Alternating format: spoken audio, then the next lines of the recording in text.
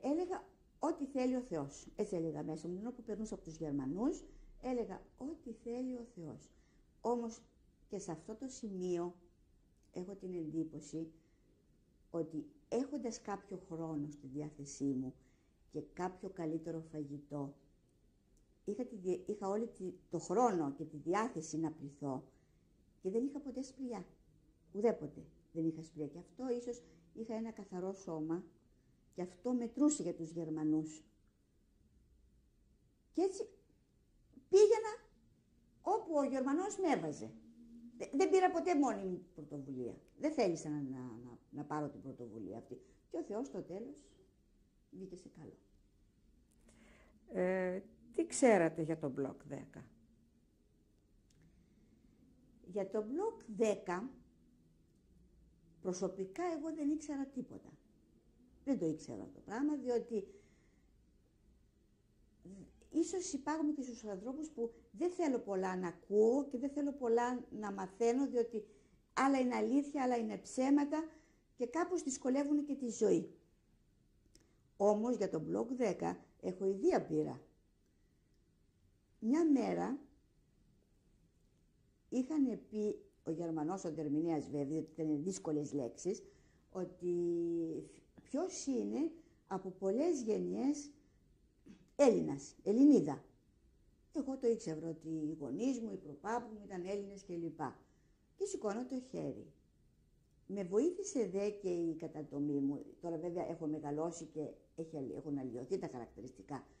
Τότε που ήμουν νέα είχα πάρα πολύ ελληνική κατατομή. Μα πάρα πολύ ελληνική κατατομή. Και σηκώνω το χέρι και ο Γερμανός με εξέλεξε για να μου κάνει τις εξετάσεις, να δει τη διάταξη των οστών, τη διάταξη τέλος πάντων. Και τι ήταν αυτός ο Γερμανός? Αυτός ο πρώτος Γερμανός ήταν δεν ήταν στο Auschwitz, ήμασταν στο Birkenau. Και σηκώνω το χέρι και μου έγραψε το νούμερο, τίποτε άλλο. Μία μέρα, την προηγούμενη μάλλον, μου λένε εκεί ότι το νούμερό σου αυτό, αύριο εσύ δεν θα πας στο καρτόφλι μπούγκερ, αλλά θα πας στο Auschwitz. Θυμάμαι πάρα πολύ καλά, μου δώσανε και ένα καλύτερο φόρεμα για να πάω στο Μπλόκ 10. Λοιπόν, φτάνοντας με τα πόδια... Μόνοι σας? Όχι, ήτανε πολλές. Όχι, δεν ήμουνα μόνη μου. Όχι, είμαστε κάμποσες. Πήγαμε... Για τον ίδιο λόγο ήταν όλες? Δεν το ξέρω. Αυτό δεν το ξέρω. Εγώ ξέρω μόνο για μένα. Φτάσαμε στο Auschwitz και μου είχε κάνει εντύπωση οι καθαροί δρόμοι, τα μεγάλα κτίρια, διότι εμείς στο Birkenau τα μπλοκ δεν ήταν χτισμένα, ήταν ξύλινα παραπήγματα, ας το πούμε κάπως έτσι. Ενώ εκεί ήταν πολύ ωραία χτισμένα, με ωραία παράθυρα, με ωραία πρόσωψη. Και όπως μπήκαμε στο δρόμο, φτάσαμε σε ένα κτίριο μεγαλοπρεπέστατο, καθαρότατο, έμοιαζε με νοσοκομείο. Εμένα αυτή την εντύπωση μου έδωσε. Εκεί περίμενα στο διάδρομο, ήρθε η σειρά μου, με ρωτήσανε για τη μητέρα μου, τον πατέρα μου, για την καταγωγή μου και ότι είμαι από την Ελλάδα κλπ, από γενές. Και μετά με βάλανε σε μία πολυθρόνα, όπως είναι η οδοντοιατρική. Με ξαπλώσανε και με ορισμένα εργαλεία που μετρούσανε τα οστά, αλλά εκείνο που θυμάμαι πάρα πολύ καλά, που δεν μπορώ να το ξεχάσω, είναι ότι γύρω στο κεφάλι μου μου βάζανε ένα σίδερο φάρδος 4-5 πόντους και όταν το σφίγγανε αυτό το πράγμα, αισθανόμουν βέβαια ένα πονοκέφαλο. Πολύ πονοκέφαλο. Έντονος πόνος. Έντονος ο πονοκέφαλος. Και μετά από αυτό και το βράδυ γυρίζαμε στο Μπλόκ. Πάλι με τα πόδια. Δηλαδή μένατε όλη την ημέρα Όχι εκεί όλη την πέρα? ημέρα. Μια ώρα. Γιατί περιμέναμε πολλές ώρες. Εγώ προσωπικά περίμενα τη σειρά μου και τα άλλα τα κορίτσια που πηγαίναμε από το ένα στρατόπεδο στο άλλο και πάλι ο συνοδός που μας έπαιρνε μας γύριζε το βράδυ. Μέσα εκεί που σας πήγανε ήταν μία αίθουσα μικρή, μεγάλη, και που ήταν αυτή η πολυθρόνα. Μπορείτε να την περιγράψετε?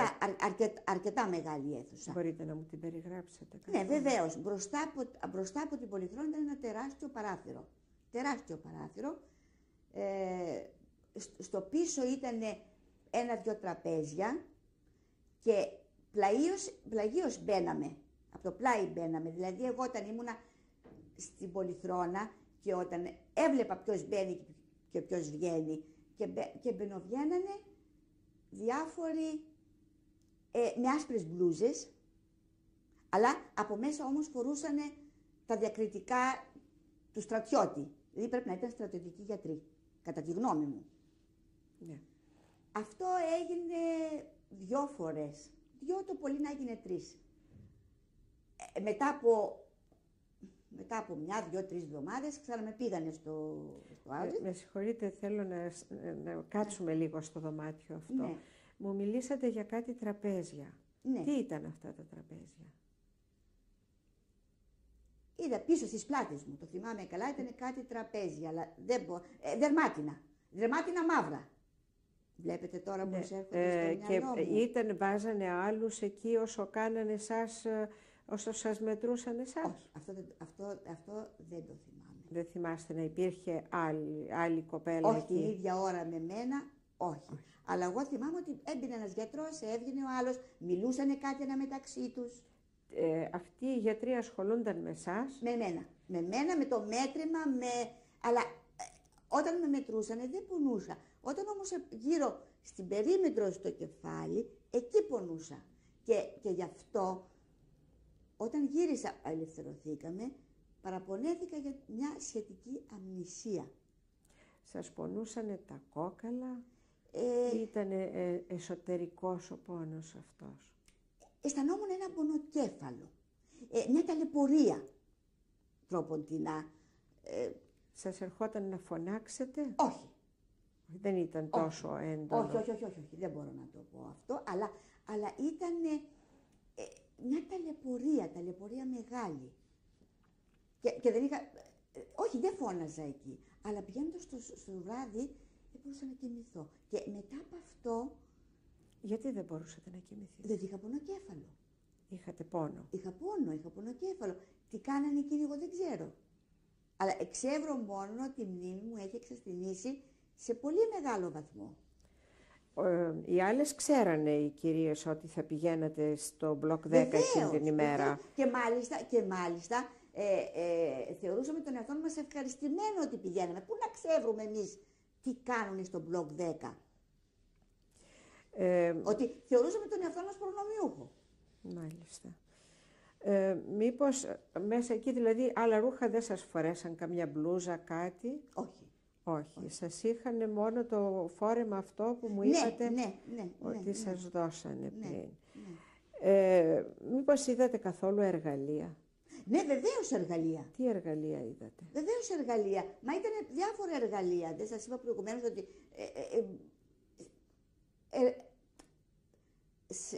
σε ένα άλλο μέρος εκεί επάνω υπήρχαν άλλα εργαλεία, τα οποία δεν χρησιμοποίησαν για μένα, αλλά εγώ τα είδα. Επίσης και στους, όχι μπάγκους, τραπέζια με τους πέτσινους, με τα πέτσινα δερμάτινα αυτά. Εμένα δεν με εξαπλώσανε εκεί μόνο στην οδοντιατρική καρέκλα, αλλά εγώ τα είδα όμως. Και μπροστά υπήρχε ένα τεράστιο παράθυρο με πολλά φώτα. Και ο ένας πήγαινε, ο άλλος ερχόταν και μιλούσαν ένα μεταξύ τους. Γερμανικά? Γερμανικά. Δεν υπήρχε κανένας Έλληνας, κάποιος να σας μιλήσει ελληνικά εκεί μέσα? Όχι, γιατί τις τετριμένες κουβέντες τις είχα μάθει τότε. Ναι. Τις ερωτήσεις που μου κάνανε. Ναι, πολύ απλά πράγματα. Τώρα, από αυτά που μετρήσανε, ας πούμε, κάνανε, ήταν αυτό, στο στεφάνι αυτό σαν μέγενη που μου λέτε. Ναι. Τι άλλο χρησιμοποίησαν, δηλαδή ένα μέτρο χρησιμοποίησαν για να σας μετρήσουν? Πάντοτε μεταλλικά τα εργαλεία τους. Μέτρο, ναι, μεταλλικά ήταν. Σε λευκό χρυσό, να βλέπετε τώρα πως Ναι, σε λευκό χρυσό. Ένεση δεν θυμάστε να σας κάνανε? Όχι. Όχι, ένεση δεν μου κάνανε. Καθόλου. Ούτε, ξέρω εγώ, ηλεκτρικές εκενώσεις, ηλεκτροσόκ, τέτοιο. Και μάλιστα το θυμάμαι αυτό, όταν τη δεύτερη φορά που πήγα και μετά ξανά, ίσως και την τρίτη, και για ένα μεγάλο χρονικό διάστημα με είχαν ξεχάσει. Και λέω εγώ παραπονήθηκα, διότι τόσο ήξερα, δεν ήξερα τι ήταν το Μπλόκ 10. Και κάποια στιγμή λέω, αχ, κοίταξε, με ξεχάσανε, γιατί δεν με ξαναπήρανε. Και τότε έμαθα στο στρατόπεδο ότι τυχεροί που σε ξεχνάνε που δεν σε ξανά, διότι εκεί κάνουν πειράματα. Τότε το έμαθα, στην αρχή εγώ νόμιζα ότι είναι προς τιμή μου που πάω. Όμως δεν σας ενοχλούσε το ότι είχατε αυτόν τον πόνο μετά που πηγαίνατε? Σε ποιον μπορούσα να διαμαρτυρηθώ? Όχι, δεν εννοώ να διαμαρτυρηθείτε. Μου λέτε ότι σκεφτήκατε με ξεχάσανε. Ναι. Δεν σας ενοχλούσε ότι πονούσατε και καλά που με ξεχάσανε και δεν πονώ? Όχι, διότι μας λέγανε ότι αφού τελειώσει η εξέταση θα έχω πολύ καλύτερη μεταχείριση μετά. Έτσι. Αυτή ήτανε. Σας τάξανε δηλαδή καλύτερη μεταχείριση αφού γίνει οι εξετάσεις όλες. Και έλεγα εγώ γιατί δεν τελειώνουν οι εξετάσεις. Και μετά έμαθα ότι καλύτερα που σε ξεχάσανε. Πώς σας φέρθηκαν? Πολύ ευγενικά. Δεν μπορώ να το πω αυτό το πράγμα. Όχι, ευγενικά. Ευγενικά. Όσο παίρνει ένας εσές σε μια κρατούμενη Εβραία. Όχι, ούτε με ξύλο, ούτε με κλωτσιές, όχι, τίποτα. Όχι. Γιατί ήμουνα το πειράματο ζώο τους. Αυτό που σας κάνανε επηρέασε τον έμεινο κύκλο σας? Όχι. Δεν σας επηρέασε αυτό καθόλου? Επηρέασε μόνο τη μνήμη μου. Ναι, όχι, εννοώ για τότε, δεν μιλάω για σήμερα, για τότε. Αυτό που σας κάνανε επηρέασε τον έμεινο κύκλο σας? Όχι. Μήπως σας δώσανε επιπλέον φαγητό? Ίσως ναι. Και ήταν και μία μέρα που δεν θα δούλευα στο κρύο και στο χιόνι. Γι' αυτό έλεγα θα ήθελα να πάω. Μετά μου εξηγήσανε ότι υπήρξα τυχερή. Αυτός ο πονοκέφαλος πόσο καιρό κράτησε? Και μέχρι σήμερα, κάπου. Εννοώ τότε με πολύ καιρό. Και μέχρι σήμερα. Αφήστε που η μνήμη μου έχει εξασθενήσει, που το καταλαβαίνω, αλλά και ο πονοκέφαλος πολλές φορές. Και ο πονοκέφαλος. Και εφιάλτες. Οι εφιάλτες είναι τρομεροί. Τώρα. Βεβαίως. Τότε. Ακόμη περισσότερο. Είχατε εφιάλτες μετά από αυτό που σας κάνανε? Βεβαίως. Πόσο καιρό σας κράτησαν στο Μπλόκ 10? Ώρες. Όχι, δεν κράτησα εγώ πολύ ώρα. Γιατί όπως σας είπα και προηγουμένως, το βράδυ όλες οι κοπέλες, πρέπει να είμαστε 10-15 κοπέλες, για διάφορες άλλες εξετάσεις, γυρίζαμε με το συνοδό. Με κάποιον Γερμανό και γυρίζαμε και κοιμόμαστε στο Μπλόκ 13. Εγώ δηλαδή στο Μπλόκ 13. Περπατώντας γυρίζαμε? Περπατώντας, πάντοτε περπατώντας. Auschwitz, περπατώντας. Μήπως σας βάλανε κανένα ειδικό τατού που σας κάνανε αυτή την εξέταση? Όχι. Όπως σας κάνανε το νούμερο, μήπως σας κάνανε κάτι άλλο? Αρχή, ναι, όχι, μήπως κάτι τέτοιο σας κάνανε? Όχι, δεν θυμάμαι. Αν ήτανε τατού θα το είχατε? Όχι. Όταν γυρίσατε βέβαια πήγατε στο ίδιο μπλόκ όπως μου λέτε. Και τις δύο φορές. Μήπως πριν πάτε στο μπλόκ σας ζητήσανε να κάνετε ντους, σας βάλαν σε καραντίνα? Όχι. Τίποτα από αυτά. Μήπως ξέρετε κάθε πότε κάμνανε επιλογές για το Μπλόκ 10 και τι είδους διαλέγανε? Όχι, δεν μπορώ να το ξέρω αυτό. Δεν ξέρετε. Ούτε ξέρετε αυτές οι άλλες οι κυρίες που ήταν μαζί σας τι τους κάμναν, πηγαίνατε και γυρνούσατε μαζί? Εγώ προσωπικά είχα άγνοια. Όχι αυτές που πήγατε στο Μπλόκ 10, γυρίσατε. Ναι. Δεν λέγανε τίποτε, εμένα μου κάναν αυτό, εσένα σου κάναν εκείνο. Δεν το συζητήσατε? Όχι. Και έτσι δεν ξέρετε? Όχι, δεν ξέρω. Δεν ξέρετε άλλες να τους κάνανε το ίδιο πείραμα με εσάς? Τι αυτό το ξέρω. Δεν το ξέρω. Πόσες φορές πήγατε σε αυτό το πείραμα? 2 είμαι σίγουρη. 2 με 3 φορές πήγα. Είμαι σίγουρη για τις 2. Και σας λέω, σας επαναλαμβάνω, στενοχωριόμουν και έλεγα γιατί με ξεχάσανε. Πόσον καιρό μετά από αυτό φύγατε από τον Μπιρκενάου? Από τον Μπιρκενάου φύγαμε μετά τα Χριστούγεννα. Δηλαδή πότε έγινε αυτό? Αυτό έγινε Μάρτιο μας πιάσανε. Απρίλιο φτάσαμε στο Μπιρκενάου, μετά από τη Λάρισα και αυτό, μετά από 1-1,5 μήνα, δηλαδή να είμαστε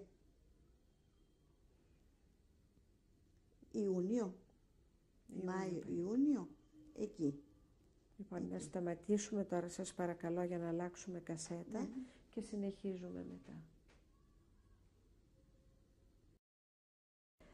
Ήθελα να σε ρωτήσω, είχαμε μείνει μετά το πείραμα που σου κάνανε και είχαμε πει ότι πρέπει να έγινε κάποια στιγμή τον Ιούνιο. Ναι, τον Ιούνιο πρέπει να ήτανε. Και αργότερα ίσως να ήταν και η τρίτη φορά. Και κάθε φορά βέβαια με φωνάζανε την προηγούμενη το βράδυ με το νούμερό μου. Ποιο είναι το νούμερό σου, παρεπιπτόν? Το νούμερό μου είναι 77-099. Υπάρχει περίπτωση να το θυμάσαι γερμανικά? Βεβαίως. Για πες το μου. 77-099. Διότι όταν μου το φωνάζανε έπρεπε να το... Μα και τότε, ξέρετε, οι συνθήκες μας κάνανε και ξέβραμε λίγα γερμανικά. Καταλαβαίναμε στο τέλος τι μας λέγανε οι Γερμανοί, χωρίς διερμηνέα, πού θα πάμε σήμερα, πώς θα εργαστούμε τις μπατάτες, τι θα κάνουμε. Ναι, βεβαίως, διότι αναγκαζόμαστε να ακούμε και με την ακοή, βεβαίως. Θυμάσαι λοιπόν ότι πιθανόν σε πήραν και τρίτη φορά. Ναι, βεβαίως. Και σε ειδοποιούσαν από μια μέρα πριν. Από το βράδυ. Από το βράδυ.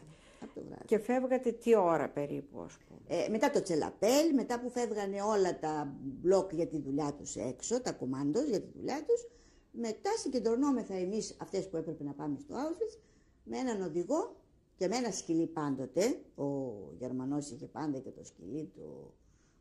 Και πηγαίναμε στο Auschwitz. Και γυρίζαμε. Ήτανε τι ώρα περίπου, ας πούμε, αυτό? 10. Ναι. 10. Και φτάνατε στο Auschwitz, είχε πόση ώρα πορεία για να φτάσετε? Πρέπει να ήταν 1 ώρα και. Πρέπει να ήταν. Δηλαδή φτάνατε κατά τις 11-11:30. Ναι, και μπαίναμε μέσα.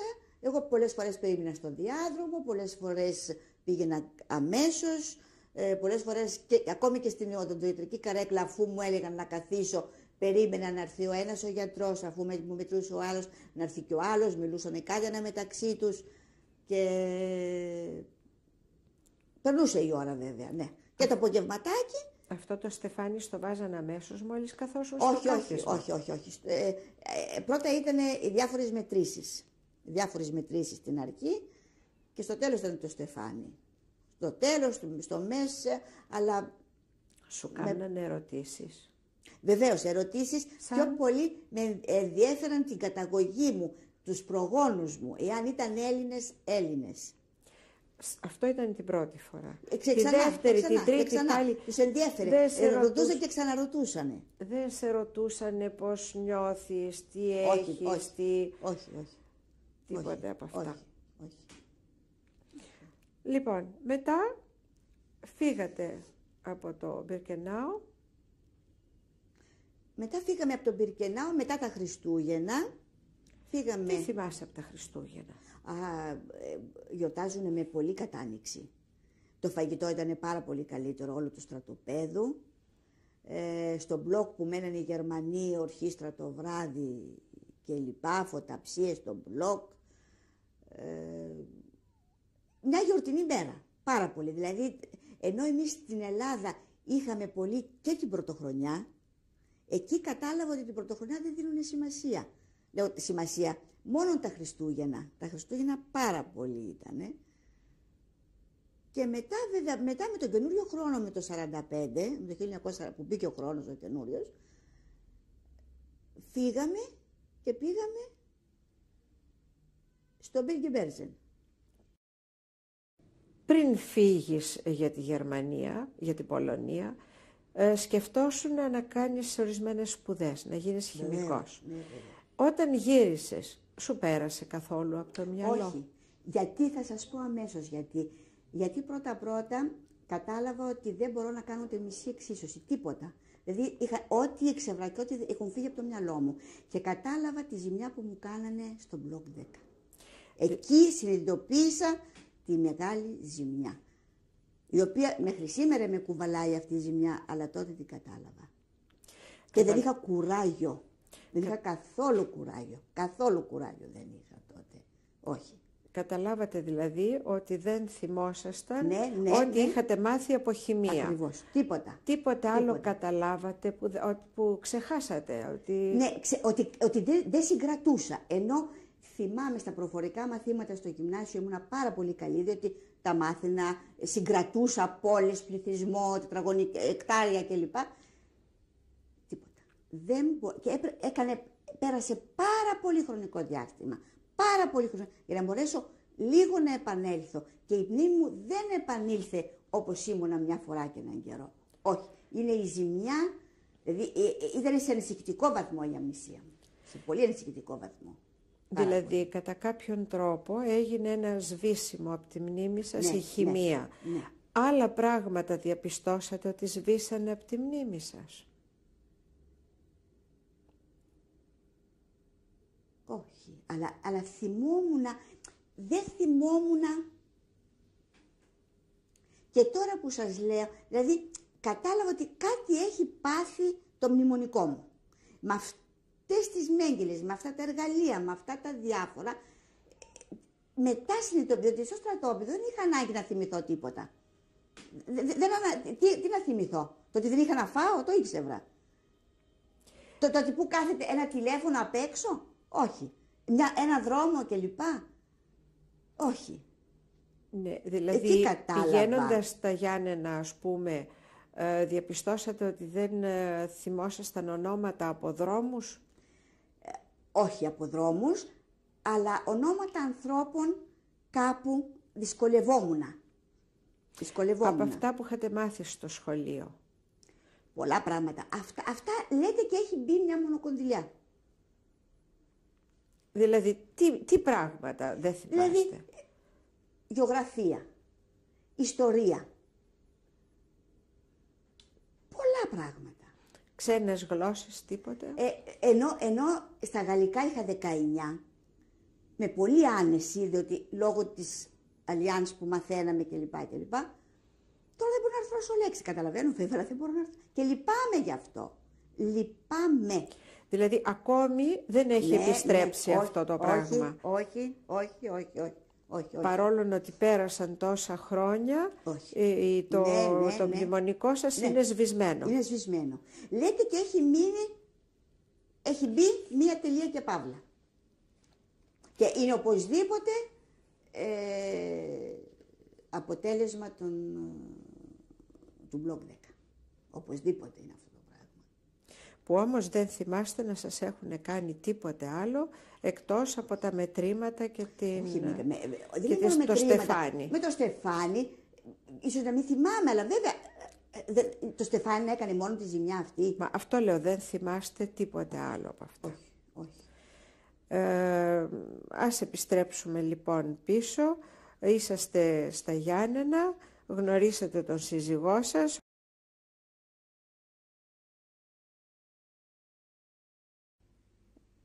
Όλο αυτό το καιρό που ήσασταν στρατόπεδο, συναντήσατε ποτέ κάποια γυναίκα από τα πειράματα ή... Ναι, εκεί που μας πήγαν στο Auschwitz ήταν το Μπλόκο 10, το οποίο οι γυναίκες, όλες από αυτές, τις Θεσσαλονικές, τις έκανε πειράματα ο Dr. Κόλμπερ, ο οποίος, άμα πάμε εκεί, Βλέπεις την ταμπέλα, την είδες την ταμπέλα όταν πήγαμε στον ανδρών. Επίσης και στους άντρες γινόταν πειράματα. Εσείς συναντήσετε κάποια που τις είχαν κάνει πειράματα? Ναι, κυρία Μάνου, κυρία Μπιβινίδα, κυρία Σοέλ και πολλές άλλες. Αλλά υπήρχε ένας γιατρός, ήταν Εβραίος, ήταν μαϊευτήρ καθηγητής, ο οποίος τον ανέθεσαν να κάνει μαθήματα σε αρχάριους αξιωματικούς Γερμανούς που ήσαν από αυτό, πώς το λένε, που μαθαίνουν για τη μήτρα, για το αυτό, γυναικολόγους, κατάλαβες, που ήσαν γυναικολόγους. Και στην πράξη δείχνανε πώς γίνεται η εγχείρηση, πώς αφαιρείται, πώς κάνει, πώς δεν ξέρω τι, αλλά αυτός, καταστρεφόνταν φυσικά η γυναίκα με τα πειράματα αυτά, το ίδιο και στους άντρες, αλλά αυτός προσπαθούσε να κάνει σαμποτάζ. Δεν τις πείραζε, δεν τις κατέστρεφε, έκανε πως τις κατέστρεφε. Και αυτές νόμιζαν ότι είναι πια κατεστρεμμένες, αλλά αυτόν τον έπιασα μια μέρα και τον κρέμασα. Και μια κοπέλα που είναι η νύφη από την κυρία Μπιβινίδα, όταν ήρθε εδώ και σχετίστηκε με τον αδερφό της, τον είπε η κυρία Μπιβινίδα, τον αδερφό της, εγώ είμαι από τα πειράματα και η Ζαρμέν είναι από τα πειράματα. Δεν θα μπορέσεις να κάνεις οικογένεια. Τουλάχιστον παντρέψου μια κοπέλα, όχι που δεν την αγαπώ, μια κοπέλα που αυτό. Αλλά ο γιατρός την είχε πει μια μέρα τη Ζαρμέν που ήταν πολύ απελπισμένη και έκλαιγε και την είπε, εάν μια μέρα βγεις από εδώ και γεννήσεις ένα αγόρι, βάλε το όνομά μου. Την είπε. Γιατρέ, το λέει. Πού θα βγω και πού με κοροϊδεύεις. Και όταν ήρθε εδώ πέρα η Ζαρμέν, την καλέσανε στην Εκατερίνη για να πάει να κληρονομήσει από τον θείο της. Την φιλοξενήσανε εκεί οι Κατερινιώτισσες, αλλά αδιαθέτησε εκεί πέρα και ειδοποίησαν εδώ τον αδερφό της Μπιβινίδας, τον Σίμων, επειδή σχετιζόνταν μαζί. Τον είπαν, η Ζαρμέν είναι άρρωστη, έλα να την πάρεις. Πήγε, την πήρε, την έφερε εδώ, την πήγε στο γιατρό και η Ζαρμέν ήταν έγκυος. Ήταν τα σαμποτάζ που έκανε ο γιατρός και πολλές άλλες. Και η Μπιβινίδα έκανε παιδί και αυτοί είχαν πρόθεση να τις αχρηστέψουν. Αλλά πώς τον λέγανε αυτόν τον γιατρό? Σαμουέλ, γιατρός Σαμουέλ. Εσείς είχατε περίοδο όταν ήσασταν στο στρατόπεδο? Στο στρατόπεδο δεν είχαμε περίοδο γιατί μας βάζανε ένα χόρτο μέσα στο τσάι, ένα μαύρο χόρτο και κοπήκανε όλες οι περιόδους. Μόλις ελευθερωθήκαμε, συνήλθαμε πάλι στην φυσιολογική αυτή. Αυτά ήταν.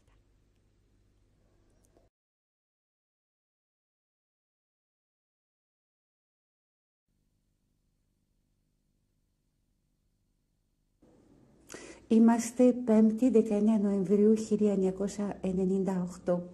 Θα κάνω σήμερα την συνέντευξη της κυρίας Άννας. Είχαν διαλέξει, θα τα πούμε και αυτά, όλες τις ωραιότερες Εβραιοπούλες και τις είχαν χώρια και σου λέγανε θες να κάνουν τα πειράματα.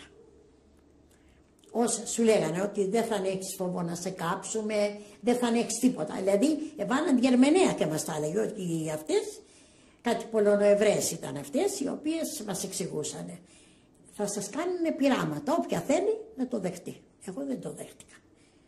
Ποιο μπλοκ βρισκόντουσαν, θυμάστε? Αυτές στο μπλοκ 10. Στο μπλοκ 10. Στο μπλοκ 10, άμα βγει στο μπλοκ 10 ήταν για πειράματα. Και εσείς δεν δεχτήκατε? Όχι, δεν πήγα. Κατευθείαν εγώ πήγα σε δουλειά. You talked about homosexuality. Did you know any homosexuals in the camp?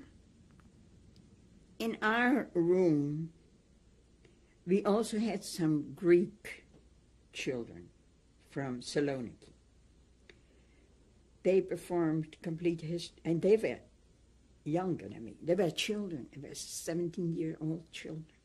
They performed complete hysterectomies on them. And those girls screamed. It was just heartbreaking. And some of them had sexual affair with some of the Dutch women. Did you all know about that?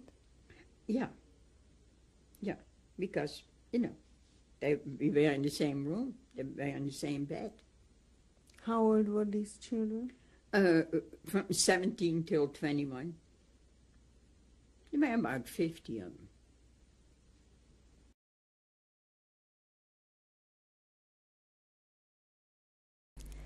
Είχαμε σταματήσει που φτάσατε Στο Auschwitz. στο Auschwitz, φτάσατε. Όχι, ναι, στο Μπλόκο 10. Πριν είμαστε στο Μπεργκενάου και μετά μας πήγαν στο Auschwitz. Ποιους πήγανε? Αυτή που του κούνιο η κόρη της είπε ποιες είναι παντρεμένη. Σηκώσαμε το χέρι, 5 κορίτσια. Θυμάστε ποιες ήσασταν? Δεν θυμάμαι. Αυτή η κυρία που αναφέρατε? Η κούνιο, η γκουρή, πώς το λένε, κυρία Κούνιο ήταν. Δεν ήταν παντρεμένη, ήταν Ερμηνέα. Μας ήξερε γερμανικά. Και μας λέει ποιες είναι παντρεμένη. Και σηκώσαμε το χέρι από τον Μπεργκενάου και μας πήγανε στο Auschwitz. 5 κορίτσια. Και εκεί μας βάλανε τους αριθμούς. Ποιους αριθμούς, κυρία Σοέλ? Στο χέρι. Μπορούμε να δούμε τον αριθμό σας? Το έγραψες εσύ. Είναι 39.060, 66. Δεν βλέπω χωρίς το φως με ζαλίζει. 39, 9, 60, 66. 5. 5, ναι. Αυτό το νούμερο σε τι γλώσσα σας το λέγανε? Ερμανικά. Το θυμάστε? Το ξέρω. Είχε Ερμηνεία εκεί, είχε μία. Μας το κοίταζαν το χέρι και... Μετά? Μετά μας πήγανε στο Auschwitz. Από εκεί μας βάλανε. Με τι σας μεταφέρανε? Με το αυτοκίνητο. Φορτηγό, ήταν μακριά. Και πού σας πήγαν? Στο Auschwitz. Το Μπλόκο 10. Τι ήταν αυτό το Μπλόκο 10? Αυτό το Μπλόκο 10 τι ήτανε? Για πειράματα. Εσείς το ξέρατε τότε? Πού να το ξέρουμε εμείς. Ήταν όλο μεσανίδια, τα παράφερα δεν έβλεπε, σαν να ήταν καιρότερα από φυλακή. Και ένα βράδυ μας άφησαν ελεύθεροι, δηλαδή εκεί μας άφησαν μέσα. Μας κλειδώσανε μόνοι μας. Η αίθουσα που σας κλειδώσανε τι είχε μέσα? Ένα δωμάτιο με όλα οργαλεία. Και άλλα δωμάτια μεγάλα. Δωμάτιο δεν ήταν, σαλόνι μεγάλο. Και ένα βράδυ μας άφησαν έτσι, μας έδωσαν ένα τυρί που μύριζε πόδι. Ούτε το έφαγα εγώ και το βράδυ. Ήρθε η Γερμανίδα, μας κόψαν τα μαλλιά, τη ρίζα, μας βγάλαν τα ρούχα, μας τα σκίσανε και μας πήγαν στα λουτρό, μας έδωσαν καρναβάλια. Ένα μαύρο κάτσο, ένα άσπρο, καρναβάλια, σκισμένα. Τέλος πάντων. Και μετά μας πήγανε ξανά στο Μπλόκο 10. Και την άλλη μέρα ήρθε ο γιατρός. Το βράδυ εκεί μείνατε? Ναι, εκεί κοιμηθήκατε? Πάντα εκεί. Πού κοιμηθήκατε, κυρία Σοέλ? Είχε κρεβάτια με χόρτα. Έτσι, με τη σειρά που είναι με κάτω πάνω. Μόνοι σας ήσασταν στο κρεβάτι? Όχι, με τα κορίτσια. Τηλέφωνο. Μετά? Τώρα τι έκανα. Μετά? Μετά και μας κάνανε, με πήρε εμένα ο γιατρός, με κάνανε πειράματα. Με πήρε πρώτα τις 5 με πήραν εμένα. Τώρα τα κορίτσια δεν ήξεραν. Λέω εγώ να με κοιτάξω, δεν μπορώ να με κοιτάξω, εγώ είμαι γερή γυναίκα, μικρή ήμουνα. Με κάνανε μια ένεση. Πού? Που μέσα είπαν ποιες είναι παντρεμένοι, στη Μήτρη. Με κατέβασαν, βάλανε εδώ ένα βάρος, κατέβηκε η Μήτρη και με κάνανε ένεση. Πόνησα, μετά με πήγαν μέσα, πήρα και την άλλη. Πήρα και τις άλλες, μόνο 2 αφήσανε, μετά τις πήραν. Μετά ένα μήνα ξανά με παίρνουν. Τον μήνα αυτό εσείς ήσασταν εκεί μέσα κλεισμένοι? Εκεί μέσα. Ούτε για δουλειά πήγατε? Δεν πήγατε πουθενά? Όχι. Εκεί μέσα τι κάνατε όλη την ημέρα? Εγώ ήμουνα σαν νοσοκόμα, βοήθησα στα κορίτσια. Κάνανε εγχείρηση μια μέρα, μετά φέρανε πολλοί κόσμος μέσα, Ισραηλίτες. Και κάνανε σε μια μέρα, κάνανε 10 εγχείρηση τα κορίτσια. Ο οποίος ήταν κορίτσια, τα βγάζαν τις μήτρες. Και τις κοίταζα εγώ, τους έδωνα χαρτί, τους έκανα τσάι, έφαγα και ξύλο από τους Γερμανούς για να τους βοηθήσω τα κορίτσια. Δεν τους δράβανε, τους άφησαν ανοιχτό και έτρεχαν τοπίο. Και τους έδωνα χαρτί. Εγώ έπαιρνα χαρτιά, τους έδινα να βάλουν εδώ. Αυτό περνούσε η μέρα μου. Έπλαιναμε για τις νοσοκόμες, για τις Γερμανίδες. Τις μπλούζες και εγώ και η Μπιβινίδα. Με ποιες άλλες ήσασταν εκεί? Με ποιες άλλες ήσασταν εκεί? Με την Μπιβινίδα ήμουνα και... Πώς λεγόταν η κυρία? Ποια? Πείτε μας το όνομα ολόκληρο. Η Μπιβινίδα ήταν. Οι άλλες δεν... Το επίθετό της? Η Μπιβινίδα. Αυτό που καθόταν έτσι. Το επίθετό της, πώς το λέγανε? Της κυρίας που είπατε τώρα, το επίθετο πώς ήτανε? Το όνομά της το είπατε. Να μας πείτε το επίθετο. Ναι, μα η Μπιβινίδα που είναι εδώ στη συναγωγή. Πώς τη λένε το επίθετο? Το πρώτο, το δικό του. Ναι. Δεν ξέρω. Το Αβράν το ξέρω που... Πώς λεγότανε? Το Αβράν δεν το ξέρεις εσύ? Το ξέχασα εγώ. Η Μπιβινίδα... Τι να σου πω, μετά, πείτε μας, τα κορίτσια αυτά που αναφέρατε, ναι, δεν πονούσανε? Πονούσαν, βέβαια πονούσαν. Τι κάνανε όλη την ημέρα αυτά τα κορίτσια? Τίποτα, 3 μέρες μας άφησαν στο κρεβάτι, γιατί πονούσαν. Μετά? Μετά μας βάζανε να σουγκαρίσουμε, να πλένουμε, να κάνουμε εκεί μέσα. Μόνο μας μια... πήγαιναν βόλτα. Πού σας πήγαιναν βόλτα? Χόρτα. Εκεί κοντά, με τις Γερμανίδες. Αυτά. Μας έδιναν όλο παντζάρια φαΐ, νερό βραστό. Εσάς μόνο μία φορά σας πήγανε στα πειράματα? Όχι, 4 φορές έκανα. Τι σας κάνανε τις επόμενες φορές? Το ίδιο φορές? πράγμα. Δεν με έπιασε εμένα το φάρμακο, έκανα παιδί. Πονούσατε? Βέβαια πονούσα. Αυτές τις κοπέλες που εσείς είδατε, ναι, που αναφέρατε, ναι, ζήσανε? Όχι, πεθάναν όλοι. Τις είδατε εσείς να πεθαίνουνε? Η μία ζει, 2 ζει είναι στο Ισραήλ. Μπέλα Ροζόν, Σαρίνα. Ναι, 2 είναι εκεί. Οι άλλες? Οι άλλες πεθάναν. Τις είδατε εσείς να πεθαίνουν? Βέβαια, στα χέρια μας πεθάναν. Μετά μας πήρανε, μετά που έρχονταν να μας λευτορωθεί οι Ρούσοι. Τι άλλο κάνανε? Εσείς τι βλέπατε ότι κάνανε εκεί?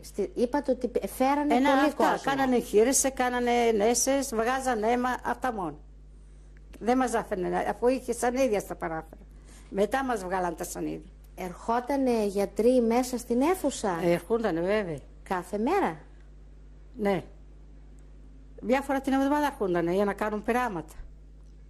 Το μήνα μια φορά, δεν ξέρω τι. Εκεί μας άφηναν έτσι. Αυτό ήταν. Δεν κάνανε αυτές τις κοπέλες που είπατε ότι τις εγχειρήσανε? Ναι. Δεν τις δίνανε φάρμακα, δεν τις κάνανε τίποτα? Τίποτα. Έτσι τις άφηναν. Τίποτα τα καημένα. 10 κορίτσια μια μέρα χειρίσαν. Και εγώ όλα τους βοηθούσα, πολύ βοήθησα. Και τη Ζαρμέ, της Μπιβνίδας της Συνεφάδα. Αυτές που φέρανε ήτανε Ελληνίδες? Ναι. Από τη Θεσσαλονίκη? Εσείς τις ξέρατε από πριν? Όχι, δεν τις ήξερα. Μετά φέρανε και Ουγγαρέζες και όλοι μέσα. Ουγγαρέζες φέρανε, Ρωμάνες, από όλες φέρανε. 2,5 το ρεβίλ ολόκληρο. Είμαστε πάρα πολλοί. Πόσες ήσασταν, θυμάστε? Όχι, πολλές ήταν. Πείτε μας σας παρακαλώ, μέσα στο θάλαμο, ποιος ήταν ο υπεύθυνος? Είχαμε 2 Γερμανίδες. Τις θυμάστε πώς λεγότανε? Η μια ήταν η Σίλια. Αυτή δεν ήταν η Γερμανίδα, Ισραηλίτισσα νομίζω. Ήξερε γερμανικά. Με εσάς τι γλώσσα μιλούσε? Εγώ δεν μιλούσα, είχαμε Ελληνίδες εκεί, μιλούσαμε ελληνικά μαζί. Με αυτός τι θα μιλήσει, με τις Γερμανίδες. Ερχόταν το πρωί, μας έλεγνε πώς να κάνουμε τα κρεβάτια, πώς να κάνουμε το ένα και έφευγαν.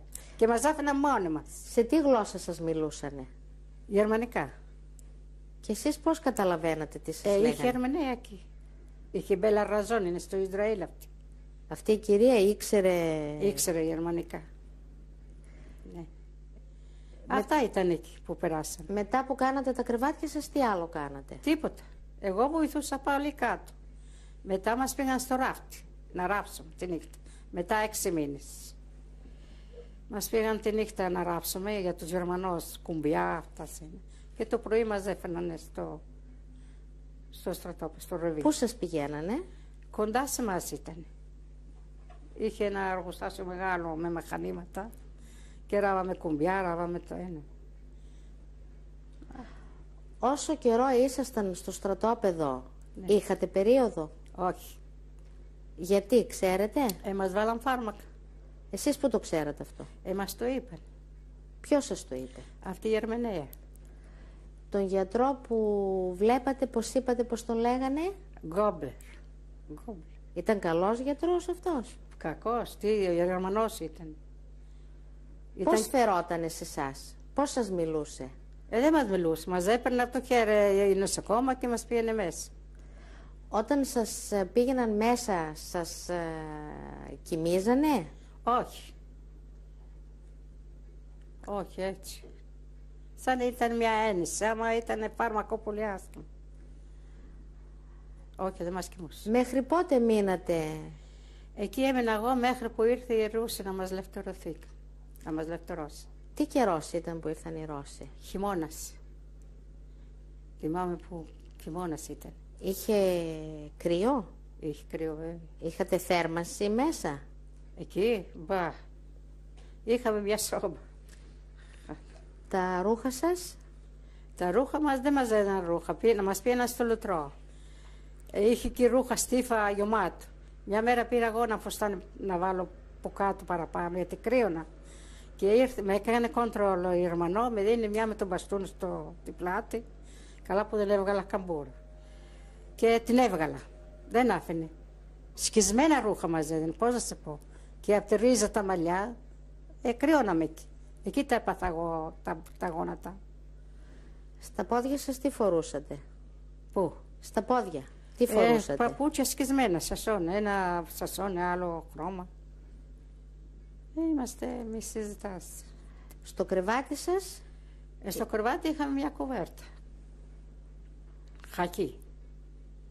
Είπατε ότι σας πηγαίνανε στο λουτρό? Ναι. Κάθε πότε? Κάθε εβδομάδα. Με κρύο νερό. Οι κοπέλες που ήταν χειρισμένες? Όχι, δεν τις πίνα, όταν γινόνταν καλά. Γινόντουσαν μετά καλά? Ναι. Θυμάστε κανένα άλλο περιστατικό εκεί μέσα που ήσασταν? Όχι, άλλο τίποτα δεν είναι. Και αυτά ήταν. Να βγάλουν αίμα, να κάνουν πειράματα και να κάνουν εγχείρηση. Και να τις πάρουν για να τους κάνουν μούμια. Τι είναι αυτό? Μούμια, γάλματα. Ποιον παίρνανε για να κάνουν? Οι Γερμανοί έρχονταν, έβλεπε τα πιο όμορφα κορίτσια, τα έπαιρνανε. Και τι τα κάνανε? Τα κάνανε γάλματα. Ποιος σας το είπε σας αυτό? Μέσα στο στρατόπεδο. Μας το είπε. Ποιος, θυμάστε? Η μαμά από το κοριτσού. Με λέει αυτό και αυτό συμβαίνει, λέει. Εκεί μέσα, αυτοί που ήταν οι Γερμανοί. Διάλεγαν τα ωραία κορίτσια. Και τα πήγαιναν. Ήταν μαμά και κόρη, τη πήραν τη κόρη. Θυμάστε όνομα? Τη Σοχούλα. Το κοριτσάκι δεν θυμάμαι. Η μάνα της δεν θυμάμαι, ήταν μαζί μου. Τόσο καιρό που ήσασταν εκεί, μαθαίνατε κανένα νέο, ξέρατε τι γινόταν έξω? Τίποτα. Για τους συγγενείς σας? Τίποτα. Κανείς δεν σας έλεγε τίποτα? Ποιος θα μας πει? Ρωτούσατε? Ρωτούσαμε. Και τι σας απαντούσαν? Δεν ξέρουμε τίποτα. Τα πήγαιναν στο φούρνο αμέσως. Και ο αδερφός μου δούλευε στο φούρνο. Κάτω, ήταν φύλακας. Εσείς που το ξέρατε αυτό? Γιατί πήγαν οι φιλινάδες εκείνη τη μέρα βόλτα, οι Γερμανοί. Και τον είδαν τον αδερφό μου που ήταν στο φούρνο. Και ρώτησε για μένα, η Παλόμπα που είναι, Λέει, καλά είναι, μη στεναχωριέσαι. Και την άλλη μέρα πήγα εγώ, ήμουν άρρωστη εκείνη την μέρα, δεν πήγα εγώ βόλτα. Έμενα στο μέσα. Και την άλλη μέρα πήγαινα κάθε μέρα, δεν τον είδα πια. Το βάλαν και αυτό. Μια εβδομάδα το είχαν, μία. Αυτό ποιες σας το είπανε? Η Ερμηνεία, αυτή που ήταν μέσα. Τον είδα που ρωτούσε για μένα. Αυτά είναι. Όταν πηγαίνατε βόλτα, ήτανε μέρα ή νύχτα? Μέρα, νύχτα δεν μας. Τι βλέπατε έξω που σας βγάζανε? Τίποτα, χωράφια και ούτε γάτες είχε εκεί. Χωράφια και τίποτα άλλο. Μέσα στο στρατόπεδο ήταν? Μέσα στο στρατόπεδο, βέβαια. Είχε σύρματα άμα έβαζε το χέρι σε έπιανε. Ήταν με ηλεκτρικό. Και μία έφυγε από εκείνη την ημέρα, έφυγε μία από κοντά μας. Ήθελε να πάει στο σπίτι, Ουγγαρέζα ήταν. Και μας βάλαν 5-5 για να σκοτώσουν, άμα έφυγε μία, σκότωνε 10 άτομα. Εμείς δεν την είδαμε αυτήν. Θα μας πείτε, θα μας πείτε. Πού να ξέρουμε εμείς. Και μετά τη βρήκανε στη θάλασσα κολυμπούς και τη σκοτώσανε.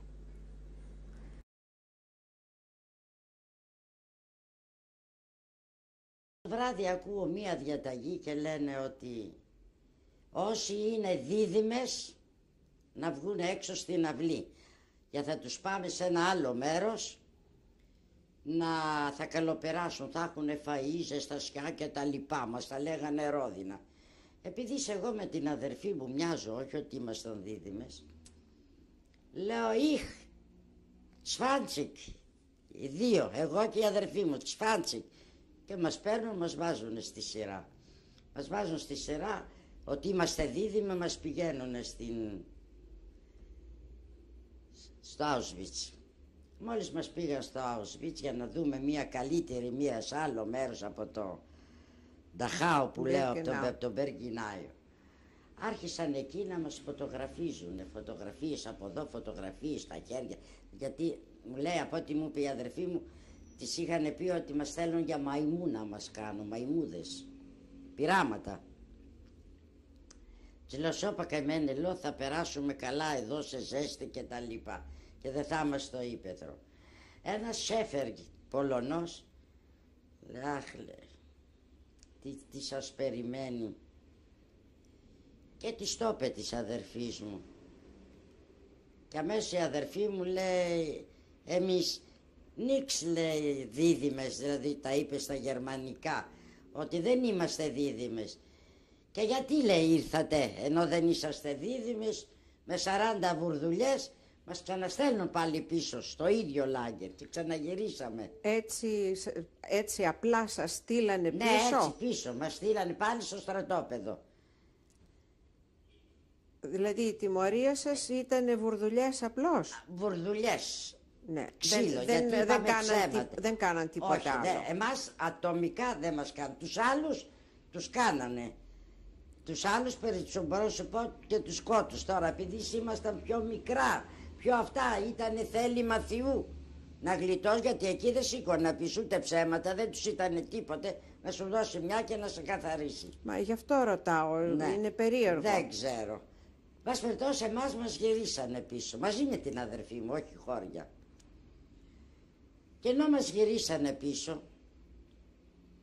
γιατί στο Auschwitz έτσι πήγαμε, στο Auschwitz, ως δίδυμες, για να μας πάνε στα νοσοκομεία να κάνουν τα πειράματά τους. Γι' αυτό είπε η αδερφή μου, θα μας κάνουν μαϊμούδες.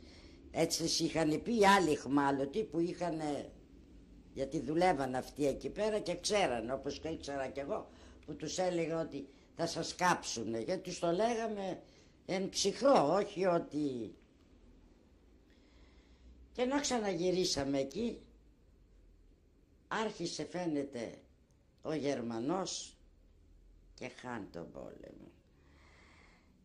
Πάλι ένα άλλο βράδυ, μετά πάλι από το ύπαιθρο στη δουλειά, διότι η δουλειά μου εμένα ήταν στο ύπαιθρο, στα βαγονάκια και στις πέτρες, εκεί που δούλευα εγώ ατομικά. Το βράδυ γυρίζοντας για να μπούμε στο θάλαμο, δεν θα μπει και λέει κανένας στη διαταγή. Και μας παίρνουνε και μας πηγαίνουνε για το κλιματόριο. Αρχίσαμε εμείς, φιλιόμασταν, ότι πάμε, ξέραμε ότι πάμε για το θάνατο πλέον εκεί. Μάλιστα ήταν και η Ματούλα, ήταν και η Ραχίλ, Σαλάριο μαζί μας. Ο Θεός Ελιώες Γράντι μας είπε, είναι μεγάλος και ίσως εκεί σωθούμε στον άλλο κόσμο που θα πηγαίναμε. Εκεί μόλις πήγαμε μας είπαν απ' έξω από το κλιματόριο να βγάλουμε τις φόρμες αυτές και τα τσόκαρα που είχαμε, άσε που οι περισσότεροι ήμασταν ξεβράκωτοι, διότι αυτοί που μας είχαν δώσει τη μία φόρμα είχε κουρελιαστεί από τις ακαθαρισίες μας, γιατί περπατάγαμε και μας φεύγαν οι ακαθαρισαντηρίας είχαμε όλοι και έβλεπες τα πόδια μας τις ακαθαρισίες, δηλαδή ήμασταν ένα βόθρο σκέτο μόνοι μας, άσε από σκελετούς, ενώ δεν μπορούσαμε να πάρουμε τα πόδια μας. Γδυθείτε, και άρχισε οι Γερμανοί, εσύ από εδώ, εσύ από εκεί, εσύ από εδώ, εσύ... Και άρχισε και μας ξεχωρίζανε. Εμένανε, με βάλανε με τους Σπυριάριδες, με τους Άρους, γιατί σας είπα είχα ψώρα. Εκ των υστέρων το έμαθα από την αδερφή μου ότι είχα ψώρα. Και ενώ ξεχωρίσανε αυτούς που είναι για κάψιμο, ξεχωρίσανε τους άλλους, μάλιστα αυτούς που τους ξεχωρίζανε, τους δίνανε και ένα μπουγαλάκι ρούχα. Εμάς που ήμασταν με πληγές στα σώματα, εκ των υστέρων ότι έμαθα μας ξεχωρίζαν, γιατί άρχισε και έχανε τον πόλεμο η Γερμανία, τουλάχιστον αυτούς που θα βρούνε να τους βρούνε σε μια καλύτερη μοίρα και όχι στη μοίρα από αυτή που ήμασταν εμείς.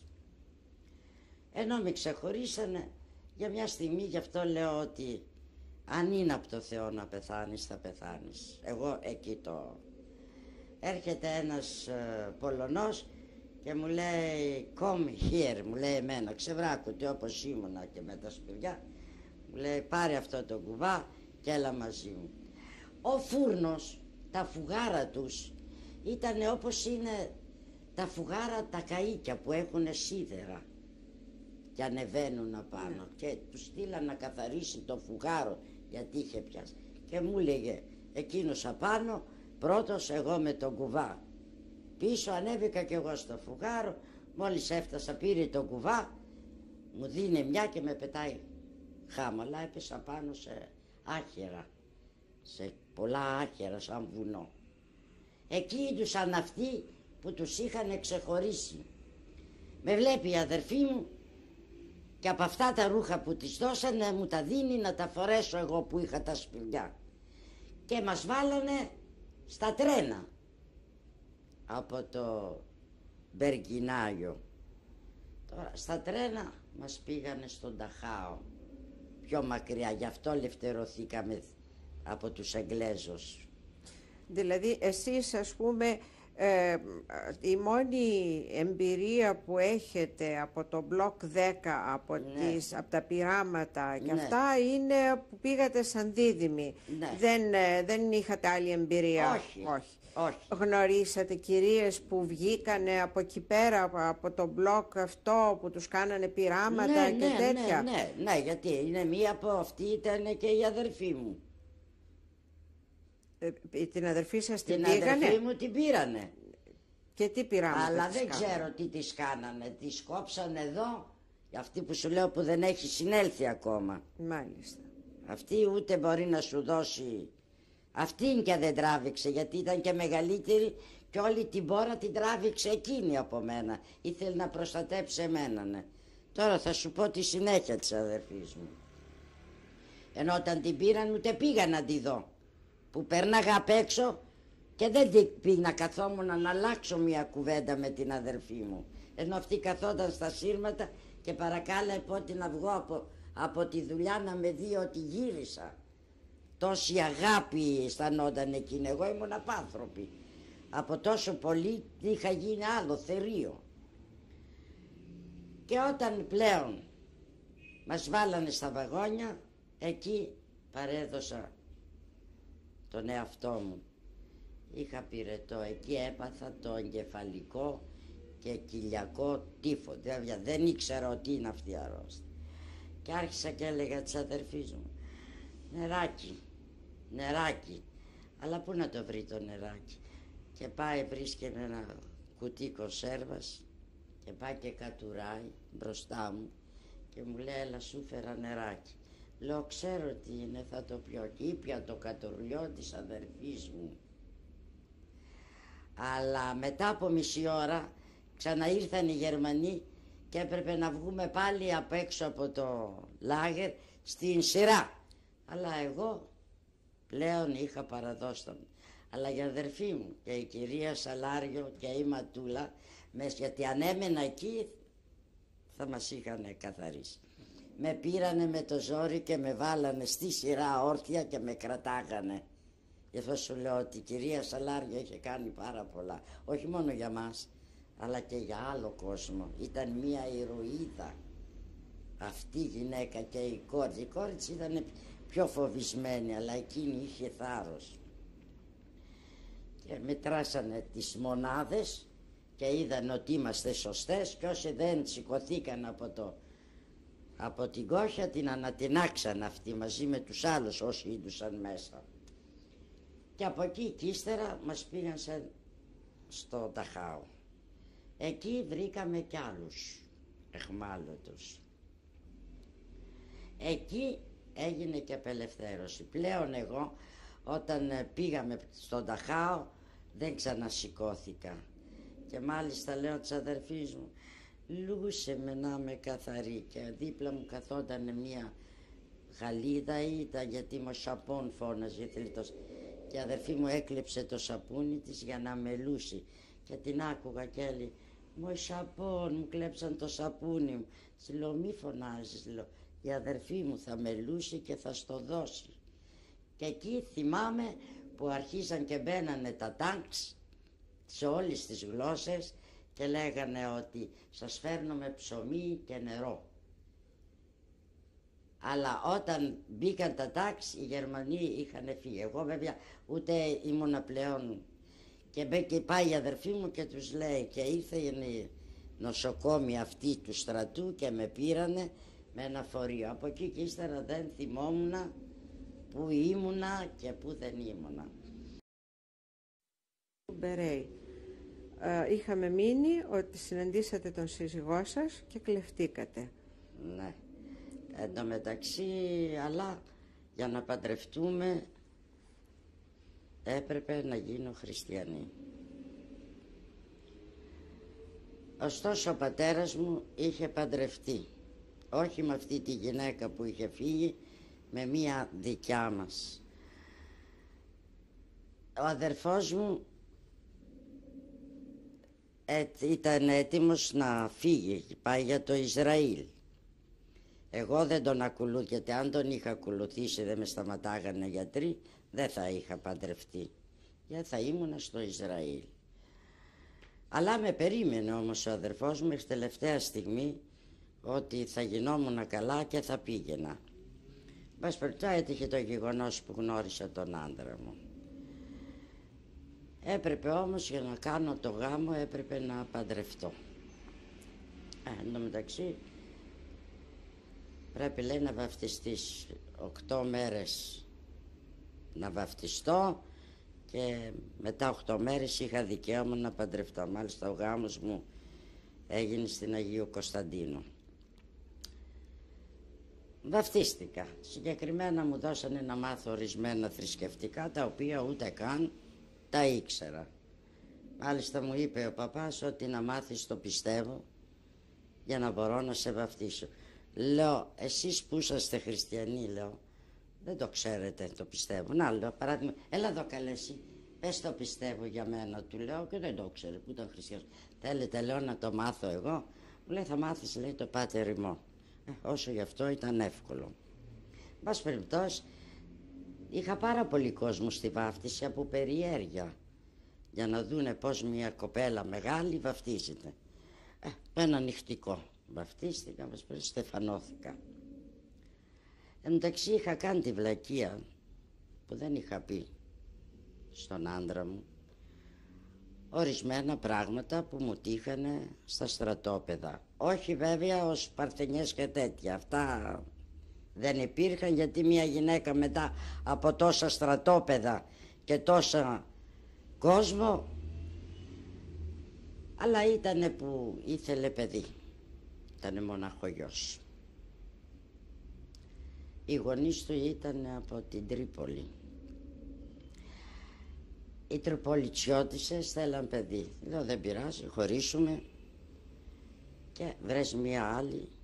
Βέβαια αυτός δεν ήθελε να με χωρίσει, αλλά άκουγε τους γονείς του που θέλανε παιδί. Μας περιπτώσει χωρίσαμε με τον πρώτο μου άντρα μου. Και μόλις χωρίσαμε, ασυμφωνία χαρακτήρων, ο άντρας μου δεν μπορούσε να ζήσει δίχως εμένα. Ναι. Δηλαδή σαν να είχα τον άντρα μου εραστή μου. Ναι. Έπαιρνε τηλέφωνο τη μάνα του και του λέγε «Μαμά, απόψε θα μείνει νυχτερινός στη βάρδια», και ο άντρας μου κοιμότανε μαζί μου. Αλλά μετά, ξέρεις, είναι και καλοθελητέ. Σου λέει «Δα καλέ, τι πράγματα είναι αυτά». χώρισες, και υπήρχαν και ανθρώποι που μου δίναν συμβουλές. Ακόμα δηλαδή ήμουνα ένα κορίτσι παλαβό, ακόμα δεν είχα συνέρθει από τις κακοτυχίες όλες αυτές. Μας περιπτώσει μια μέρα τον ημερών του λέω φύγε. Μας περιπτώσει χωρίσαμε. Βέβαια μου δίνε μία διατροφή. Αλλά ποιος υπολόγιζε εκείνα τα χρόνια διατροφή.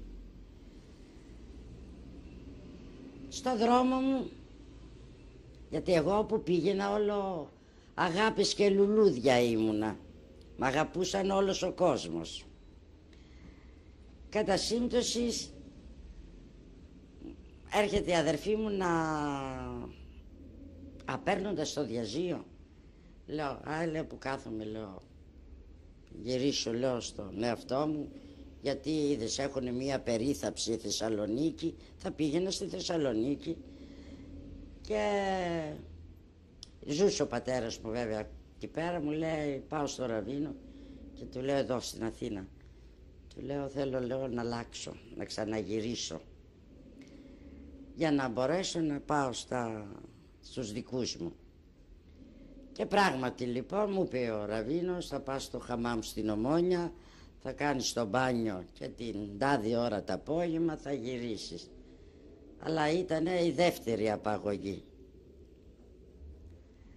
Πήγα, έκανα το μπάνιό μου, ετοιμάστηκα, γι' αυτό σου λέω τυχερά είναι.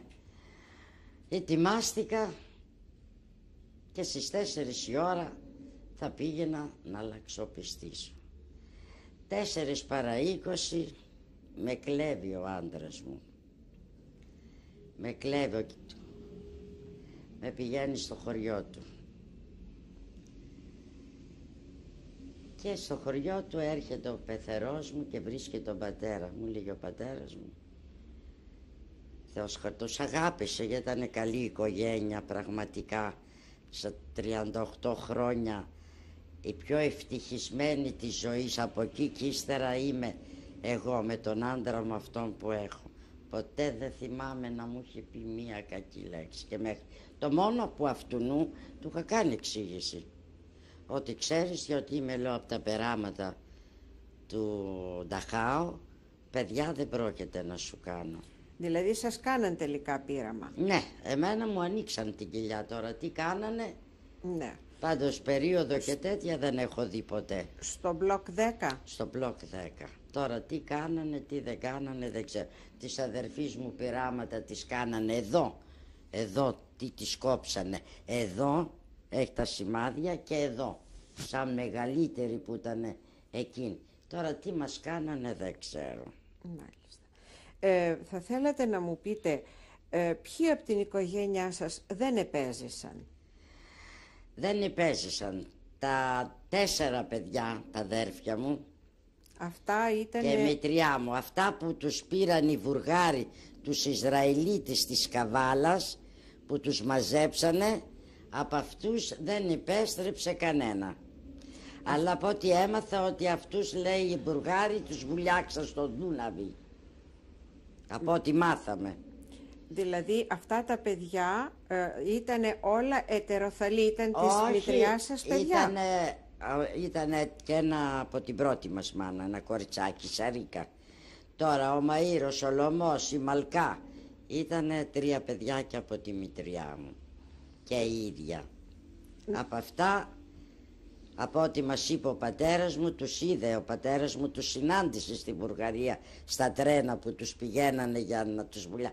Μάλιστα ήθελε να πάει και ο πατέρας μου, αλλά τον τραβήξανε και δεν μπήκε στο τρένο, γιατί και εκείνος δεν θα ζούσε. Και μετά όταν πλέον γυρίσανε όλοι αυτοί από την Καβάλα, τα ξαδέρφια, τα δικά μας, γιατί έζησε ο Καπέτας και έψαχνε να βρει την αδερφή του και μας ρώτηγε εμάς μήπως τη συναντήσαμε σε στρατόπεδα το ένα τ' άλλο. Λέω από την Καβάλα δεν συναντήσαμε κανέναν. Από τη Θεσσαλονίκη και να μας ρωτάγανε τους Ισραηλίτες δεν τους ξέραμε. Επίσης των Αθηνών δεν τους ξέραμε. Από την Καβάλα δεν έτυχε να ζήσει κανένας Ισραηλίτης, από ό,τι έμαθα. Γιατί αυτοί πήγανε απευθείας για να τους βουλιάξουν. Τώρα μπορεί και τότε και εμάς που μας πήρανε από την Καβάλα οι Βουργάροι να μας πηγαίναν για βούλιαγμα. Αλλά κατά σύμπτωση μισολάβησε αυτή η φασαρία μέσα στη θάλασσα και ζήσαμε. Δεν μπορώ να σου πω λεπτομέρειες, αυτά τα ξέρουν οι μεγάλοι. Μήπως θυμηθήκατε κάτι κατά τη διάρκεια που δεν μας το είπατε, κάτι από τα στρατόπεδα? Όχι, από τα στρατόπεδα σας είπα αυτά που τράβηξα εγώ ατομικά. Αυτή που τράβηξε πάρα πολλά, σας είπα, ήταν η αδερφή μου. Μου είπατε ότι σας κάνανε ένα πείραμα. Μπορείτε να μου πείτε πώς έγινε αυτό το πράγμα? Δηλαδή σας κάνανε αναισθησία, ξέρω εγώ, οτιδήποτε? Όχι. Μπορείτε να μας πείτε κάτι γι' αυτό? Όχι, καθόλου. Όταν μας πήρανε από το αυτό και μας πήγανε σε ένα τραπέζι σαν με ένα μουσαμά που είχανε, εκεί πέρα πάνω ήτανε πολλής κόσμος. Τώρα τι ήταν αυτοί οι γιατροί? Ήτανε με φόρμες, με μάσκες, με αυτά και με μία λάμπα λούξα πάνω από το, μάλλον χειρουργείο πρέπει να ήταν αυτό το πράγμα.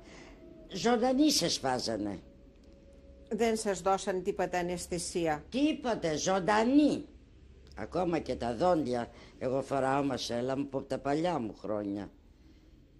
Δεν φοράω τώρα μασέλα λόγω ηλικίας. Από τα παιδικά μου χρόνια φοράω μασέλα. Γιατί μου βγάζανε για εκδίκηση στα δόντια. Ποιος εκδίκησε? Όταν θέλαν να μας τιμωρήσουν με μία ντανάλια για να πονέσουμε. Εγώ έχω τραβήξει πάρα πολλά. Αυτό δεν μου και το περισσότερο και περισσότερο νομίζοντας, γιατί είχαμε χρυσά δόντια για φιγούρα, μία κορώνα εδώ, για εκείνα τα χρόνια βάζανε δόντι χρυσό για κορώνα. Βγάζανε τα δόντια ένα-ένα και μετά αυτά που τα λίγα που μου είχαν αφήσει στην απελευθέρωση εδώ πέρα, λόγω ότι εδώ συνέχισαν οι αρρώστιες μου χρόνια και παντρεμένη που ήμουνα με τον άντρα μου, έχει τραβήξει πάρα πολλά ο άντρας μου, ενώ σου λέει τι την πήρες, αυτή είναι σάπια. Εγώ άργησα να γίνω καλά. Εγώ έγινα καλά που αισθάνθηκα μετά από που έφυγα από το σανατόριο που μου δώσανε εξιτήριο, από το Ψηρή, μετά από 4 χρόνια που μου κάνανε θεραπεία, εγώ άργησα να θεραπευτώ. Αλλά η αδερφή μου δεν έγινε καλά καθόλου. Όπως είναι, έχει να πούμε την... Η αδερφή μου είναι που δεν θυμάται τίποτε. Πείτε μου κάτι, μήπως σε αυτούς που σας κάνανε το πείραμα, σε αυτούς τους γιατρούς, τους νοσοκόμους και τα λοιπά, αναγνωρίσατε κανέναν? Κοίταξε να δεις αυτούς, εκεί πέρα να τους δω τώρα εδώ, μπορώ να πω ότι να αναγνωρίσω. Εκεί που να τους γνωρίσει με τις φόρμες που είδουσαν και με τα τέτοια, φοράγανε φόρμες. Ναι. Σε πράσινα, σε μπλε, ότι από πάνω από το κεφάλι μας. Ήτανε Γερμανοί όλοι αυτοί? Γερμανοί. Δεν υπήρχε κανένας Έλληνας μέσα, τίποτε? Έλληνα κανέναν δεν είδα. Δεν μπορεί να υπήρχαν και να μην άκουγα τη φωνή τους, διότι μιλάγανε αναμεταξύ τους. Η αδερφή σας είπε ποτέ εκείνοι πώς τις κάνανε αυτά τα πειράματα? Όχι, γιατί άργησε να συνέλθει για να ξέρει τι τις κάνανε εδώ, δεν ξέρω, τα σημάδια, εδώ την πετσοκόψανε, μετά εδώ την πετσοκόψανε και εδώ πίσω τώρα τις πήρανε, γιατί έχει μια λακκούβα, τις πήρανε δέρμα για μεταμόσχευσεις, αυτοί ξέρανε, ό,τι θέλανε φωνάζανε και παίρνανε, ό,τι θέλανε. Σας είχανε πολύ καιρό στο Μπλόκ 10? Στο Μπλόκ 10 εμείς παραπάνω από 20 μέρες δεν καθίσαμε. Μετά μας πετάξανε. Πού σας πήγανε μετά? Μας πήγανε πάλι στο Μπέργκινάγιο. Εκεί στο θάλαμο. Μάλιστα. Στον Ταχάο σας είπα. Χρειάστηκε όταν πήγατε στον Μπιρκενάο, χρειάστηκε να σας κάνουν τέλος πάντων ιατρική περίθαλψη, να σας βάλουν? Πού να δούμε ιατρική περίθαλψη εκεί? Σας βάλανε απευθείας στη δουλειά? Απευθείας, αμέσως δουλειά. Αλλά εγώ σας είπα, έτσι και με βάζανε, με ξαναγδίνανε, δεν θα με βάζαν στη δουλειά, θα με βάζαν στο κλιματόριο. Έχετε κάτι να πείτε στις μέλουσες γενιές, κάτι γι' αυτό που συνέβη ξέρω εγώ, μια ευχή, κάτι τέτοιο? Μια ευχή, ασφαλώς μια ευχή. Να είναι όλοι οι ανθρωπότης αγαπημένοι, όλοι οι ανθρωπότης του κόσμου. Γιατί αυτά που τραβήξαμε, όχι μόνο εμείς επειδή μας λένε Ισραηλίτες, εκεί ο Γερμανός δεν σε ξεχώριζε, είτε Ρώσος, είτε Χριστιανός, είτε ότινας. Πραγματικά, την ίδια μοίρα είχαν όλοι τους. Γιατί μετά δεν είχε πλέον τον αριθμό και να πει στο Ιούδες. Μετά οι ίδιοι κοιτάζαν να σωθούνε. Κι όμως εμείς τους λυπηθήκαμε και λέγαμε τι φταίει ο στρατός. Γιατί χυμίξανε ο κόσμος επάνω τους την απελευθέρωση. Από ό,τι εκ των υστέρων μου πει η αδερφή μου. Αλλά εγώ τους λυπόμουν και λέω τι φταίει ο στρατός. Γιατί και αυτοί οι άνθρωποι ήταν, από αλλού παίρναν διαταγές. Η νέα γενιά να προσπαθήσει να είναι αγαπημένη αναμεταξύ τους. Όλοι αδέρφια είμαστε. Αυτό έχω να πω. Κοινώς να μην γίνει ξανά πόλεμος. Μα και, τους το λέω και τώρα. Να μην σας αξιώσει για κανέναν, ούτε στον εχθρό σου να θέλετε αυτά που τραβήξανε ο κόσμος στον πόλεμο, στην κατοχή, την νηστεία που πεθαίνανε από ό,τι έμαθα και εδώ στην Αθήνα, στην Ομόνια, απάνω στα κάρα τους μαζεύανε τα πτώματα. Μην νομίζουν ότι εμείς τραβήξαμε αυτά που τραβήξαμε, βέβαια αυτά δεν τα έχει τραβήξει κανένας. Ενώ τόσο σου λέω ήμασταν θηρία σκέτα. Δεν υπολογίζαμε τον άλλον. Κοιτάζαμε πώς να σε ποδοπατήσουμε για να έχουμε λίγο χώρο να περάσουμε. Ή που από τη Λυσαντερία είχαμε κάτι γαλότσες και δεν, για να μην τα κάνουμε και βρωμίσει το σώμα μας, τα κάναμε μέσα στις γαλότσες και το πρωί τις βάζαμε για να βγούμε για δουλειά. Είναι γεγονός, πολλά μάρια τα σκεφτείς, αν και μικρή κοπέλα, τραβήξαμε πολλά, πάρα πολλά. Τώρα το γιατί αντέξαμε, ίσως να ήταν θέλημα Θεού, τίποτα άλλο δεν λέω. Τουλάχιστον ατομικά σε μένα ήταν θέλημα Θεού, γιατί 2 φορές με γλιτώσαν από το κλιματόριο.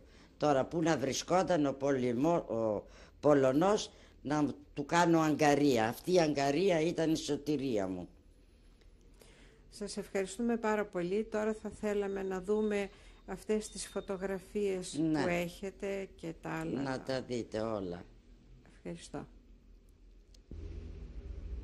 Η μητέρα μου είναι η Μαλκά Μπερέι. Ο πατέρας μου Γιακώβ Μπερέι. Ο Μαΐρ Λεόν Μπερέι. Η Σαρίκα Μπερέι. Η Λεωνόρα Μπερέι. Η Καρολίνα Μπερέι. Και η Ρασέλ, εγώ, η μικρή που είμαι στην αγκαλιά του. Αυτή η φωτογραφία είναι του 1930. Και πού είναι τραβηγμένη? Στην Καβάλα, οικογενειακός. Στον κήπο της Καβάλας.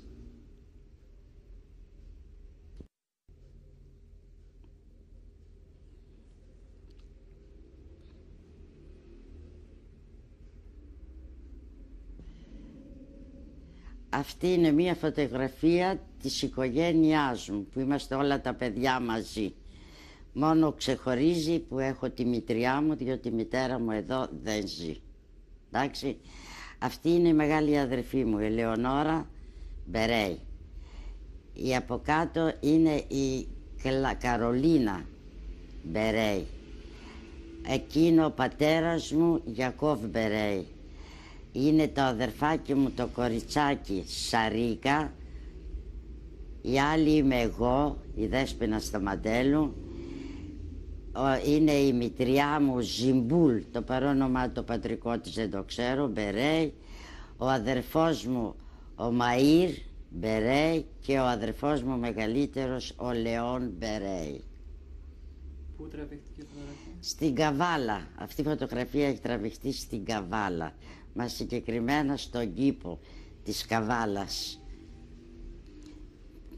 Θα έχει τραβηχτεί το 32-33, αν θυμάμαι καλά δηλαδή τότε. Αυτή η φωτογραφία την έβγαλα μετά από την απελευθέρωση, όταν εδώ στην Αθήνα.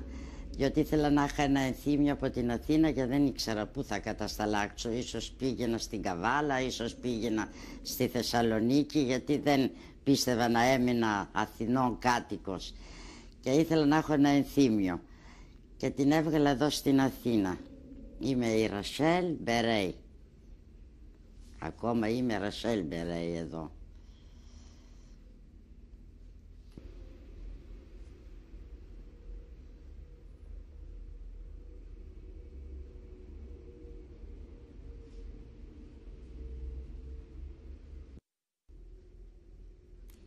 Αυτή η φωτογραφία είναι η μέρα που παντρεύτηκα, το 1959. Ο πρώτος είναι ο πεθερός μου, Αλέξανδρος Σταματέλος. Η δεύτερη είναι η πεθερά μου, Σταματίνα Σταματέλο. Ο άντρας μου, Κωνσταντίνος Σταματέλος. Εγώ, Δέσποινα Σταματέλου. Και ο πατέρας μου, Γιακώβ Μπερέι. Πότε και πού? Το 1959, εδώ στην Αθήνα. Στο προφήτη Δανίλ, βοτανικό. Εκεί έχω παντρευτεί. Αυτή η κάρτα μάλλον σαν ένα είδος ταυτότητα. Μας τη δώσανε στις Βρυξέλλες όταν ήταν να μας φέρουν στην Ελλάδα με τα αεροπλάνα τα πολεμικά, όχι με τα επιβατικά. Και όταν μπήκαμε στο αεροπλάνο μας δώσανε αυτή την κάρτα, σε έναν είδος ταυτότητας.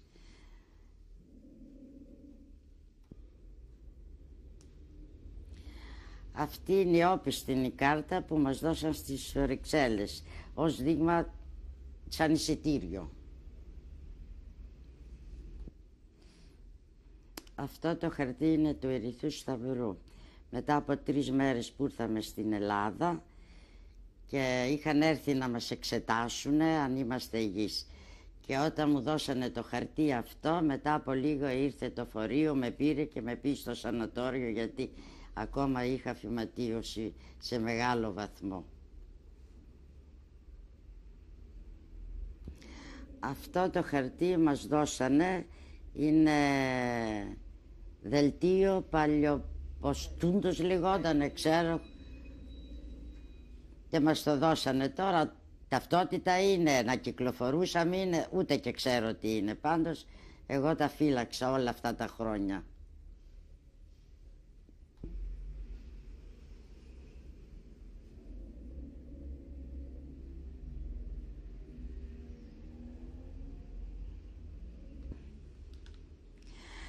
Αυτή η κάρτα είναι για να, στην κατοχή όταν ήρθαμε εδώ, λόγω ότι ο κόσμος δεν είχε ψωμιά στους φούρνους και τέτοια, μας δώσαν αυτή την κάρτα και με αυτή την κάρτα πήγαινα, έπαιρνα τρόφιμα, γάλα, ζάχαρη, ρύζι, τα πάντα και ρούχα συν τις άλλες, κιλότες, κάπου τένιες βέβαια, αλλά κάπως ντυνόμασταν, φουστάνια και τα λοιπά. Και πήγαινα στην Αγίο Κωνσταντίνο, Πειραιώς, που είχαν εκεί το κτίριο που δίναν την διανομή.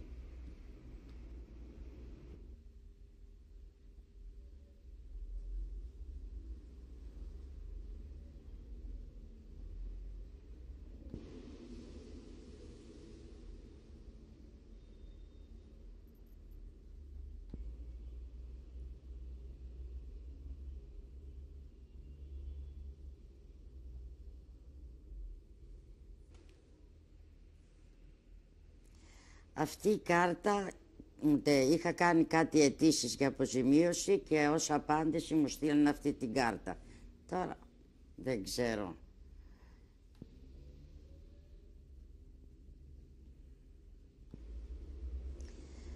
Εδώ είναι η πίσω πλευρά της κάρτας. Αυτή είναι μία κάρτα για αποζημίωση που την έστειλαμε.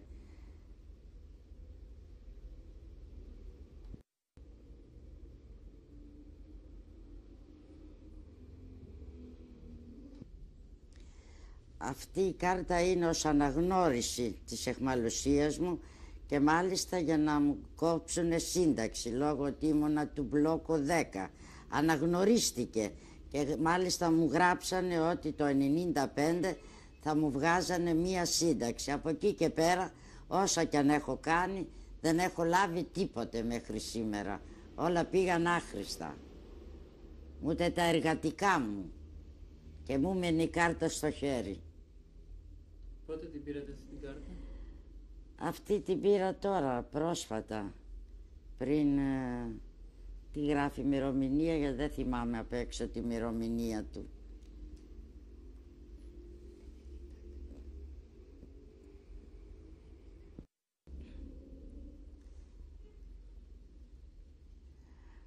Αυτές οι αιτήσεις είναι 2 μαρτύρων για να αποδείξουν ότι όντως ήμουνα στην αντίσταση μαζί τους, διότι αυτοί με κρύβανε, αυτοί με στέλνανε όπου έπρεπε να κάνουμε αντίσταση και γι' αυτό μου βγήκε η σύνταξη της αντιστάσεως, διότι ήμουνα μέσα στην αντίσταση προτού μας πιάσουν οι Γερμανοί, γιατί εγώ δεν πιάστηκα ως Εβραία, πιάστηκα ως αντιστασιακή και ενδιάμεσα είπα ότι είμαι Ισραηλίτισσα.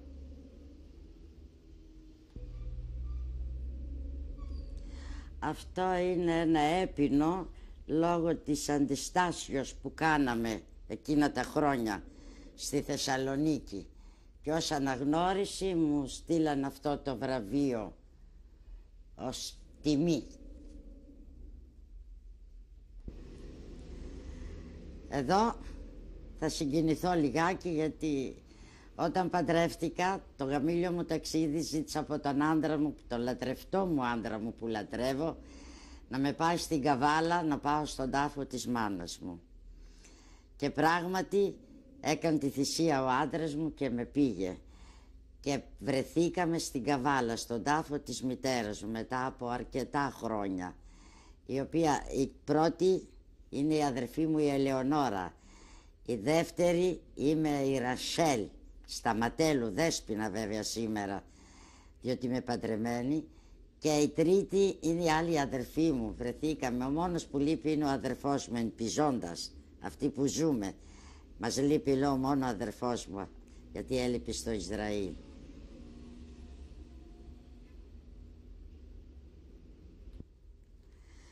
Εδώ είμαι στη φωτογραφία μαζί με τον άντρα μου, πριν 20 χρόνια. Τώρα ημερομηνία συγκεκριμένα και λεπτομέρεια δεν μπορώ να θυμηθώ.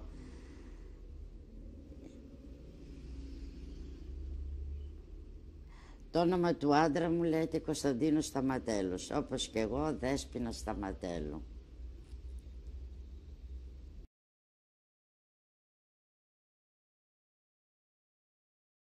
And we start to work all the time over there. And I was always sick. And one day when we were running, going in Auschwitz, I met a boy, and he said to me, I will bring you a letter from your sister because I saw her. And after some days he brought me a piece of, I was crying. I said I would like to go to see her. I wrote to her too a note and gave to the boy. And I was asking this young lady, Aneta, I said, where is that, the Block 10? Because it was in Auschwitz, was not in Birkenau, was in Auschwitz, the block. And one day I said, I will run and I'll go, where is that? Because we were working around, even though the block that were Union or Canada was far away, but I found the place where she was. And there were all wires, electric wires, was a block completely separated of everything. One block round like, and was all electric wires. I jump in the electric wire and I start to call my sister, Bella, Bella, Bella, and I saw far away she was coming. But meantime, a man SS, he saw me and he came right away and she started punching me. And meantime, I have the letter in my head. When he started to hit me, my letter fell down, and he took the letter from me. And right away, he took me, and he brought me in an office that they were all SS over there. And there was this lady Cunha over there, and she asked me, what happened to you in Greek? And I said, nothing, that's like, you won't answer in anything. You will say, nicht verstehen, nicht verstehen, nicht verstehen. You know what this? I don't understand in German. I don't understand. I learned very easy to speak German, but after then I didn't want neither to talk, neither to hear German. And she said, don't answer anything. And when I was over there, they came 2, 3 SSs, one lady and two, the lady was the capo, and they come and they start to talk to me. Who was, I didn't answer in anything. They give the letter to a lady, to a Greek lady to read, and she didn't translate everything that was in the letter. Need to say that I sent or she sent, nothing about what was. But so bad the experience that they give to another one to read a letter, and she translated everything like it was. And they took me in a prison, completely alone, and all the time coming SSs and hitting me all the time. Until one day she came, this lady Cunha, and she said to me, you will be on trial and be careful what you will say. And they took me, was like, they were taking me in, was labor camp, not labor camp, was labor, work to death. Work to death. When I was in prison, they were taking me out to work and taking me inside, no food, no food, no nothing. How many days I cannot tell. And after then they said I will go in trial. They went over there, they started to talk to me, and there were some Germans, they were hitting me all the time, and I didn't answer anything. And they said the punishment will be, they took me naked, completely naked, and they put me in one place only with my knees bended, completely bended, and with some electric wires or leather wires, they start to hit me in my poo-poo. 25 was that the biggest when it was the trial. And I was bleeding, all my body bleeding of blood. I fell down like a deaf people, like a person. I could not move, I could not talk, I could not do anything. And after that, they pushed me like an animal and they threw me outside over there. And there were some others from our camp, and they took me and they took me in the camp. I could not move for a long time, but I was, after one day, I cannot say that, I started to go again to work because I could not stay. I was not allowed to stay in the block. But I could not move, and I had my friends, all they were helping me to move and to go and to stay over there.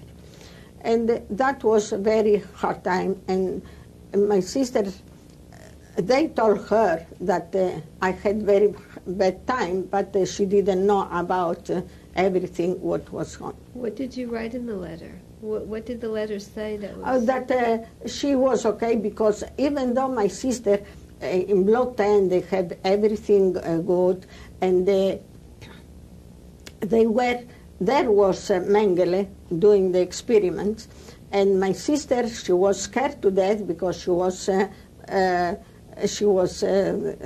not married. She was, and there was a French lady that she wanted to a person that she knew French to make interpret. And my sister right away, she answered she knows.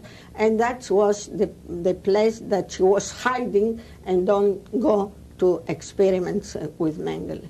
But all the people over there because there were many young ladies and even more adults that they were from Greece, they were doing experiments, taking the ovaries and doing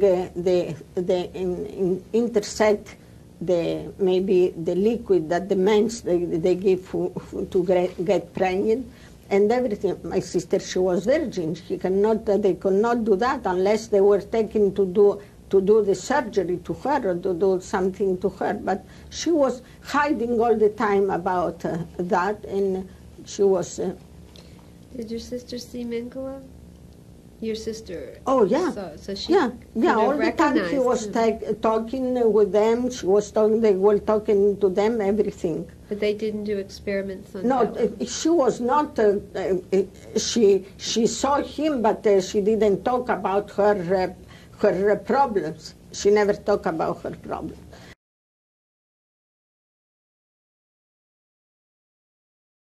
Now, the line that you went to the left. Yeah. What was the next thing they did with you after you left the line, after the truck pulled away? Yeah. What was the next thing that happened? He took all these girls who was over there. They chose couple 300 girls, it was 250. They chose us. They took a work in Block 10, Auschwitz, experiment block. Did you know that this was an experiment block? No. Did they feed you first? Yes. What did they give you? They feed us in the morning, piece of bread, a soup, a bowl soup. And the lunch we give you some salami, German salami with sandwich, and the evening a little bit soup. Then it was so bad. The hospital was clean, but the only we got some kind of beds, clean beds, but the beds was all like, excuse me, I used to say, where the horses sleep like that. Inside to the mattress it was all straw. Before you got to the hospital, did they give you clean clothes? Before we went to the hospital, before we arrived over there, they count how many we was. They don't take the numbers, you know, we never numbers in this time. Now, they took us and they shower, cold shower. They give a rest all you wear. They take everything you was inside. And they give you the rest. Now, who shaved your head? Prison. Jewish prisoner. They put him to men or women? No, men. And when they shaved the rest of your body hair, who shaved? No, they shaved only there. Only the head? That's all. They see us naked, who was covered up that way.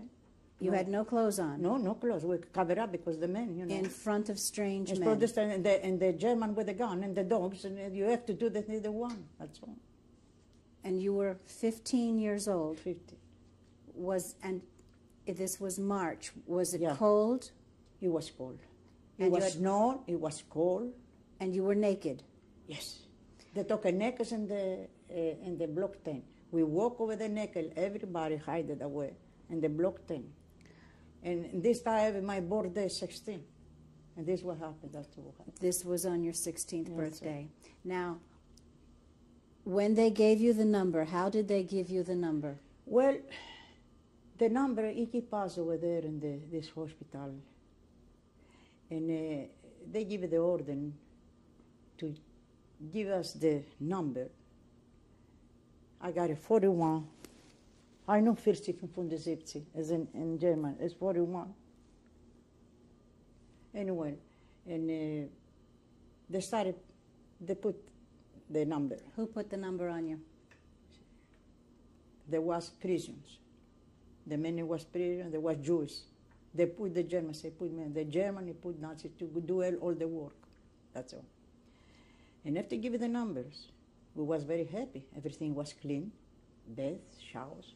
It was all right. We thought we were going to live like queen. One day, commandos come, the Nazis, the big commando, Dr. Schumer. Dr. Schumer is the man who give the orders to make the operations. He said, Achtung, and I come out, straight Achtung. We speak, we understand in German. He said, I want in the line 10 girls. I'm going to choose. Everybody was up in the line. He chose me the first. I was in good shape. He chose me the first, second, third. We're going to get 5 girls this time. I told maybe they're going to send me work or something. I don't figure out, you know, it's so good here. They're going to take care of us. There was a doctor, Samuel Jewish Pollack. He was 75 years old. He was a professor the Nazis put to make operation to the Jewish people. Did you know this at the time? No. I tell you, I won't know this time. I was crying, I don't know why. Dr. Samuel is come my bed. He said, habla español? Sí, I speak Spanish. He said, I'm going to speak you Spanish. You are so young and beautiful. I'm sorry, sir. You're going to go to have operation. And if you say no, the Germans are going to say you in the gas chamber. You have to expect the thing we're going to do for you. And I started crying, I hide in the bed. And you have to do it. You have to save your life. We're going to try much you can. Dr. Samuel was the best doctor. He saved a lot of lives. Over there was Dr. Schumann, Dr. Globe, was another doctor, I don't remember the name. The pest, another week. Then we give us to eat for 2 days. 5 girls without eat 2 days. They separate in one room, these 5 girls, without eat. He come the order, the dolmetschery, I mean, they speak in German. You have to go in Birkenau for something. This is a good place to stop and continue on the next tape. And this is with Mrs. Germaine Pichon, tape number 2. When they came to the room to tell you that you had to go with them, who was it that came to the room? 2 Nazi ladies with the guns. And they said, Achtung, get ready, said the 5 girls, come with us. They walk us to Maus to go in Birkenau. They took us in Birkenau. And we said one to the other one, started crying, the 13, the 14. I said, don't cry. Said they're going to take us to the gas chamber because we find out it's a gas chamber. How far was it from Block 10 to Birkenau? It was far away. Here like the town, but to Maus, it was far away. And the 5 girls walked? Yes, with me. And the German too. The lady Germans with the gun. He took us in one place, and I don't know because he mentioned Birkenau, they got a gas chamber and everything. There was one big place, big hospital, with a lot of Nazis inside, a lot of machineries, like last week, some place, I don't know, like something, I don't know, kind of, I never saw my life, like these iron things, long, electrics. And we was the 5 girls in the other room. They said, they're going to call 111. And he said, the other little girl, 14, you go first, and they're over. You go first, take a look. They thought I go inside, they're going to put him in gas chamber. I went inside, 2 Nazis, he took me, he put something in my stomach, and I started vomiting. With electric things they got in, they make my body, everything mess. And after I was very bad, I can't walk either. The Nazi lady took me and threw away in the sofa where they said, go. And let me go back on here. When they took you into the room, did they lie you down on a bed or a table? No. There were two something here, electric things. And the electric things started work. And your stomach, it was so bad. I can't take it. And after finish for 1/4 of the hour, they took me out. What did it feel like? This thing? Very bad. For 2 days when it was, I say one time. 2 days. Was it a sharp pain? Was it a burning pain? What did it feel like? Like electric. This is, I can't explain you in English. There was some kind of stukas, big things that were put here. I don't know what like how you call it. Electric shock. Like electric shock. The shock, your body. And you stay for 2 days about my time. The little girl outside, she wait for me. She said, I'm alive. It's not, don't worry. I said, it's not here, the gas chamber. You go inside, they're going to make experiment. We're going to start something for you, but don't have to worry. Everything's okay. He looks to me so sick, and after everybody was scared. Finished the 5 girls to do that. They took us walk. We can't stop vomitizing, and we can't stop. They're very sick. They did the same thing to all the 4 5 girls. The 5 girls. We went to the Block 10. And the doctor is coming with the Dr. Samuel. He talked to me. He said, tomorrow morning, we're going to have a couple Nazis, Dr. Schumann, Dr. Klome, and you're going to have an operation. I said, I'm not sick. I'm very healthy. He said to me, I know. You are so beautiful. You don't want to be dead. Go. If you don't expect, they're going to say you tomorrow in the gas chamber. What do you want, operation, or you want to save your life? You know what happened? I said, I'm too young to die. I don't care. I cry, I hide, I don't do. And the morning time, 5 o'clock, it took me. It was commando officer. I saw Nazis over there. It was a table. In the laboratory, over there, big table. First, they give me one shot. Where? In the legs. And after cover him out with all over, like that, cover all the thing. He left open the stomach here. Yeah, I don't know what to call this. Not the stomach, here. He said, you are married? No. You are virgin? Say yes. Okay. They make different operations, they ask you. They pulled me over there, and I saw knives. The Nazi doctor, these people, they want to learn, they think it was animals. They want to practice in your body because there was doctors, see? And Dr. Samuel said, don't worry, we'll try to do the best. He takes the knife, open my belly, 18 stitches, the bone with a knife. The medicine, then it was enough. I told the doctor, pen. Then it was enough, the shot they give it to us. Anyway, in this time, my mother's come for the sky. Somebody's come. God. He said the Nazis, they got an order, the Nazis are going to run away emergency. Before they go away, let me go back to the operation. What were you wearing when they put you on the table? All some kind of gases, fill them up, all your body, like that, And how many people were they standing around the table? I know 5 officers over there, but I don't know the name. 5 officers, and the doctor, they put Dr. Samuel to make the operation because they want to learn how to do. But this is the most important.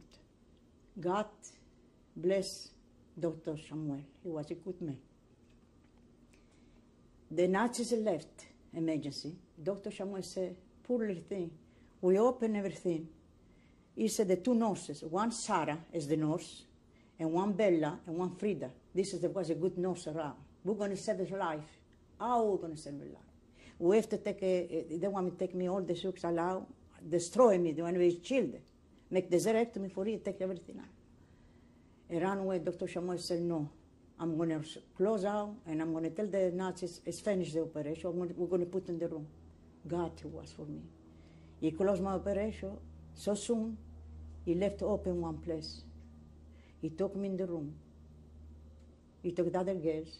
The Nazis come again, and the other girls, they took everything out. They can't have children. 14, 13, 17, no children. They took everything out. It wasn't the room. I was lucky, the one. The 300 first, I was myself. They took me in the room. I started screaming. In the night time, they closed the hospital. No medicine, nothing. You can die. And the daytime is coming, Dr. Samuel, 8:30 in the morning. He's come check the 6. He said to the Nazis, how everybody go. He come in the room, that was swell all my body. And night before, close to me, he died again 14, about infection in his body. The night before he died, Joya, with infection in the body. When I got my infection ready, the doctors come. He said, in Spanish, you want to live? Yes. We don't have a medicine. It's closed the laboratory. We have nothing. The Nazis not here. I can save your life. One condition. He said, listen to me. I got a knife. We're going to burn out with the matches. Point knife. And by the cover, good. I put your knife in the bed and live, no medicine or nothing. They come all the pests out, you're going to survive. If you know in 24 hours, you'll be dead. My fever was very bad. I said, I expect, I like to live. And the nurses was so nice and said, don't worry, everybody hold my hand. He put the knife, he take the place out. he saw me the pieces, the way. No, he left open because they never the things they're going to open the laboratory every day, couple hours. My fever's gone, but it was so much pus you never believe because it was ready to infection my heart. They no touch. And anyway, he take care of me every morning. Before the Nazis come, he come say hello to me in Spanish. He say, you do better, you do better. I say, it's a big hole here. That's the matter. You do all right. I say, that's the matter. How you feel? I say, I can walk now.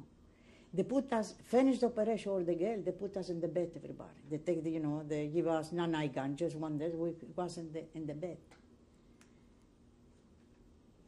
They say, he told me, the Nazis is coming to make selection, to send everybody, the people who got operation, they're going in the gas chamber.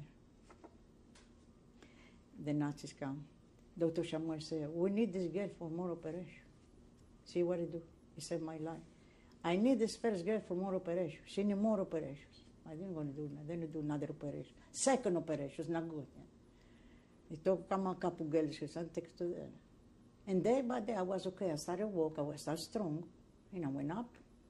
Like everybody went up with the people. And Dr. Samuel, every time I come for the step, he was over there, he said to me, you know something, they're going to kill me, they're going to hang me, because I do so many good to the people. You promise me, if you got one son, you give my name, Samuel. I said, I don't want to have babies. I want to stay away for the prison come. It's very tough. He said, no, someday you got a period. I save your life. I take one kick, I take one, something else, a little thing, I don't know what it was. Over out. But you got it. Don't say nothing. Nobody. For 300 girls, you got the period.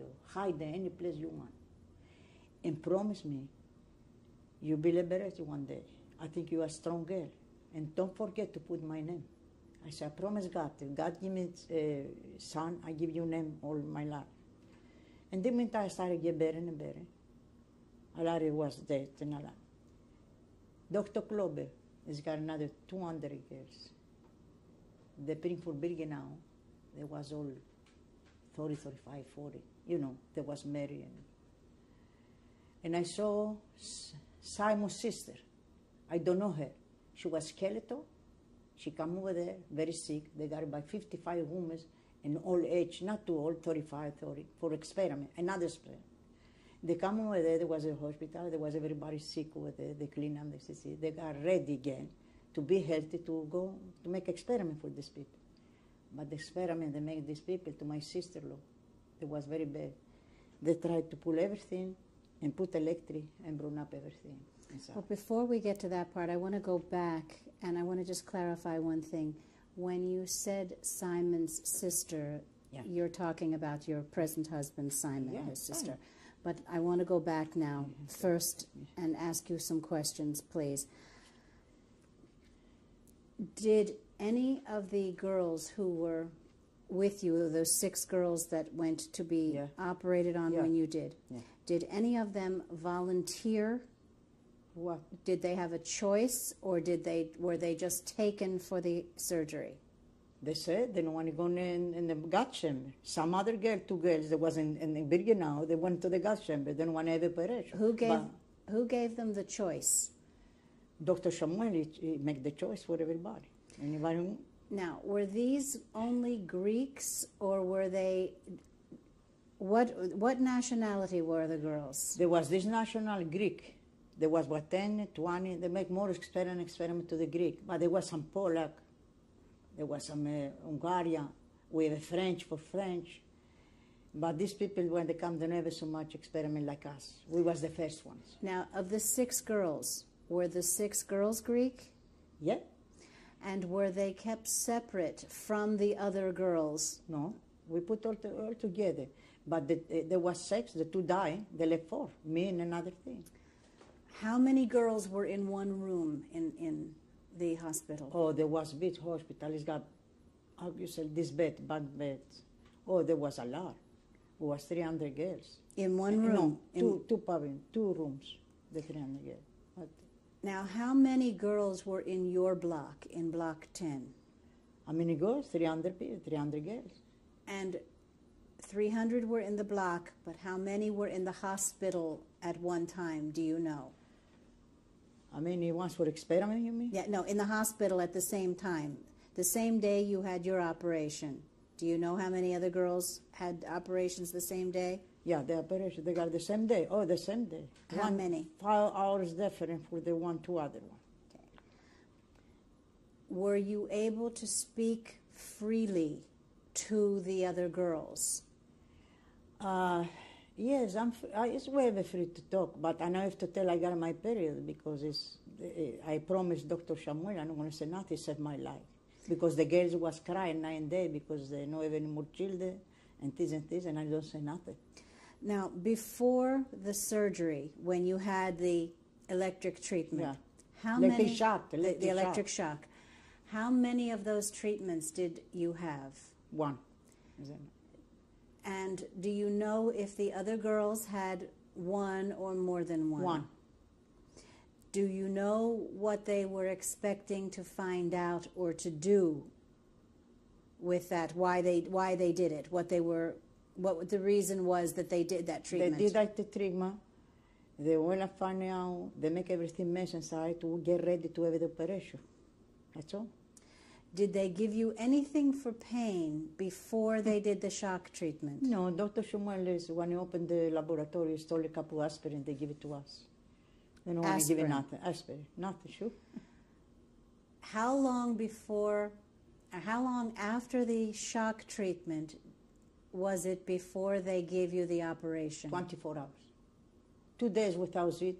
The shock, 24 hours. Did you have any bleeding after the shock treatment? No, for it, because we don't know us.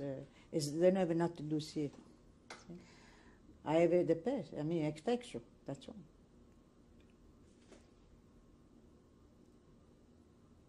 Did you have any problems before you entered the camp? Did you have any problems with your monthly period or anything? No, every month in the time. Never a This problem. is thing, because I was very strong and very thin, and I got my period in time. Everything was on time Everything up was on until you went into the hospital. The operation when I have it come after 1 month. It come there. I was in time. When you saw the doctors and the nurses, were there any other names that you heard mentioned? I don't see if it was 5 Nazis over the doctors. The only I can mention is Dr. Schumann, Dr. Klobe. He was a German, Dr. Klobe, with the feather. I don't know whether it was belong this doctor. I don't remember. There's so many names now. And there was the nurses, yes, I know the name. One name is Sarah. She's in Paris now. She's married. She's alive. She served a lot of people. She's a good lady. And she was an inmate? She was, yes. A prisoner? She was. And the one, Bella Gresham, she believed in New York. I went to see her. She saved my life. All the 3 nurses. Were those girls also Jewish prisoners? Jewish, Sephardi Jews. And did you ever see any other famous or infamous people while you were there in Block 10? I saw Frida. She was Czechoslovakia. She was a big doctor. Frida was young, was a beautiful lady. She tried to help us with this operation. It was a big doctor. And she worked with one German, then it was Nazis. She was in the hospital. She had her own place, over there in the laboratory with the German Wehrmacht, and it was Nazis. I tell you, one day I went to the window, myself, to the prison window. I saw a boy over there. His name was Bernard, French guy. He was 19 and I was only 16. He was work across the street in Londres. But this man, he got every 2 days, he went to the train, pick up all the clothes, transportation. Every single day wasn't the transportation. He bring a lot of things, food, eat, and everything. I saw the man in the shower. When they took us in the shower, the man, he threw away clothes. And he told me, what's your name? I said, my name is Germaine. And he said, my name is Bernard. If I can help you. I said, they don't live to come inside the man. In the morning come and the evening is gone. He said, it's downstairs. one shower, broke the window. As the window broke over there. We're going to, soon we pass in the morning, nobody, you know, because they are free to get close to everybody in the showers. The transportation guy has got a lot of gold. He makes some kind of collaboration, I don't know, things, you know, with it. Every single morning he come for the window. He throw away one piece of bread, one piece of onion, anything. And I was with his sister. And he told me, good to give a little bit of bread. That's we have a little bit, something to eat better. The best time, I want to give a message, and I thought away for the window one message. I wrote down, if somebody wrote down for French, I said, help. Thank you very much for everything. Someday I'll pay you back. I can fit a couple people the things you do. And I told that, some commando with the red thing, he's got my cousin, I said, cousin Bernal. I was lucky, I said, cousin Bernal. Then the big man commando with the things, he was commando for the cars. He come inside to the block. He told to the Schubeltste, is the big lady with him there. I mean, he said, who's this lady? This girl. Finally, said the manager. They said they need something to eat. She starved to death. She wants something to eat. And I said, well, yeah, it's not got enough to eat. This is one box with salamis, with cheese and everything for this special. Good God. God is in me. And my sister will say, who's this? It's God. I say, you see this man? It's God. He said, I got a family of my own. I have to help somebody. He give me all boxes. We eat all the, maybe 30 people for this. After the man is gone, I never saw anymore. He said that she was in the top, you know. She wanted to give me her car because I made this mistake. The man said, no. They stopped today. They don't let me do nothing. She was okay. They don't do me nothing because I was scared to death. They come again, transportation for Birkenau. They choose me. They choose me. I finished my operation. I'm okay now. They choose me, but 200 girls to go back. Soon I was in the line. The nurse Frida said, run. He come in here, hide under the table. I ran over there. He never started, the German, he never come ready. Soon I come and hide under bed in the laboratory. And Frida said, you said you lie. I said you lie. She put another name. And the name she gave is Sterina Manu, it was Jewish Sephardi. He sent for me Birkenau Harlebe. He wrote down another name. One day, Frida, she called me. She said, come on here. And come on. There was the German man. It was a boyfriend. I think it's something to do. And he said, the German, tu parles français? Petit peu. I parle espagnol. He said, you know Bernal, your cousin? I said, yes. This is the message. Not say nothing. Me and Frida, we put the message, the same message to each other. And he told his name Germain. I told you was ready to go, and I saved your life for this boy. He was make some kind of, I don't know, messages. I don't know nothing about this. But what it was, the messages, I don't know. But he saved my life. I want to go back again. Yeah. I want to go back to the infirmary. Yeah. I want to go back to the experiments, if you can do so. Uh-huh. When you were in the operating room, were the doctors dressed in operating clothes? White, and the mask. Were they wearing rubber gloves? Yes. Do you know if they used disinfectant on you before they... No, they don't do nothing. They put me inside like I was. When they injected you, did they tell you what they were giving you? No, they said nothing to us. Did you see what it was, what it looked like? Nothing. I see knife, cut the bed, that's all, knife, that's all. When they gave you the injection in the hip, yeah, did you get drowsy? Little bit, not much. Tell me how you felt. Well, I felt first I don't feel, but after finish operation, I feel very pain because it was enough medicine. Now, then you give me nothing after the operation. When you woke up, were you still on the operating table?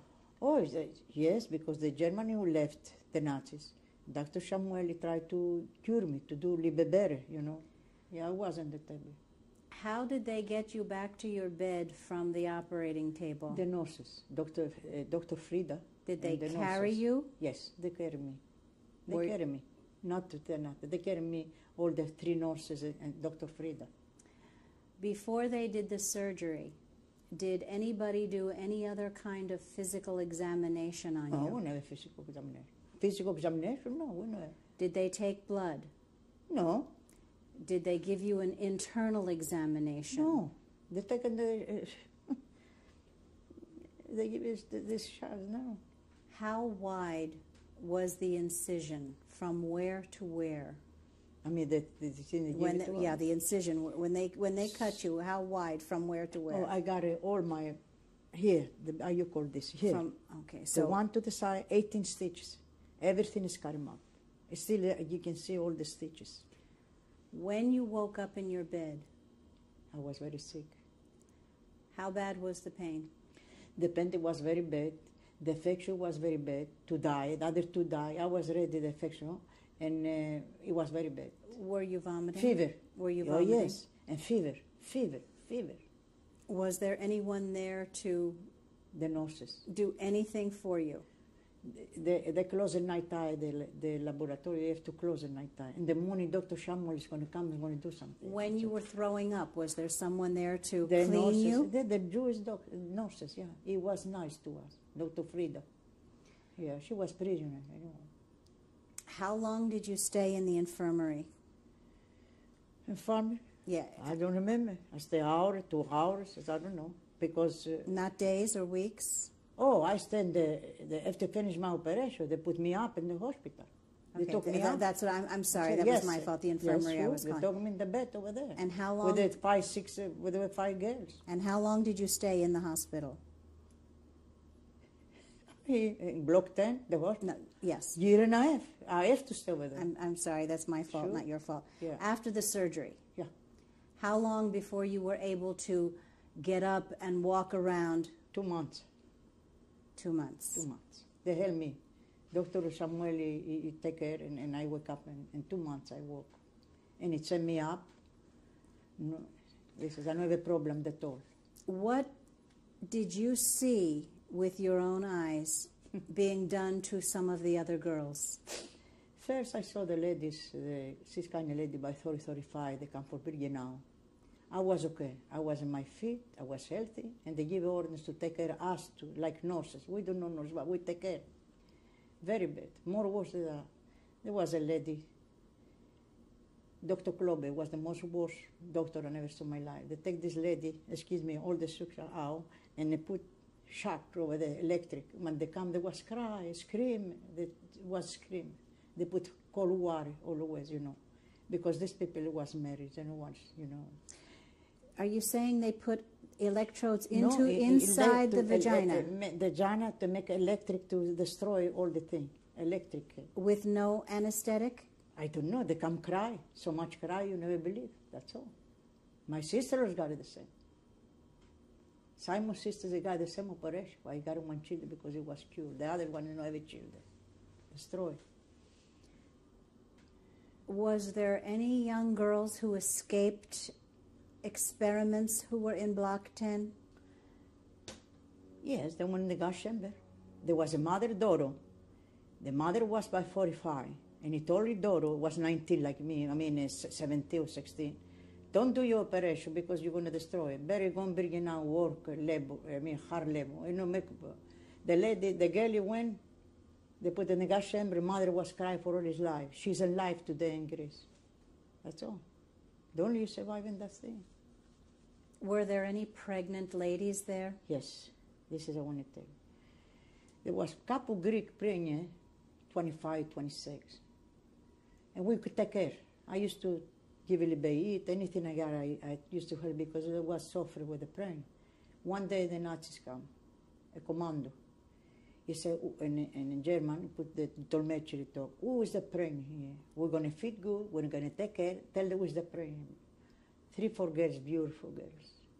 They say, the others, They give you eat, they give you 2, 3 days something good, and we're going to take us someplace beautiful, you don't have to worry. Midnight come the cross. The ambulance. They took it in the gas chamber. And the next day we find out everybody was in the gas chamber. All the 4 pregnant girls. Never come. It was one who was my neighbor. Never come. We was know everything. You know how I know a lot of things. After I finished my operation, I'm okay. Dr. Frida, she told me, we're going to dress up you like nurse. But 10, 12 girls, you're going to take a basket every day. You're going to go mine in the fields, in the forests. We're going to show you what kind of flowers you're going to pick, leaf flowers, red. You wake up in the morning, dressed up me like white. 10 girls, we dressed up like nurse. We went to see what kind of flowers is it. We passed through walk where there was all the people in the gas chamber waiting the life. Children, we know what it was. Smell, bad. We passed through. They come the Nazis with us, the lady Nazis. We put us to pick up all the flowers for this. We pick the baskets, 10 girls. Why they want to use this the Senate for this flower? One day I told Dr. Samuel, because I speak good Spanish, I said, Doctor, you throws in me, not throws in you. What is this of the flowers? Say, these flowers, the boil is a leaf flower. They give it in the soup for the people to destroy the period. Now we'll continue on the next tape. We are with Mrs. Germaine Pichon, and this is tape 3. Mrs. Pichon, you said that you saw everything because you were walking through. Yeah.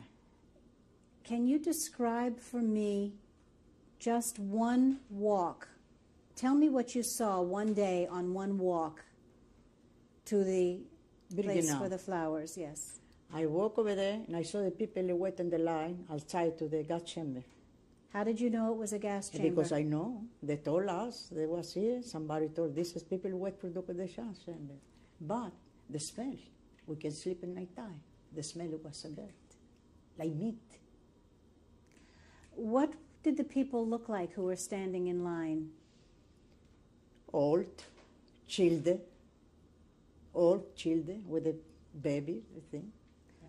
Were they in a panic? Were they crying? No, I doesn't know. There was a different country. Maybe it was French, Polacks, Hungary, Yugoslavia. There was so many people.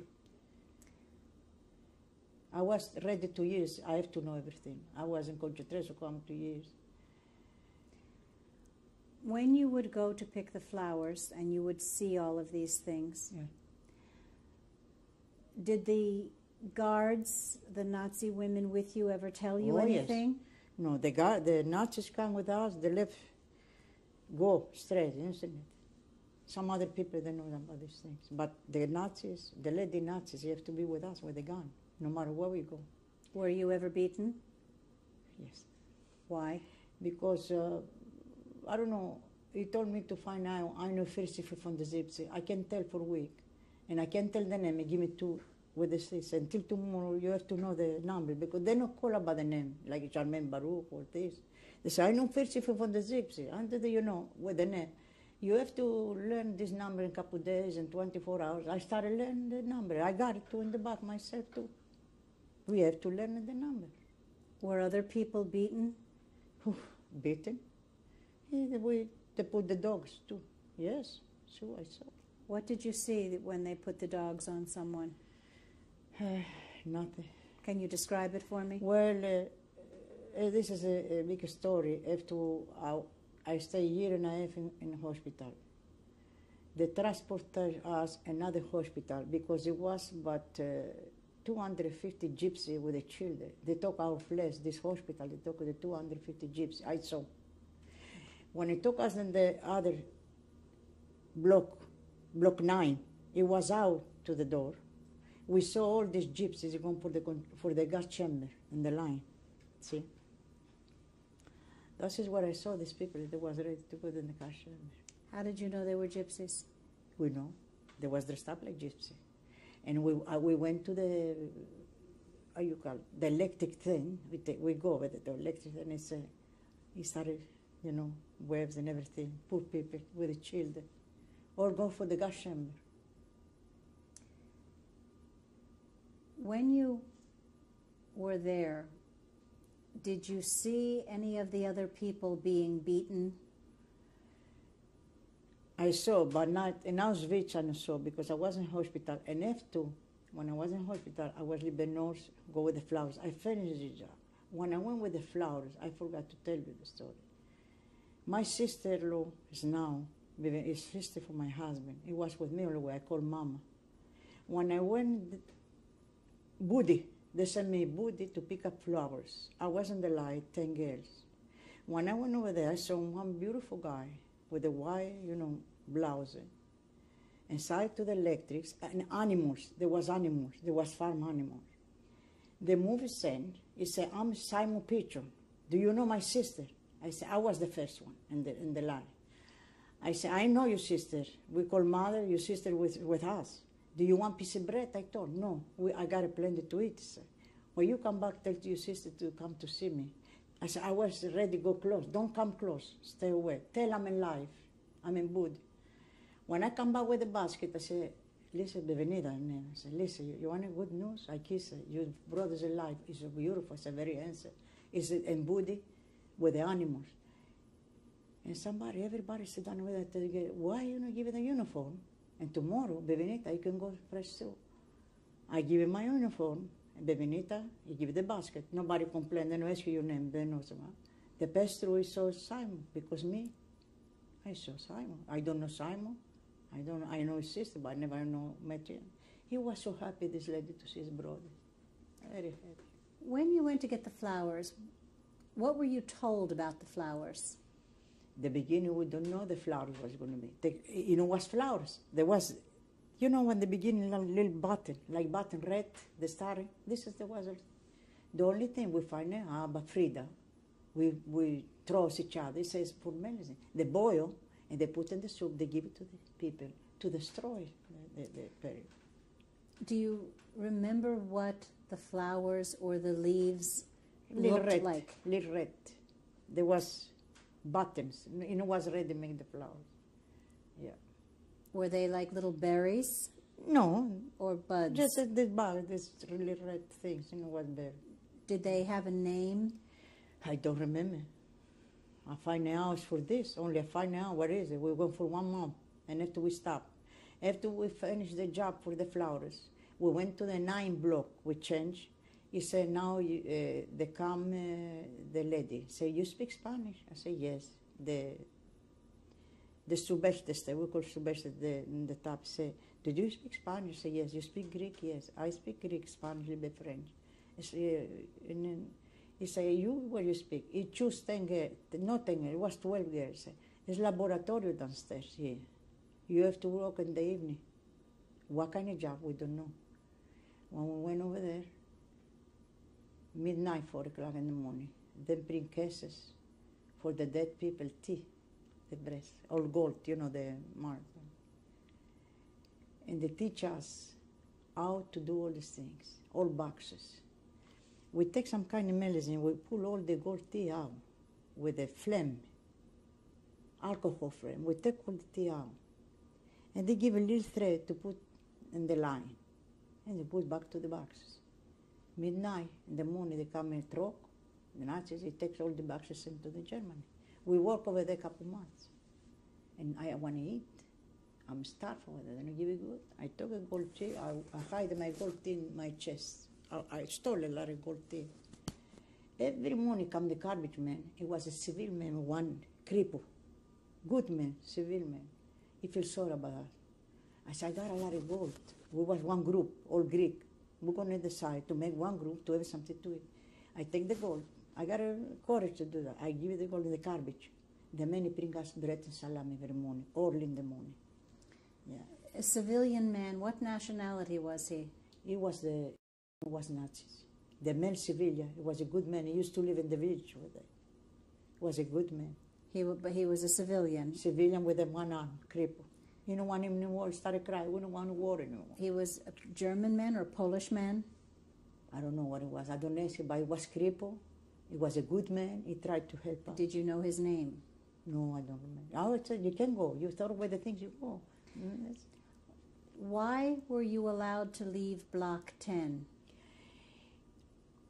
We went because the war started finished. The Russia is supposed to come. They change run away the experiment block. They destroy everything. Either destroy the gas chamber. there was a factory with the bombs. I don't work in the factory, but some friends who work in the factory with the bombs and things, ammunition, you know. This place used to work, couple girls, Polak, Russians, they took a lot of bombs and they destroyed the gas chamber. This is the one, it wasn't one Jewish Greek too, it was make all the job. In the morning, 4 o'clock, snow, cold, that way. I was in night block.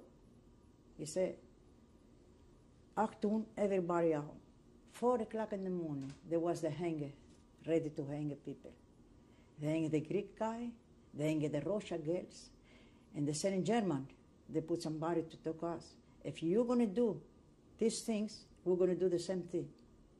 It was a Russian girl hanging, and it was a lot of people hanging in front to us 4 o'clock in the morning. And Dr. Shamoy too, the hanging. Aside from Dr. Shimon, someone that you knew, Shimon, that you knew, were there other people that you knew that were friends that you saw that were murdered?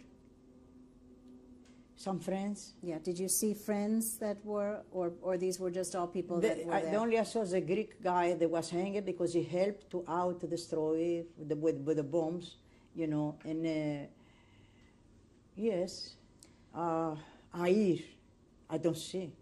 In Birkenau, it was a lady, Polak, she speaks good in Germany, and she's got a commando all over.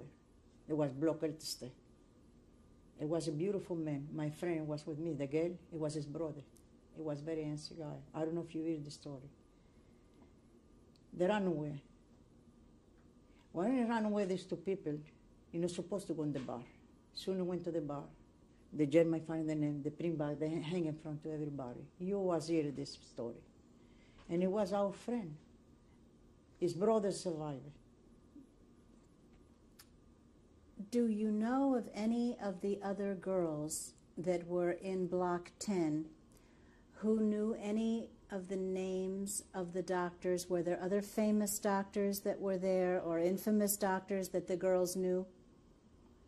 I don't know. My friends, I got a friend in California that was with me in Block 10. I got 40 friends in Israel. I went over there to see these people that adopt children for the orphanage. And the only I know, years ago, when I came and live here, before 4 years ago, I don't remember many years ago, they come here, they send me a letter, telegram. If you want to come in England, they got a Schumer. I want to show who's Schumer because I know so good. If we find out it's Flora, he knows for California. 2, 3 people out, Jews, they know for California, who's Schumer. I say, come, you come in hotel, we'll put in a magazine, and we'll pay you $3,000 in cash. If you gonna come here and say this is the man. In the meantime, the man was old. It's old. I say, I'm sorry. Thank you very much about the money. I got my children now, I'm happy. And this man is old anyway. And I don't want the money. I don't want a problem with the children. They're in high school. They started now friend with the Germany because the new generation, they are nice people. They used to friend my children in school because the Germans now all bad. They got good too. The new generation, nice people in America. Everybody's not bad. That's what I told them. I don't want to go. Twice they come, to give me money. I don't want the money. I don't want the trouble. When you were in Auschwitz, when you were in Auschwitz, yes, and you were in Block 10, yes, what was the worst thing that you saw? Ever the worst thing? They come to pull up blood, all your blood shot, and everybody will hide under bed. I never give blood for myself. They got the Hungarian people, they come new over there after 1 year. They doesn't know. They got all the Hungarian, the Yugoslavia, they got, take the shot. I know everything is going to take the blood. I hide under bed. It was very bad. Not only this.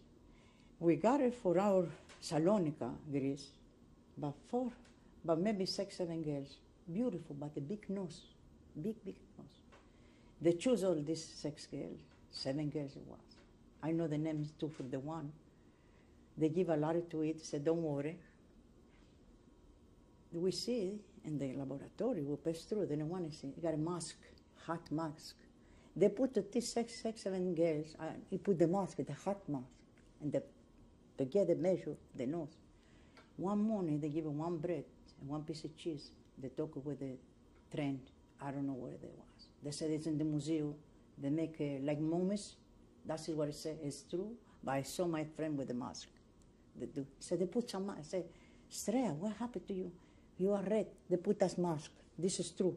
But what they do? What happened to these people? They said there isn't today in one museum.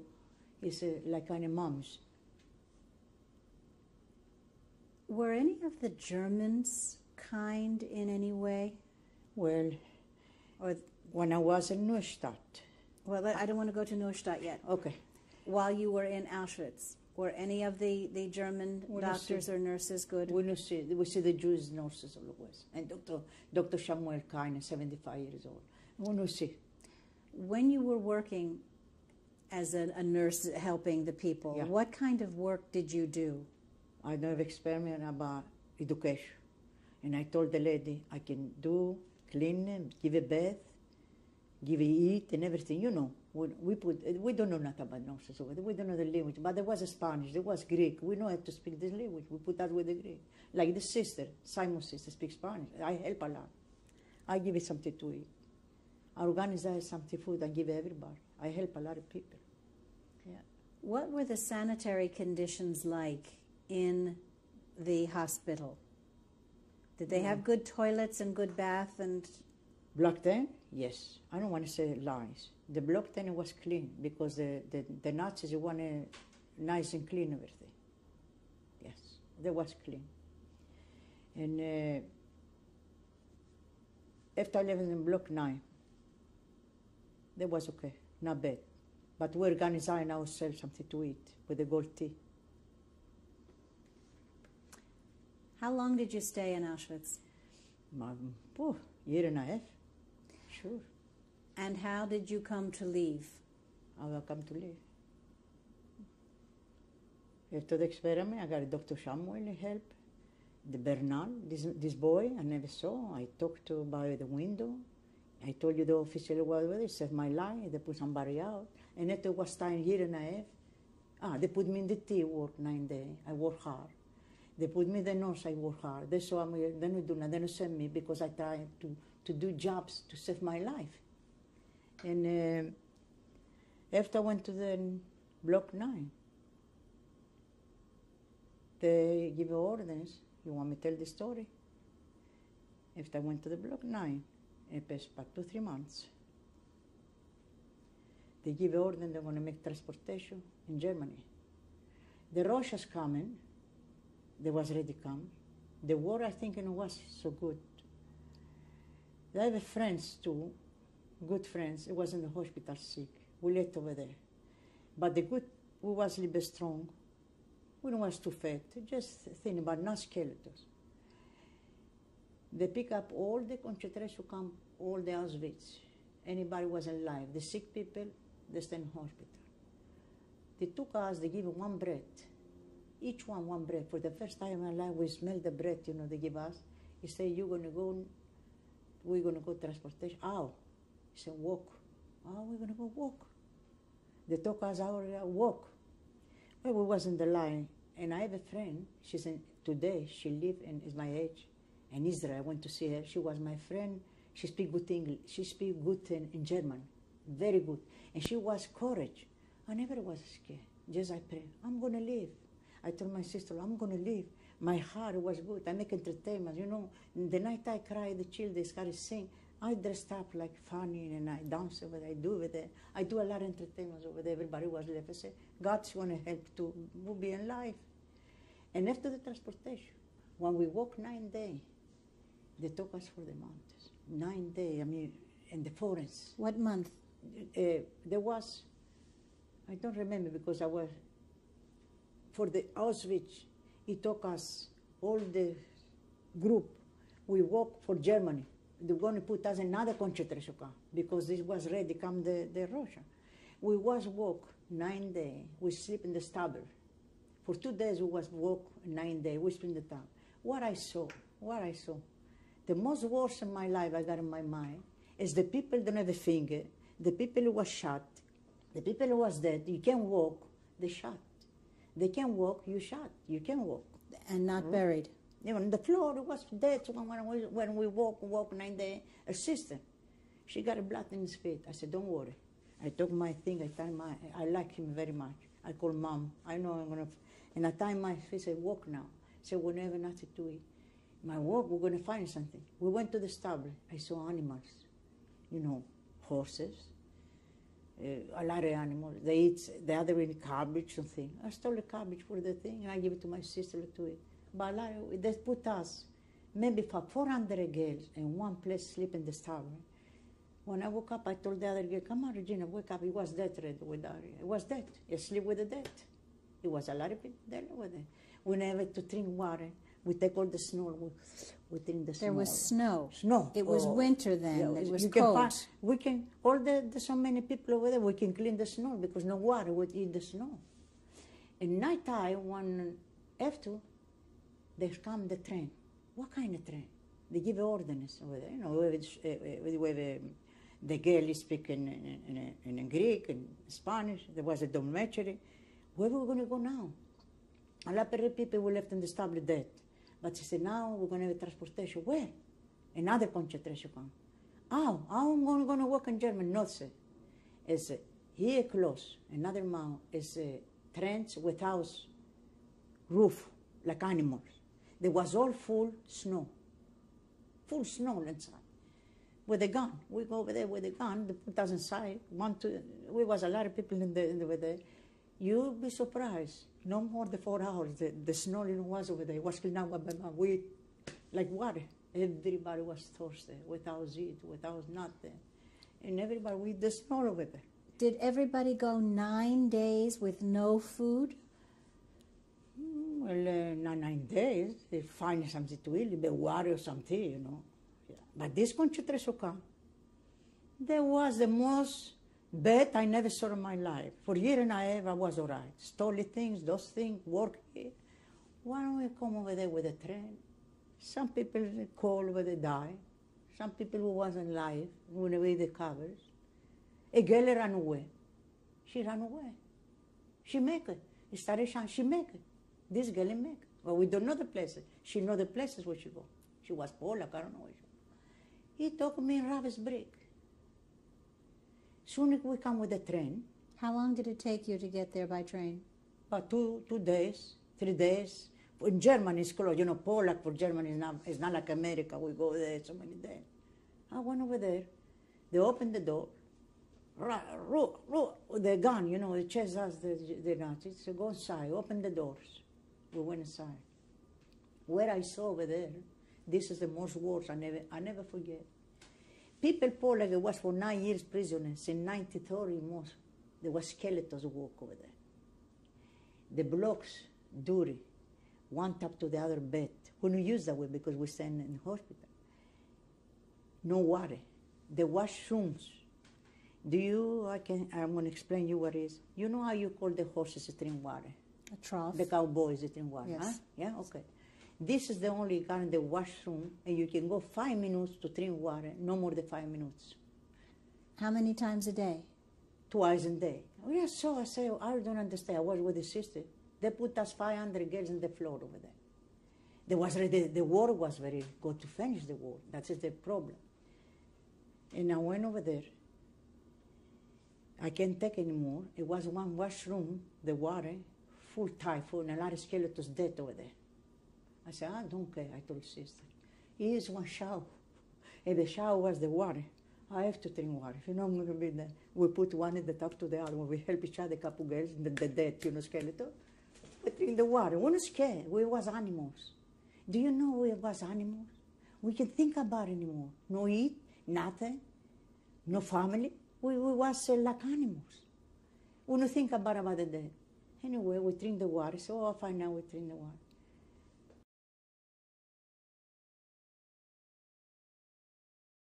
And then they put 4 or 5 young girls together, and they took us to Block 10.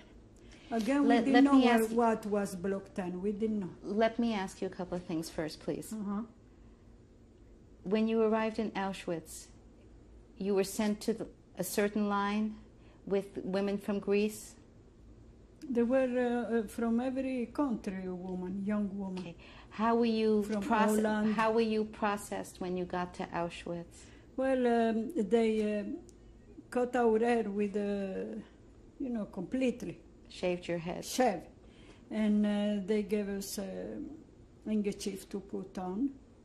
Again, as I said, this didn't look good. We didn't know what's going to happen. It didn't look good. And we went to this block. Only people for the experiment were there in this block. But you didn't know that at the time, did you? No, we didn't know what's happening. First came the Czechoslovak.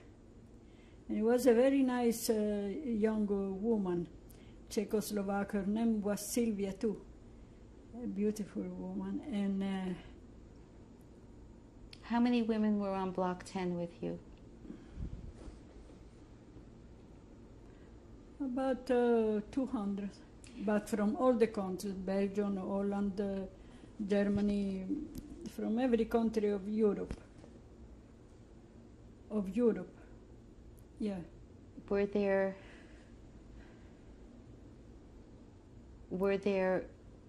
people of the same age group as you, or were they younger or older? Young. So you were one of the older women there? Oh, you can say that. How old were you at the time? When they took me, 28. So at that time, they gave to my sister underwear who was knit. And I told her, they don't give us stocking. I told her, give me that. We're going to make some stockings to put in our feet because it's cold here. We're going to catch a cold. Again, we didn't thought where we're going to catch a cold. So she gave it to me, and they used to take a half-hour spaziere over there, and I saw 2 pieces of wire, and coming inside, I make 2, when my sister wanted me, we make 2 socks. When I saw them, I was very, very hungry, very hungry. I said to my sister... How many days were you in Block 10 at this point? At this point, well, we were a month already. Let me go back with you, please. When you first got to Block 10, and you said there were 200 women with you, what were the conditions like in Block 10? What did it look like? Very good, like a hospital. Did you know you were going into a hospital? No, we didn't know, but they put us there. We didn't know. We used to get up, we had to get up early in the morning and wash ourselves completely, and then go back. They used to give us some bread with some cheese and eat. That was and tea. That was our morning meal. And did you meet any of the doctors yet when you were first No, arriving? not yet. Who was in charge of the block? A Poland woman. Do you remember her name?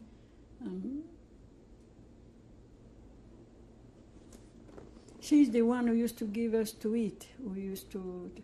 They bring the food to her. Was she a doctor or a No, nurse? she was a plain woman. But she was in charge of the block? Yeah, very strong woman. She used to give us to eat by lunch. She used to give us some kind of soup, so bad. In the beginning we didn't want to eat, but when we were very hungry, we ate. And she was there, and again this woman who worked for Dr. Klauber, the one who started the experiment. What were the windows like? In the beginning they were closed, but then they took it out. As a woman came and said, "Why did you do that? Take it out. They can see out. They're not going to elope from the window." She says, and then they opened it. And one day, I don't know, maybe Jack told you, all of a sudden, Jack came to Auschwitz. And when I saw Jack, so thin with the pants here and full of vitaminos, I said, my God, Jack was no good. So I went to this Sylvia, the one who was by, and I said, look, this is my husband. I said, give him to eat. And we throw Jacob bread and marmalade. And he ate right away. He didn't wait. He was so hungry. And then he says to me, from where you have food? I said, don't worry, I give you every day. I work here. I used to knit. And through this, the people I was knitting, they put him in a place where they wash clothes, and he was all right over there. But this was many months later. Yeah. Okay. When you first got to Block 10 and you told me there were 200 women with you, you didn't understand that it was a hospital yet. It looked like an hospital, but we didn't know what was going to happen, who was going to happen. Still, we saw our parents were in another block. You didn't realize your parents were dead? We didn't know. Nobody told us, nobody used to speak there from there. Was your sister with you at Block 10? Yeah, always with me. We were always together. When did you find out that Block 10 was to be used for experimentation? When they called us downstairs and started the experiment. How long were you in Auschwitz? At the time,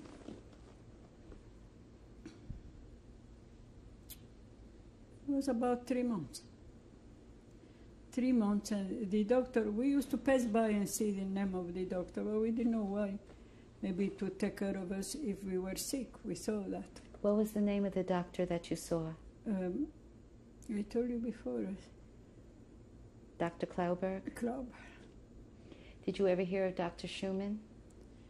Dr. Schumann was there too, yeah. He operated on the girls. He took out the ovaries. Did you ever hear of Dr. Worth? No, Worth, no. Were there any other physicians there at the time that were prisoners that were helping the doctors? No.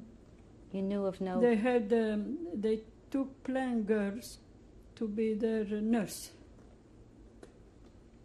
When you were there 3 months and you realized that you were going to be experimented upon, how did you find out? Well, we started to hear about that they were experiment. And when they used to come down to take girls, with my sister, we used to hide on the bed upstairs, they shouldn't take us. For what, we didn't know, but we hide. And finally, one day, they took us downstairs to this doctor, Klauber.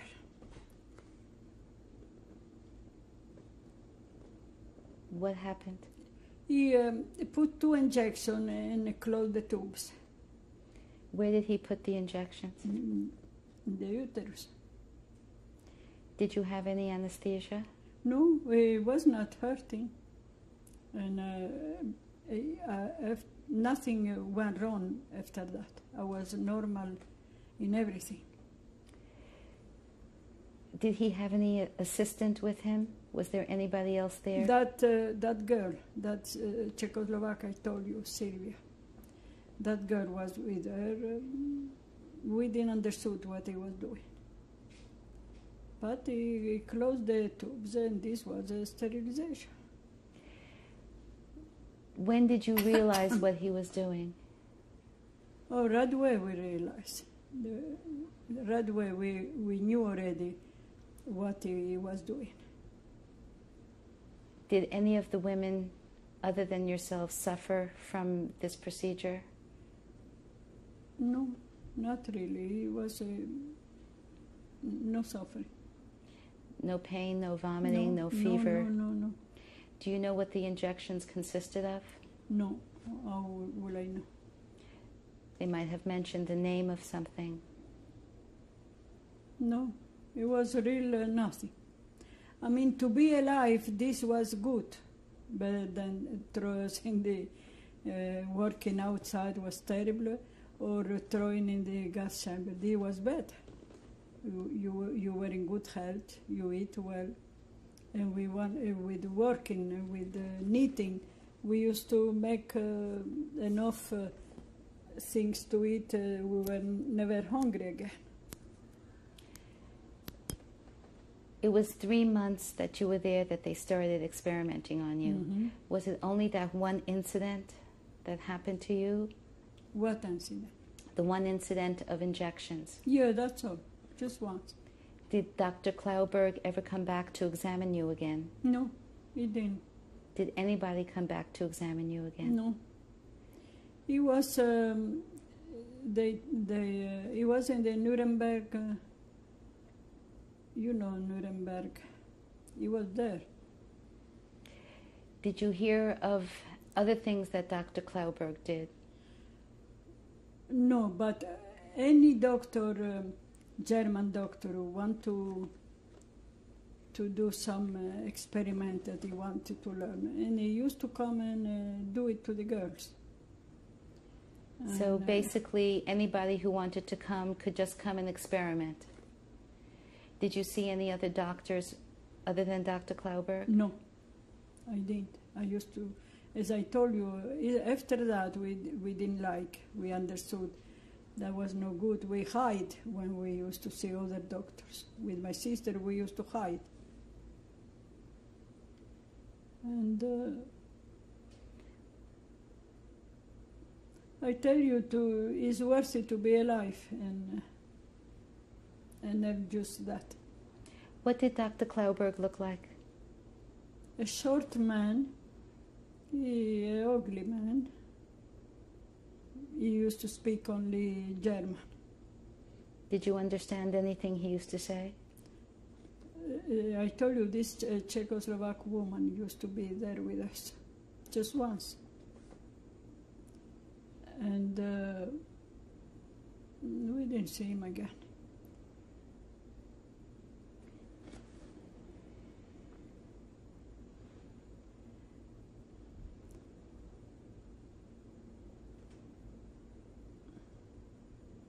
What about your sister?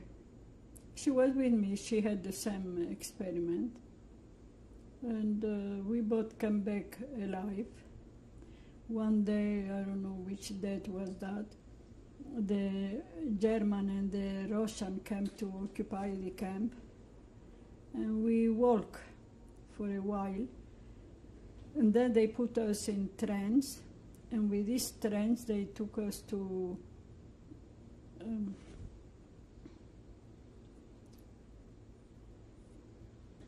I don't remember the name again. When did you get your tattoo? Soon we arrived in Auschwitz. What's the number on your tattoo? 41,530, 33, I think. You can read it. 39. 39 or 33. It's hard to see from here. It starts to some fade. girls I know, they took it off, but I never wanted. I said, why should I take it off? It is there. How many Greek women were in Block 10 with you? Not too many. About 30 girls. Did they all survive? No, because after 1 year or 2 years, they came to take them. There was no more experiment, and to bring them to Birkenau where they could work. They didn't take my sister and me because we were knitting and they had from house enough, and they didn't take us there. We stay all the time in Auschwitz. What did you use to knit? In the beginning we knit stockings, and then we knit everything, pullovers. They used to take those pullovers out and sell this in Poland. Who was they? Who was the people who used to sell it? The Blokova. Was she German? And another girl who was German too. Genya was her name. Do you remember what the Blokova's name was? No, that one I remember. The Blokov I don't remember. Ganya. I don't remember the Blokov. Where did she get the yarn for you to knit? I tell you, they used to go where I told you they took all our things, and then were a lot of pullovers from the. So they used to bring the pullover to us. We used to undid and make that and wash them and make the wool ready to be knit. But it was good for us. We were occupied. We were not hungry with my sister. And we even give to some people bread or thing because we had a lot. So they treated you better in the hospital than they did the average inmate in Auschwitz? In terms of the food? Yeah. But the same food. They didn't give us different soups or that. The same, but more. And when Jaco was there, as I told you, in this place, he used to bring us better things to eat. We were satisfied, as I say. I mean, we knew already what was happening. Work on the streets, this could not be possible from 5 o'clock in the morning. And breaking stones, or this was too much. But in the Block 10, you had a regular life. Did you meet any of the male patients that were brought into Block 10? We didn't have male patients. No males, only women. So it was strictly a women's Yeah. block. What did you know about Dr. Schumann? Dr. Schumann was making experiment to the girls, taking ovaries out, one of the ovary, and then they used to study, I don't know whether, but that's what he was doing, taking ovaries, operating the girls, and taking the ovary out. Did any of those women die? No. There was no reason to die from the operation, no. It was a very small operation. They had stayed 4 or 5 days in the hospital and they were out. What did Dr. Schumann do with these women once he took their ovaries out? Nothing. They just stayed in Block 10? That's all. With one ovary, you know, a woman can live with one ovary and have everything. So they were all right. Do you know of any other experiments that were used or done in Block 10? No, there was 2 of them. Did you hear of any skin cancers that were grown in Block 10? It wasn't done in Block 10. Maybe in another block, but not in Block 10. I saw that in Yad Vashem, but it wasn't done in Block 10. Not that you saw, you heard? I don't know where it was done, but that I saw in Yad Vashem when I went to Israel. Were there any other doctors that you came across besides Dr. Klauberg or Dr. Schumann that you remember? In Block 10, no. Did you hear of the Hygienic Institute? What is that? Hygienia Institute that they formed in Block 10? What is hygiene? It was a experimentation center run by Dr. Ernest B., who was a German. No, I don't know about that. Okay. How big was Block 10? He had 2 roofs. And inside maybe 5 rooms and the kitchen. Did you know anything that was going on in the outside world while you were there?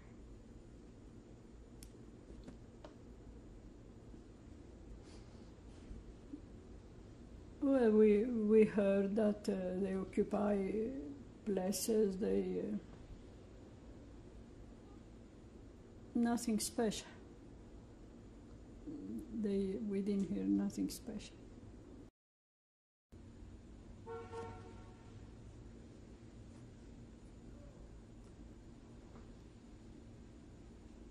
August 24th, 1995, I'm interviewing Sylvia Amar, AMAR.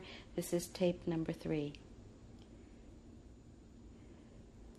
Did the other women speak to you about their experimentation and what was being done to them in Block 10?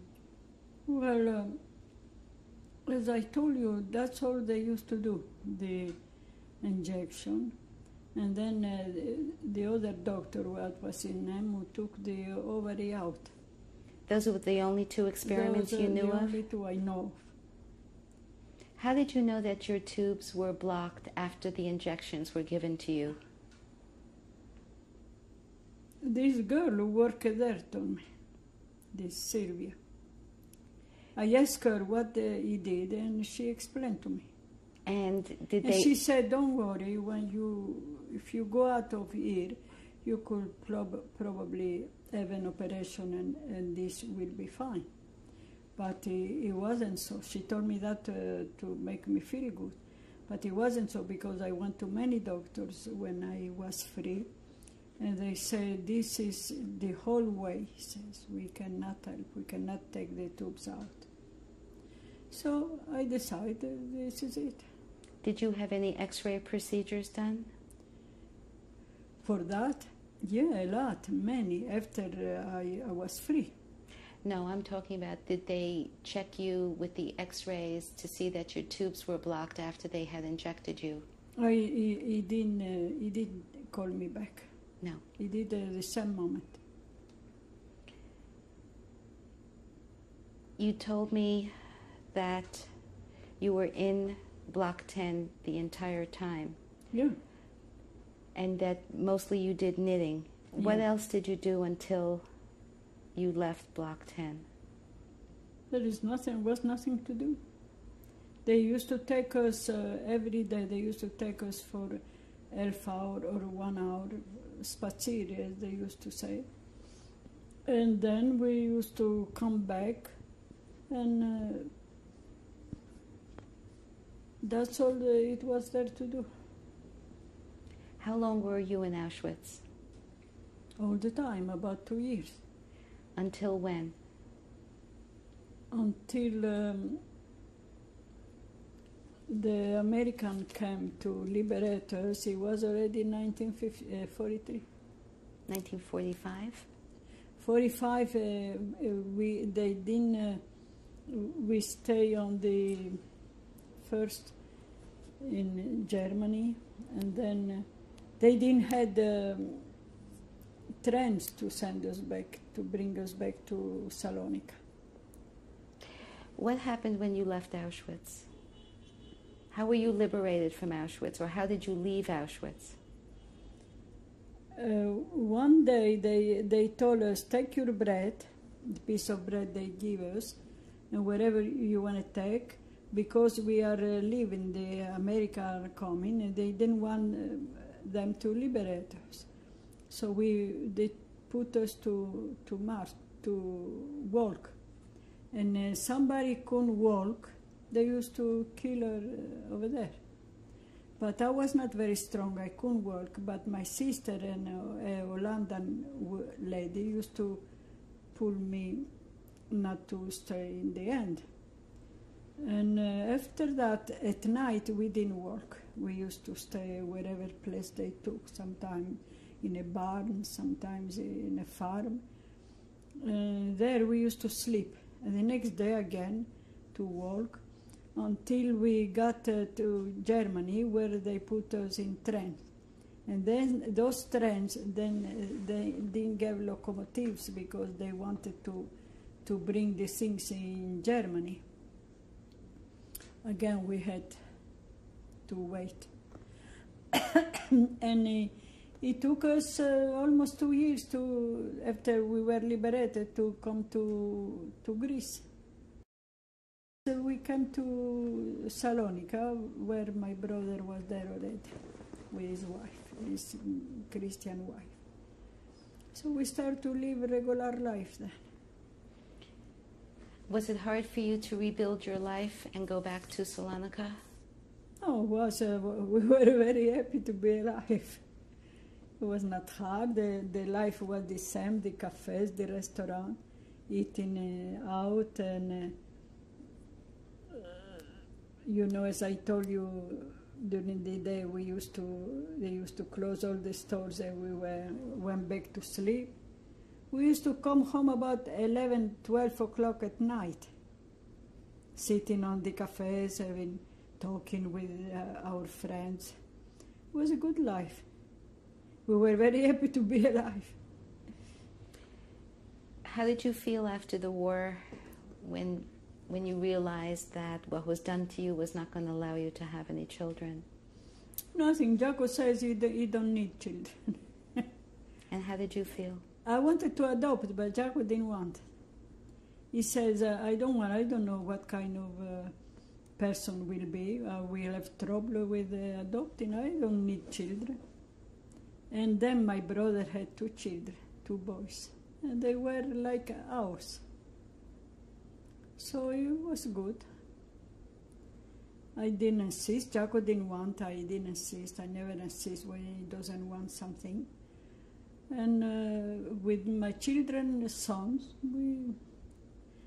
we had a family. When did you come to the United States? In 1951.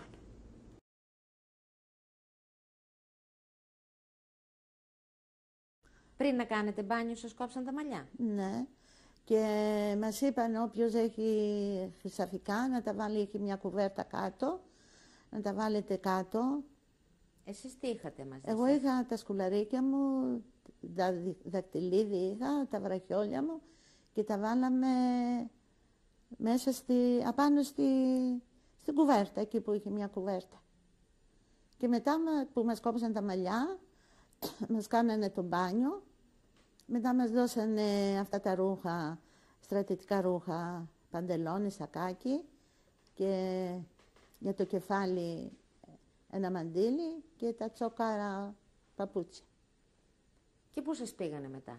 Στον Μπλόκο 10. Και εκεί αρχίζανε τα βάσανα.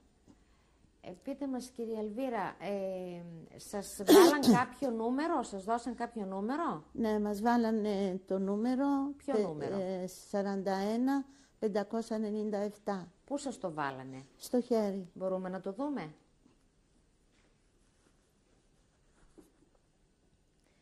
Πώς σας το βάλανε αυτό το νούμερο?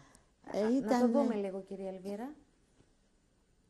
Πώς σας το βάλανε αυτό το νούμερο? Ήταν μια πένα με μελάνι και πηδούσε. Πηδούσε έτσι και μας κάνανε τον... Άντρας ή γυναίκα σας το έκανε? Άντρας. Ήτανε... Γερμανός ήταν. Μιλούσε, το ξέρατε ότι ήταν Γερμανός? Ναι. Σας πόνεσε όταν σας το βάλανε? Βεβαίως. Δεν σας βάλαν κάτι για να μην πονάτε? Όχι, όχι. Τίποτα. Μετά που σας βάλαν το νούμερο? Μετά που μας βάλανε το νούμερο, κάθε μία είχαμε το κρεβάτι μας. Είπατε ότι σας πήγανε πού? Στον Μπλόκο 10. Σας ρώτησαν τίποτα? Σας ρωτήσανε αν θέλετε να πάτε κάπου, αν ξέρετε κάποιο επάγγελμα? Όχι, όχι. Πώς σας ξεχωρίσανε? Εκεί δεν μας είπανε τέτοιο πράγμα. Εκεί μας πήγαν απευθεία για πειράματα. Εσείς ξέρατε τίποτα εκείνη την στιγμή? Όχι, δεν ξέραμε. Εκεί που σας πήγανε, πώς ήταν ο θάλαμος? Ήταν μεγάλο, χωριστό, ήταν μισές γυναίκες από το άλλο μέρος του θάλαμο και άλλες μισές από εδώ. Δηλαδή πόσες γυναίκες σε έναν θάλαμο? 200 είμαστε. Και σε κάθε θάλαμο, 2 θάλαμοι ήταν 100 στο ένα θάλαμο και 100 στο άλλο. Τα κρεβάτια πώς ήτανε? Τα κρεβάτια ήταν στρατιωτικά, ένα πάνω στο άλλο. Πόσοι κοιμόσασταν σε κάθε κρεβάτι? Από 2 γυναίκες. Είχε στρώμα το κρεβάτι? Είχε στρώμα από άχυρο. Κουβέρτες είχατε? Είχαμε. Όταν φτάσατε πια στο θάλαμο, ήτανε τι ώρα της ημέρας?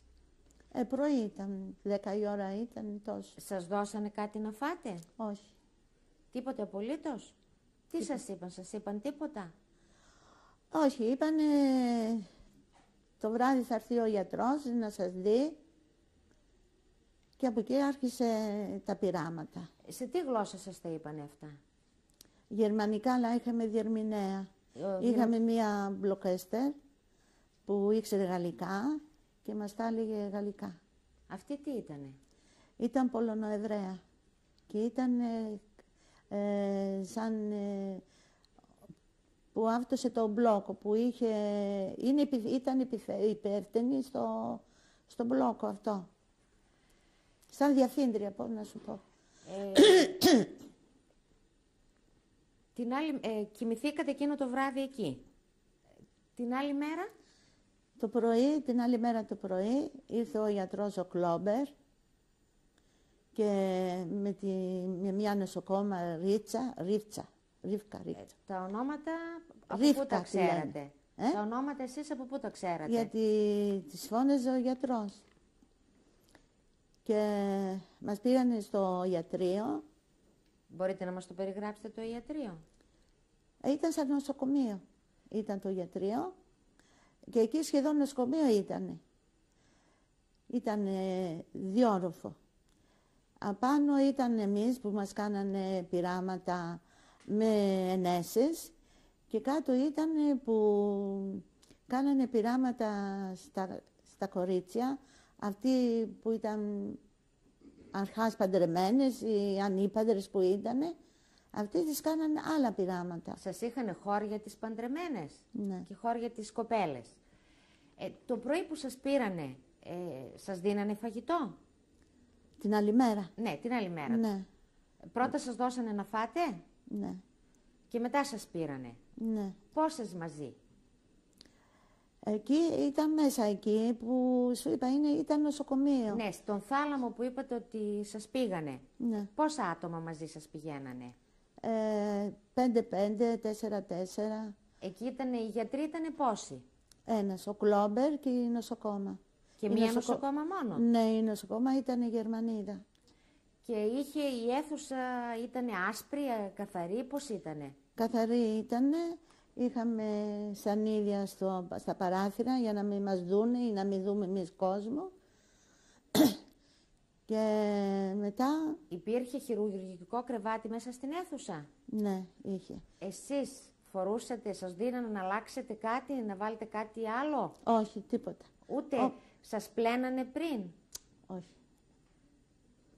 Παρακαλώ, περιγράψτε μας. Όταν μας φωνάξανε, πήγαμε, μας βάλανε σε ένα μηχάνημα, όπως εκεί που γεννάνε οι γυναίκες. Τώρα ντρέπομαι να το πω. De esto le dice que si quiere puede hablar en español. Nos pasaron la matriz y nos echaban inyecciones. Adentro de la matriz. ¿Quién? ¿El doctor? Klober. Antes de esto, la primera inyección era adentro de la matriz? Sí, nos metían una placa por aquí y una placa por atrás y nos abaixaba la metra y nos echaban inyección. Esa inyección era... βουλώσανε τις οθήκες, τη μήτρα. Εσείς πώς το ξέρατε αυτό? Σας το είπε κανείς?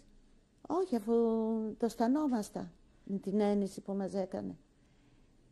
Τα βάζανε μέσα στις οθήκες και ζαρώσανε τις οθήκες. Δεν ανάπνεγε η οθήκη. Εκείνη τη στιγμή πονούσατε? Πολύ. Είχατε δει μήπως εάν ο γιατρός πώς ήταν ντυμένος, φορούσε... Άσπρα ήταν, άσπρα και φορούσε ένα καπέλαιο όπως φοράνε οι Ιταλοί με ένα φτερό εδώ. Τι χρώμα ήταν το καπέλο? Μπέζ. Στα χέρια του φορούσε γάντια? Όχι. Κανείς δεν φορούσε γάντια? Άλλο τι σας κάνανε?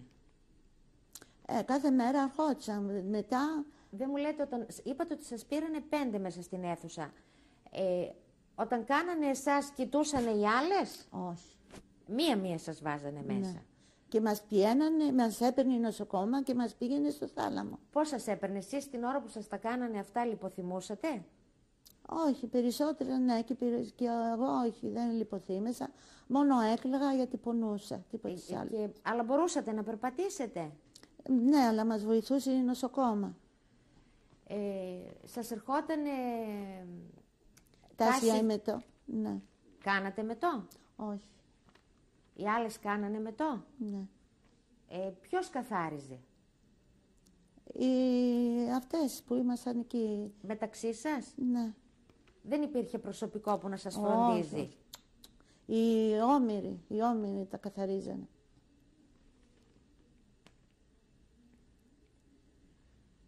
Ξέρατε αν κάποια κοπέλα πήγε εθελοντικά? Όχι. Άλλες Ελληνίδες ήτανε μαζί σας στον ίδιο θάλαμο? Ήταν περίπου 50 Ελληνίδες και οι άλλες ήταν Πολωνέζοι, ήταν Γαλλίδες, ήταν από την Αυστρία, ήταν από ένα άλλο μέρος, δεν το θυμάμαι, που τώρα είναι κομμουνιστικό τώρα εκεί. Πείτε μας, αυτές τις Ελληνίδες τις γνωρίζατε? Ήταν από τη Θεσσαλονίκη? Ναι. Θυμάστε να μου πείτε κάποιο όνομα? Ήταν η Μπιδινίδα πρώτα. Το επίθετο παρακαλώ. Μπιδινίδα Μάνο. Ήταν η Σάρα Βαένα. Ήταν η Ρασέλ Καράσο νομίζω. Ναι, Ρασέλ Καράσο. Ήταν η Μπέλα Ραζόν. Αυτές ήτανε που τους γνώριζα εγώ. Είτε και άλλα, αλλά ήταν η Λούνα Γκατένιο. Ήταν μια Άννα Αγιάς, αυτή. Ποια άλλη ήτανε? Τις άλλες δεν τη θυμάμαι. Ναι, ήταν μια Ντορίκα με τη μαμά μαζί. Αυτή ήταν κοπελίτσα. Η Ντόρα, αλλά ήταν με τη μαμά της μαζί.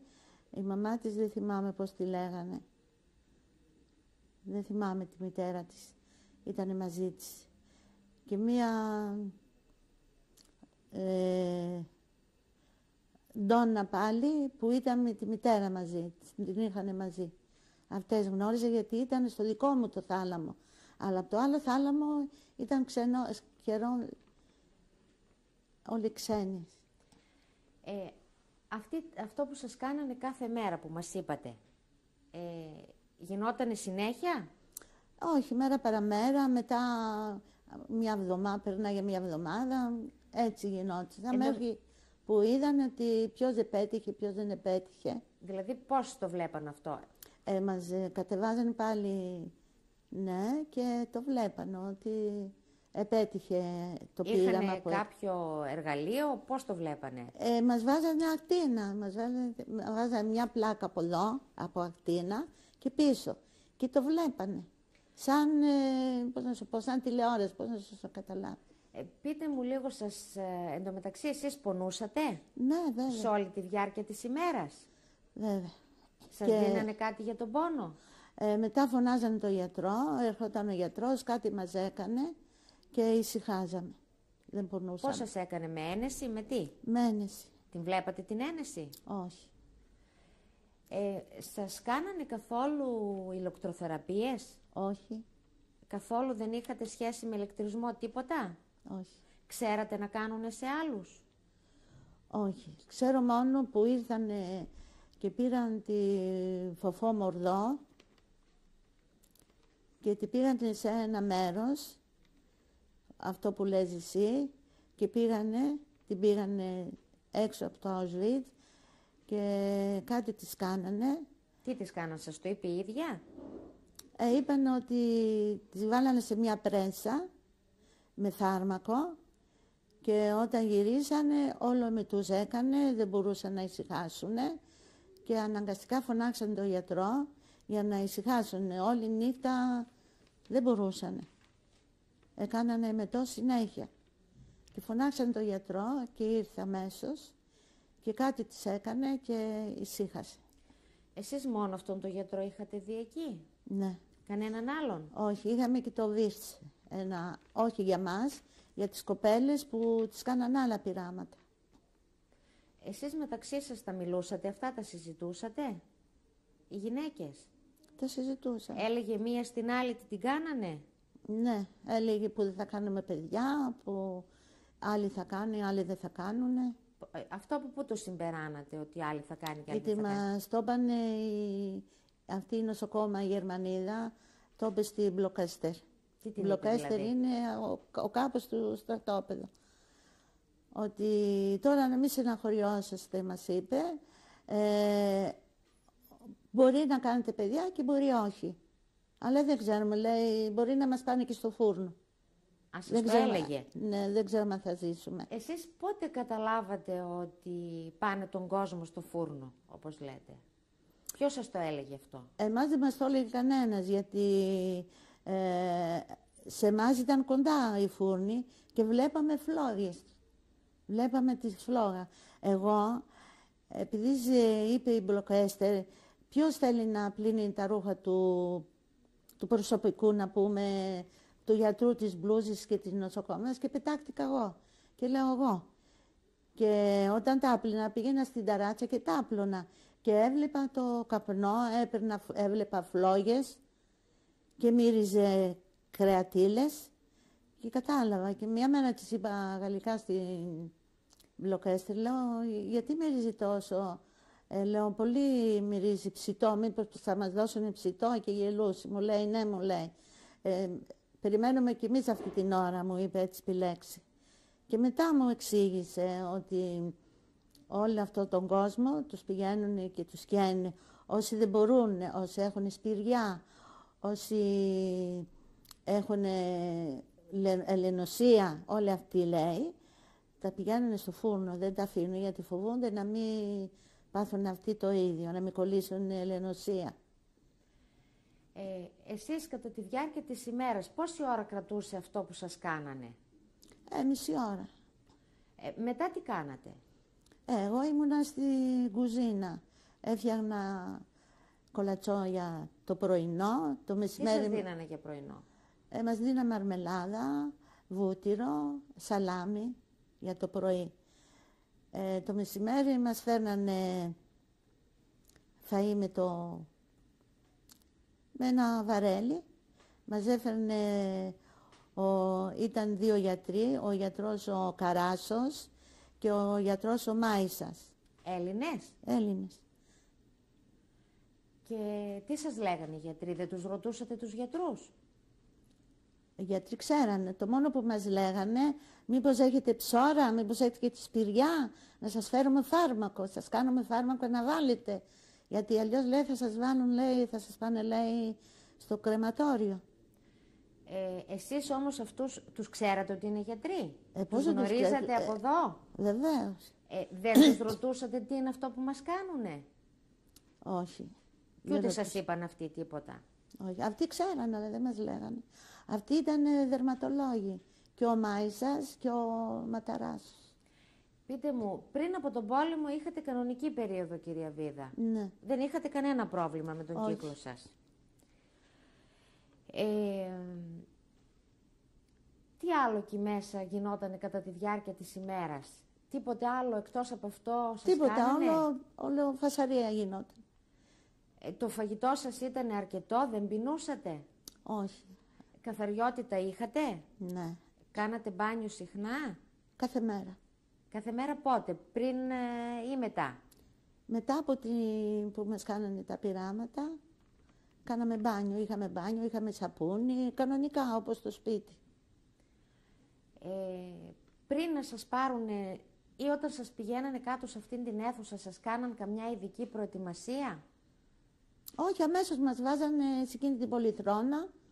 Pues arraparon los cabellos de abajo? Sí.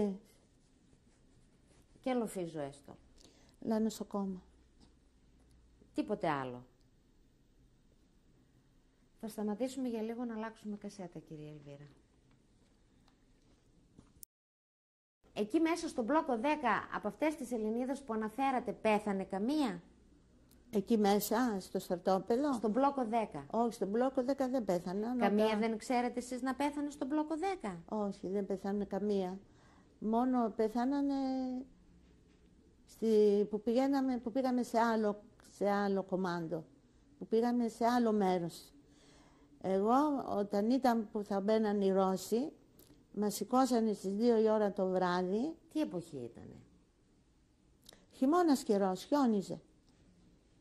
Και μας βάλανε στα βαγόνια και μας πήγανε στο Νόιστατ. Μας αφήσανε εκεί στο σταθμό του Νόιστατ και αυτοί φύγανε. Το Νόιστατ τι είναι? Στρατόπεδο. Στρατόπεδο λεγόταν εκείνο το μέρος Νόιστατ. Αυτό το μέρος μας αφήσανε μια εβδομάδα στο σταθμό, μες στο χιόνι, και μάλιστα εμείς βάλαμε μια κουβέρτα πάνω στο χιόνι να κοιμηθούμε. Μετά από μια εβδομάδα ήρθε ένας μεγάλος, να πούμε ένας Γερμανός, και μας έβαλε σε μια χειρόνα. Φαγητό σας δίνανε? Όχι. Ήσασταν νηστικοί μια εβδομάδα? Και μας βάλανε σε αυτή τη χειρόνα. Πολλά άτομα? Όσο ήμασταν, 100 εμείς και οι άλλοι, χωρίζανε. Και βγαίναμε έξω, πηγαίναμε στα σκουπίδια, ό,τι βρίσκαμε τρώγαμε. Πότε λάχανο, πότε αυτό κολοκύθι. Εγώ το κολοκύθι ούτε να το δω θέλω. Γιατί άρχισα να κάνω μετό μέχρι τη χολή. Τόσο μετό έκανα. Μετά από λίγο διάστημα μας πήραν από το Νόιστα, μας πήγαν στο Auschwitz. Με τι σας πήρανε? Έτσι θέλανε αυτοί. Όχι, με τι σας πήρανε? Με τι μας πήρανε? Με το τρένο. Μας βάλανε στο τρένο, μας δώσανε κονσέρβες. Τι κονσέρβες? Από κρέας, κάτι άλλα πράγματα. Και κατεβήκαμε στο Auschwitz, μας πήγανε σε στρατόπεδο και εκεί πηγαίναμε στη δουλειά. Σηκωνόμασταν στο πρωί. Σε ποια δουλειά? Τι δουλειά κάνατε? Θα σου πω. Πότε μας πηγαίνανε να κάνουμε ασφάλτο στους δρόμους. Πότε μας πηγαίνανε να φυτέψουμε πεύκα.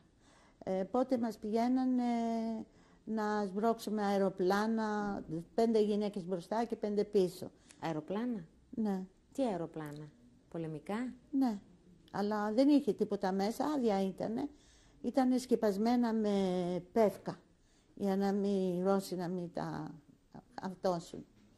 Και για μια στιγμή οι Ρώσοι πολεμούσανε και ήρθανε και ρίχνανε βόμβες συνέχεια και μας είπε η Γερμανίδα θα πέσετε μπρούμτα και θα περπατήσεις όπως περπατάνε οι γάτες και θα πάτε εκεί απέναντι. Και πράγματι μόλις πήγαμε εμείς όλες οι μπόμπες πέσανε εκεί που ήταν τα αεροπλάνα. Αλλά γλιτώσαμε όλοι, καμία δεν έπαθε τίποτα. Και μετά μας πήγανε στο Μπλόκ πάλι.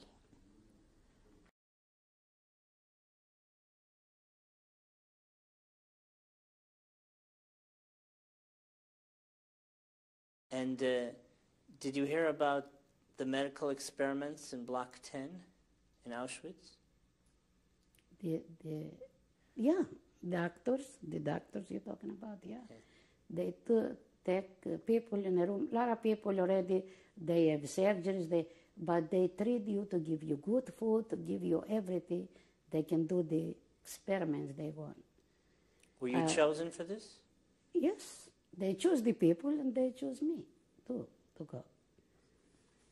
And I even know what they're going to do, and like, I don't care that time, to tell you the truth. Whatever happened, happened. The only thing I say, to not kill me or do something, they're going to do the doctors. But I was so lucky because I saw this, the friend Flora Dabo, very sweet lady. If you meet her to see, but she's very upset because they don't have no kids, because they sterilize her. They make experience to see people what to do. The doctors, they learn with the Jewish people. This hospital was full inside, all Jewish people. 10 beds inside one room. Each day they take inside one woman. They check, they do this. All day you stay in bed, you don't do nothing. You don't work, you don't do anything. They keep you there, can take you to check. Not, they choose people, they don't take everybody. I was with her together. But poor lady, she did it, I think, so 2 weeks before the liberation air. How was it that you were chosen? Pardon me? How was it that you were chosen for an experiment? How old I was? No, how was it that you were chosen for an experiment? Very bad. I don't know at the beginning, after I learned inside what they doing. They took us over there, I say, come, we bring us in a nice place, clean everything. But say, they do a lot of experiments, surgeries, this and this. But I lose all my parents, I say, I don't care if I die or do anything to me. Because I know I was alone, no relatives, nobody. I don't care if I go back or not go back to Greece. But, I mean, why did they choose you? Did you look beautiful? I have no idea why they choose me. They don't care. They say, you stand up like this and they pass you this way, you this way, you this way. I don't know why they choose me, why my cousin used to cry because they separate us, they took me in this room. Yeah. After the liberation, I meet my cousin again in this room. How long were you there for in total, in this Block 10? 15 days. Mm-hmm. And so what were the tests that they did on you? What do you remember from all of this? Not very much. They take me in a room, they check me, they hear my heart, they do this, they do things like this. Until 2 days, I hear people, they said me, they're going to go in a room to do something. Nurse. Was one lady, nurse, but it was not bad woman. He said, they're going to do some kind of surgery for you, he said to me. Don't worry, nothing going to happen to you. He says, I don't care if they happen something to me or not. Because I was there, what I can do? I can do nothing. Was nobody around me, nobody. Even my cousin was separate at that time, because my mind, I have air now. Because with this cousin, I grew up in the same house. 2 daughter-in-laws, he got in the same house, my grandma. Was, these years, they have big house. The boys, they married, they have the women inside. And I raised together with her. And she was crying and screaming because they miss me.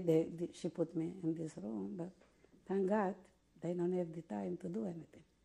See, the Germans only gave you like a medical checkup. Yes, this time they give me medical check until the time come.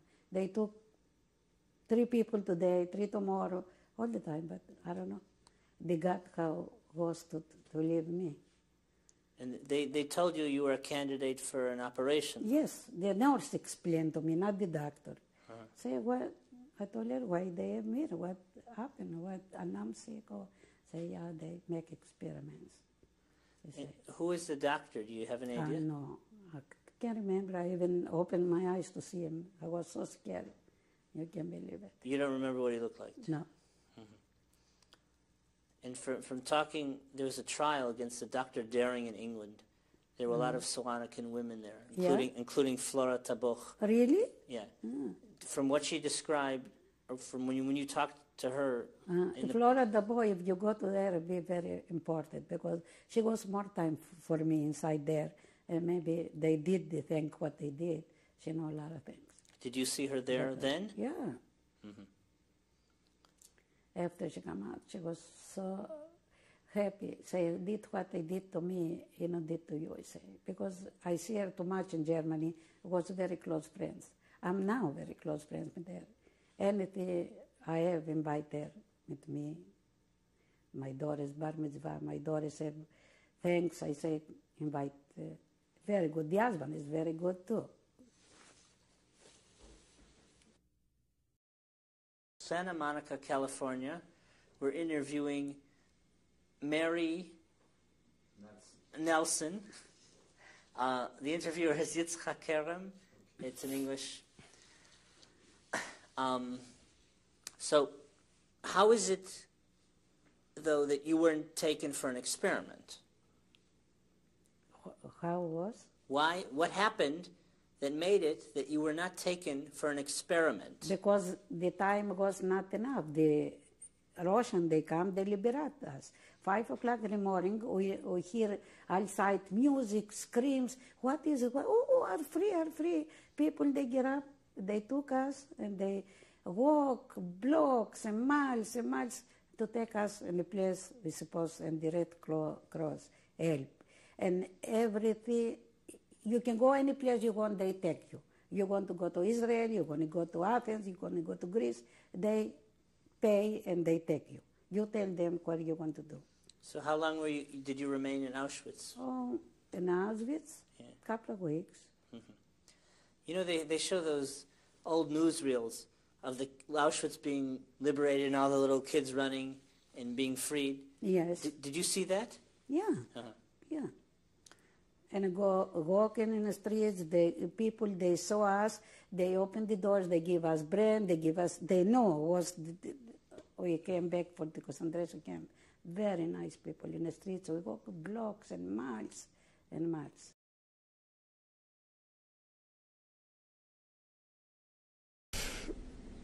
And when we arrived in Auschwitz, it was at night.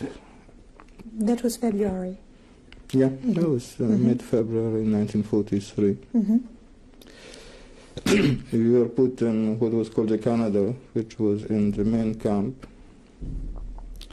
where they were keeping the stuff, valuable and clothes taken from the people who came to Auschwitz. Obviously, that was not the regular arrival to Auschwitz. No, clearly not. And the reason we were put there because we didn't know it at the time, but the families went to be separated, so that was the only place in Auschwitz where they could. Women were put. When apparently there has been a request from the Hygiene Institute for some biologists, and Professor Fleck, who was the chief of the group really, was working at the time on a vaccine against typhus based on urine from sick people. I mean, the project never worked out. The actual vaccine was made from eggs, but that's the reason why we are given this somewhat special treatment. And so the people were made to go to the Hygiene Institute. Where was it located? In Raisko, which is a small village, not very far. Not very far. I mean, all these places are within walking distance.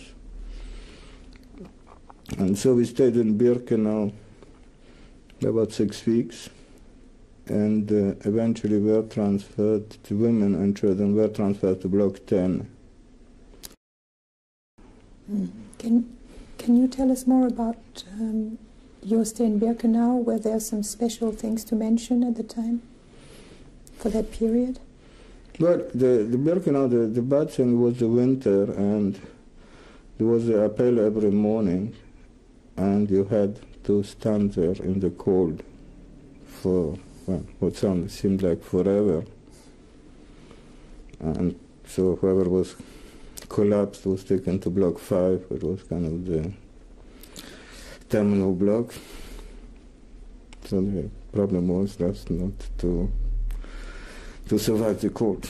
And what about your day?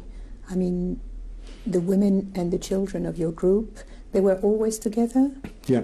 They went to this institute together? No, not yet. No, not yet. Not at this time. And so we basically stayed in the block and no waited. work for the women? No. Nothing? Well, for this particular group, I mean, this was the Block 2 was the block where the ladies or the women from the Schreibstube, the administration, lived.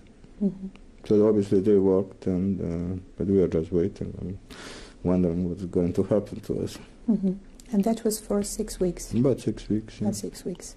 And then the women and children were transferred? To Block 10 in the main camp. Can you tell us more about this Block 10? Yes. Well, they were sort of two blocks which were isolated in the camp, which was Block 10 and 11. And Block 11 was the disciplinary block where the executions took place, basically. And the two blocks were kind of, there was a courtyard which was closed out between the two blocks, and that's where the black wall was. And the windows on Block 10, where the women was, were that kind of shutters, so you couldn't see really outside. They would let some light from the top. The Block 10 was where the subjects were kept for the experiment, which the German doctors did, more specifically Dr. Klauber, and also twins, because they're also doing some experiments with twins. I'm not familiar with the details, apart from seeing some very sick people. And also so the people subject to the experiment lived there, some medical staff associated with them, and there were some operating rooms, and that's also where the prostitutes lived. Approximately how many women were in this block? About 100. About 100? Yeah. And what was it like inside for you to live with your group of women? Were you isolated? Was everybody together? Big rooms were sort of bunk beds 3 high, and that's where we lived. And, if you want, the block was locked every night, and I was waiting forward to that moment, because that was kind of the sign that I would live till the next morning. Did your mother start to work at the time? Did she go to the institute? That's when they started? That's when the work started, and what the main work there was to do blood and urine analysis on people who are going in transports, which means mostly by the time the results came out, most of the people were dead or God knows where. So it was kind of make work thing, but... Could you describe this institute and the people in charge of the institute? Well, the chief was Dr. Bruno Weber. He was an Obersturmführer Weber. It was Dr. Münch, who was his assistant, and a couple sort of non-coms. I think one I remember is Zabel, that's his name. And that was a kind of, as I say, it was a shelter place for both the SS people and I think the people who worked there. Approximately how many people worked at the institute? 30 people. 30 people. What was your mother in charge of? She was doing some of the blood analysis. What about your father? My father was in charge, I mean, since he wasn't medically trained, he was put in charge of the sterilization of the equipment. So he was running the autoclaves, and that way he was allowed to keep the watch, my grandfather's watch, which he kept with him all the time because that was needed for his work. And what about the other people of your group in the institute? Did they do their specialty? Professor Fleck went on with his research? I believe so, because he gathered great volumes of urine from the prisoner, from the Riviera, from the hospital. But I say it never panned out. At this stage, it was more make work than anything else. I don't know. It wasn't serious research or serious. What was the discipline like in this institute? Well, inside the institute, I would say it was fairly liberal. I mean, there was no institute, no discipline. I mean, it was nothing like a campus. You could people could walk about. I mean, everybody was wearing their white coats and so on. What about the food? Did you depend on the institute for food or on the camp? Well, we got the camp food, obviously. It was a quarter of a bread a day. Occasionally, let's say we got some guinea pigs because they were used for the lab and some disappeared. Also, once I remember a horse was killed, and it was lucky because it was the winter, so he was frozen in a lake, and that kept us going for a while. Mm-hmm. But you didn't have any special food treatment in the institute, nothing particular? No. Well, I say there was a vegetable garden and where I worked, and so occasionally we could pinch some potatoes or carrots from there. Mm-hmm. Okay, we'll stop the tape now. And so you were talking about the vegetable garden. You were working there. Actually, you as a kid with the other boys, what well, there was only one boy at the time. Only one boy, and, okay. What did you do the whole day? Well, I hung about or I worked there. And, but you were always with your mothers? Correct. Oh, okay. So you worked in the vegetable garden? Yeah, well, I say in the autumn there were, when there were berries in the woods there, because there was lots of wood then, Block 10 had what was called a Kreuter Commando, which was to gather blueberries and strawberries, wild strawberries, and that's also something I did. It was mainly done around the crematoriums in Birkenau. So who went in this commando? Well, with the women who were in Block 10, the patients, so-called patients, and so the two kids went. At the time, by that time, there was another kid whose name was Peter, so the three of us went there. Your mother's too, or she went to the institute? No, she went to the institute. So sometimes you were separated? Yeah, but only for the day. And you saw your father all the time? I saw him more or less every day, yeah. Although he was living in another block, of course. Yeah. Okay, and this life lasted until when? Well, until January of '45, when the camp was evacuated. Before we go into that, I mean, there were other kids in the camp, but in the main camp, it was what's called the lifers, the couriers, and they were somewhat older. You remember some of them? Well, I didn't know them. I saw them, but it's not something, I knew them. I know, and then one day, towards the end of 43, they all went. After that, I kind of got very worried. But you were always left safe in Block 10 with your mother? Well, nothing special happened there was to you? No such thing as being safe. No, I certainly, well, I wouldn't say that I was physically maltreated at any point. But, well, one did live in constant terror, let's put it that way, because there was no assurance whatsoever that what might happen. I mean, we were the only kids, the three of us were the only kids there, so it just wouldn't have taken much for someone to decide they didn't want kids.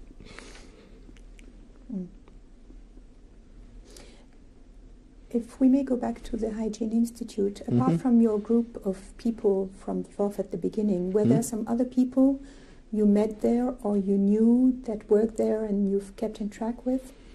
I said there was a doctor from France, Dr. Oval, who was there. There was a lady from Holland who was a sculptress who was also there. Dr. Burstein, who also worked there and who later moved to Paris, and Dr. Gudes, who also moved to Paris afterwards. From what you mentioned, most of the people who worked in this institute finally managed to escape at the end of the war? I wouldn't know. Well, I know it's young. From the one you mentioned? Yeah, the ones you mentioned, at the yeah. time. I mean, certainly, as I say, in the group you were in, Professor Fleck's wife died before the end of the war, and Dr. Ohm's wife died, and Mr. Blankenheim died, and that was after they've been to Buchenwald, and okay, we'll see that then. so get back to that later, maybe. All right. Okay, so you mentioned January 45. You had to leave the camp. Can you tell us the circumstances? Well, before we move on to that, maybe I can say something more. Yes. About please. Auschwitz. Yes, please. The other sort of terror was that just about every few days they were bringing people into Block 11, and then that half of the Block 10 which was facing Block 11 had to be evacuated, and then we had all the shots of the executions, and so there's blood running under the door, so that was somewhat traumatic. And then we saw the people who actually did the executions, like there was one prisoner who was called the Grosse Jacob, the Big Jacob, and he was the guy who was actually taking them, because once I sneaked in and looked through and holding the shot, and that was a bad experience. And that happened regularly? Sorry? That happened regularly? The executions very much, probably once or twice a week. And these are mostly resistance people from Poland, a lot of priests. I mean, no Jews, because Jews didn't get that far. Occasionally Jews from the camp itself who committed some offense, but that was very rare. The other sort of source of terror was medical people, doctors, because also a lot of people were killed by injections there. And one was, when you saw a doctor, you were extremely frightened. You remember the doctors who were in the block, who worked in the block? There were women. The doctors who did the executions didn't live in the block, they were in the Riviera, the hospital. I knew one of them.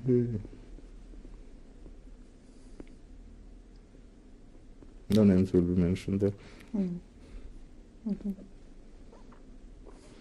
Okay. So. Okay. Is there anything else you would like to talk about from Auschwitz? So we'll leave it at that.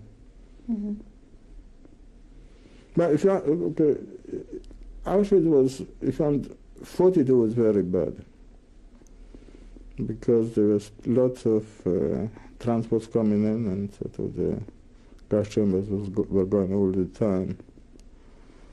After Stalingrad things kind of slackened off. I think I don't know if they were sick of killing or beginning to get frightened, but things were somewhat easier. At that time there were also lots of air alerts, probably Russian planes, I don't know, and they had sort of these big fog generators all installed around the camp. So when they went on, then we didn't have to work. That was fire round. And so, then in January, basically, the Russians were getting closer. And at the time, we didn't look to have been liberated with a lot of joy, because we thought we would all be killed before anyway. So it was kind of, looking at that advance with very mixed feeling. Did you have any news from the advance of the Russians? Occasionally we would get the Völkischer Beobachter, it was the German paper. I remember seeing one when, after the landing in Normandy, that was probably about the 8th of June. We got one about 2 days later and knew that the landing had taken place. Where did you find the newspaper? Usually the Germans left it around. In the institute? Yeah. Mm-hmm. That was an understanding of sorts. That they would leave the old newspaper. So then we were told to gather whatever we wanted, could carry. It wasn't much, and it was bitter cold. And we set out on foot toward the west. That was so. Then there was about 40 kilometers, most of it. Most of it on foot, and then, since my mother couldn't walk because of her limp, she was put in a cart and I got on the cart with her. Who traveled with you on this Well, journey? There were some Germans, you see, and they had carts for their stuff. I mean, the cart were they were Polish peasants who were told to come with their cart and go there. And actually the cart was bad because I nearly froze to death there. I mean, as long as I was walking, I was, well, it was not comfortable, but at least awake. But on the cart I nearly froze. I was lucky we got there before. And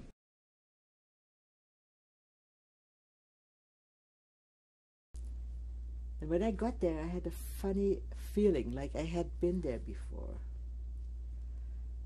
It seemed familiar. I could say where the town was. I could say where Forest was. It turned out later that my great-grandfather came from that direction. I don't know if this is possible. Maybe it is. Anyway, I got into that married woman group, and from this married women group, what is his name? The doctor in Auschwitz. What is his name again? He's the angel of death.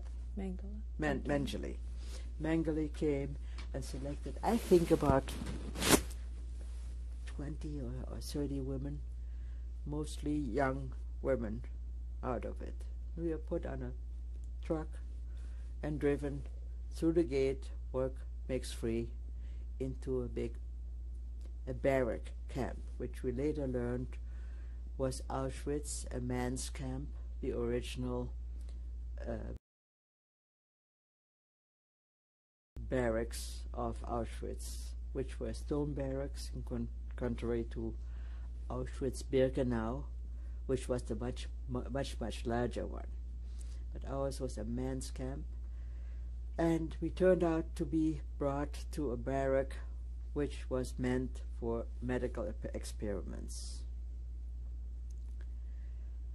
I don't remember if they had done any experiments before, but I learned then that the early prisoners of the camp had the best functions.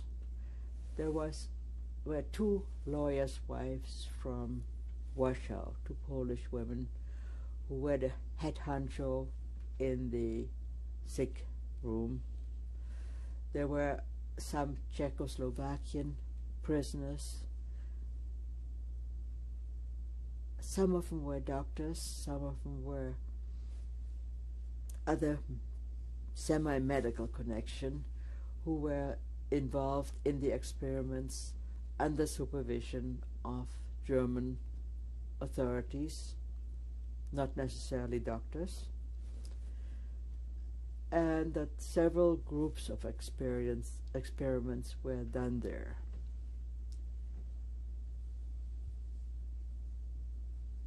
While we were there, I think there were already a few of those sterilization, but I later learned, sterilization tryouts done by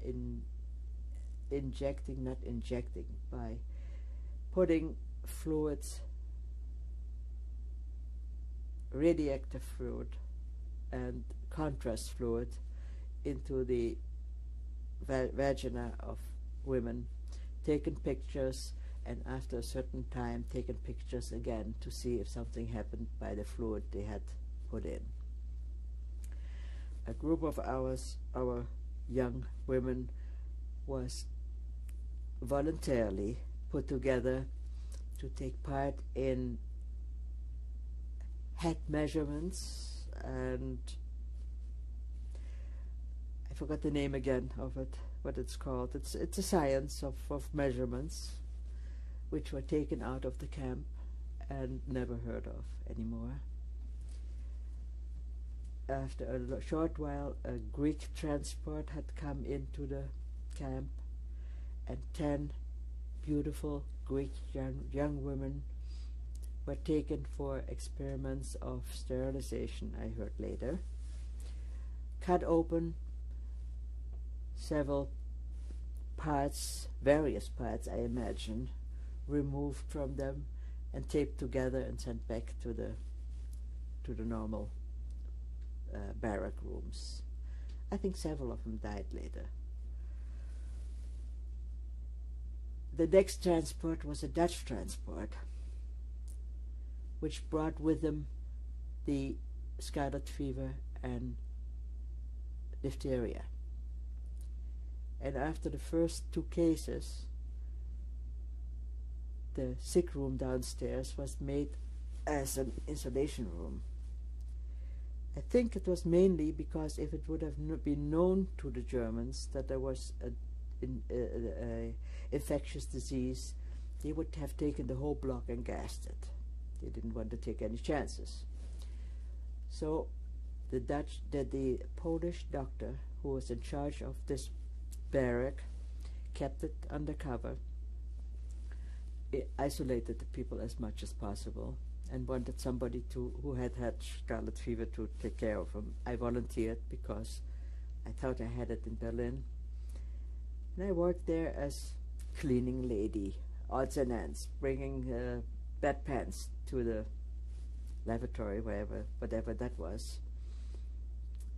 The hygienic situations were not very favorable, but pretty soon I took care of practically everything there. And when the people were very dehydrated from dysentery or from the fever, the only thing we could do was what you would do now is intravenous. Take a big ear syringe, connect a little hose to it, and put a needle in that hose, and press the salt water, the saline solution, into the upper leg with another person with 2 little cotton balls, massaging it into the tissue. That was the way of adding some moisture to it. I was the one who gave shots later. They didn't want the Polish women who were in charge of it do it. I was woken up at night several times to give a shot of whatever we had. I don't know, we didn't have much shots, so it must not have been too often. And I managed to get infected myself. Not by purpose, but I was a nail biter and I had my fingers in my mouth very often and got the bug that way. And I was very sick. I was told later that I was 12 days practically unconscious, that the Polish doctoress who liked me, again my guardian angel, gave me the one injection which they had there, which was a forerunner of penicillin. It was called Globocit. It was an egg white product. I don't know what it was, but it was the only thing which was limited available to them. And I do remember that I was conscious of it, and I said, I got like a veterinarian, stepped the thing in, and that was done. But I recovered, I got okay. My throat was my sore point later, and I think I got rheumatic fever by a sore throat, which I had to keep open with a toothbrush later in that time. But I managed to survive. Meanwhile, my husband had come from another camp to a barrack next door to us, a sick camp, sick barrack. They did crazy thing. They worked people to death, and then they took them to a barrack to get better. Not to understand what the system was, really. But from that barrack, I had contact with one of the persons, the man who brought our food in, the big kettles with food. He took whatever I could send, a piece of bread or a piece of sausage, which we had gotten, which was my portion, to my husband. He took letters along and sometimes brought me a note from him, and also got me the news that in March or April 44, my husband passed away a normal way, after having been kept from a selection 2 times by, again, somebody who wanted to do something for me and put her influence to her Kohani boyfriend of that other block to keep him out of the truck. And he died a more or less normal death, depleted by tuberculosis. Life went on, and our block moved later. Oh, I got involved in having to go to the experiment station and had a treatment. Can you describe that? It is what I think it was. A big syringe with liquid, which was pressed into your vagina to reach the ovaries or whatever, and we didn't know what it was that time, either insemination or sterilization. We didn't know. Some people claimed it was very painful.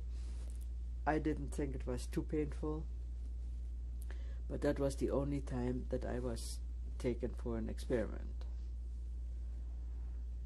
And I think I didn't even get any further than having been checked once afterwards.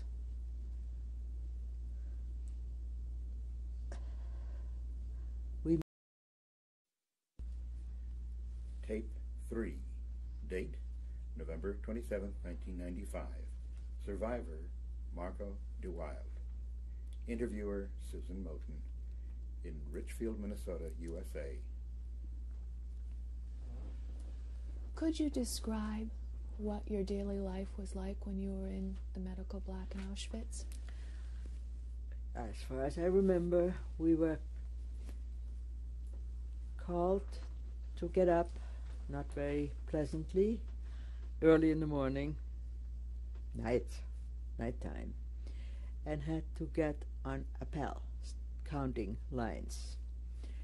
Most of the time inside, in the building, in the big corridors, where your number was called and you had to say present, but sometimes also outside. After that, your reward was a bowl, a brown quart-gallon bowl of liquid, unnameable, undefinable, so-called tea of coffee, but it was something warm, and it was probably boiled, so that was the only liquid, the only water which we drank. We couldn't drink the drinking water because that was cholera-induced or something, whatever. And after that, everybody went to its own part of the barrack. There were two floors. Downstairs were the experimental and administrative rooms, the 2 sick rooms, and upstairs were 2 sides of bunks with a stove, built brick stove. I think nobody who has not been in Germany or in Poland would know what this is. It's something built on the floor with a big opening to put heating material in, and the chimney going out on the same width, same length, same whatever.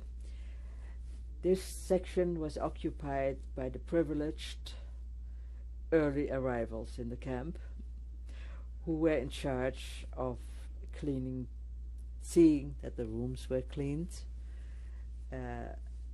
preparing their stolen food, which they stole from our portions and used for themselves, made use of their privileges. And then us poor normal prisoners had to straighten out the beds. It's a bunk was, instead of 6 boards in them, probably sometimes had only 3, a straw mattress on top, a horse blanket to cover up with, and I don't know what a pillow was. I think it was straw too, I guess.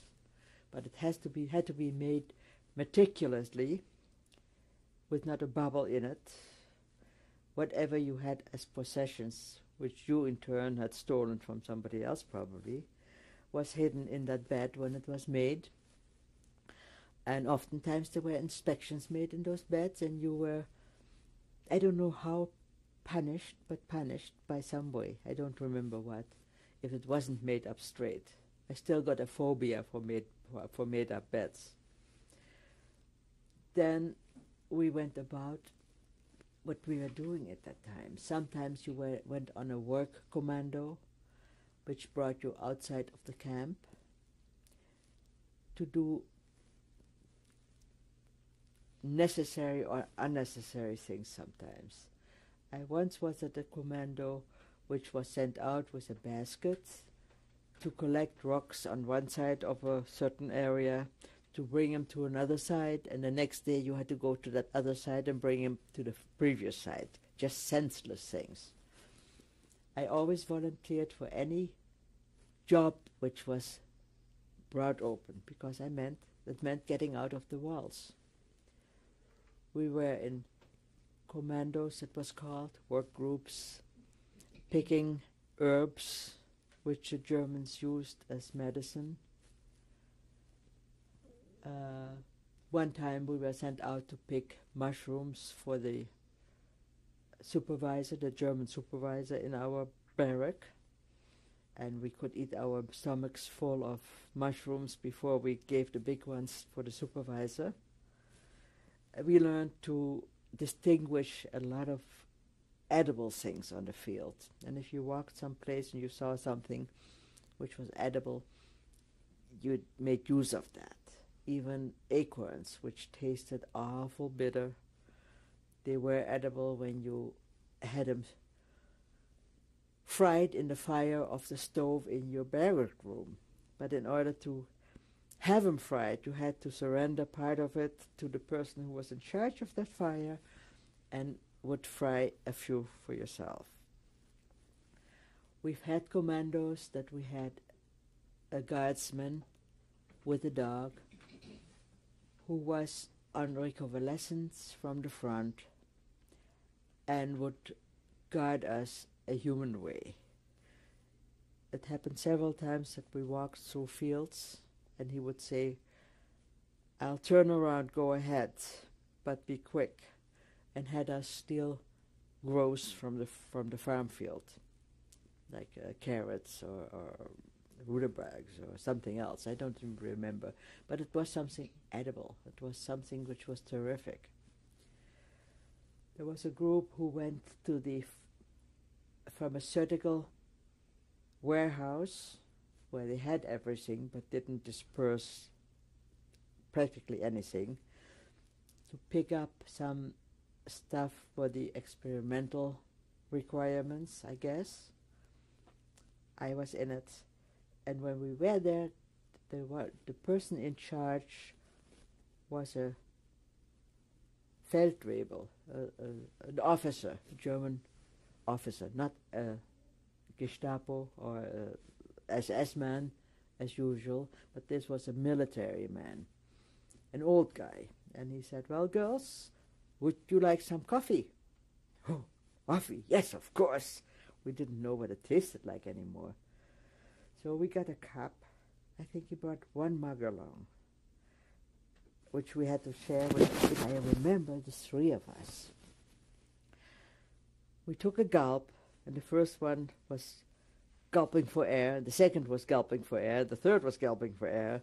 It turned out to be creme de coco. Very strong stuff for us, but something incredible.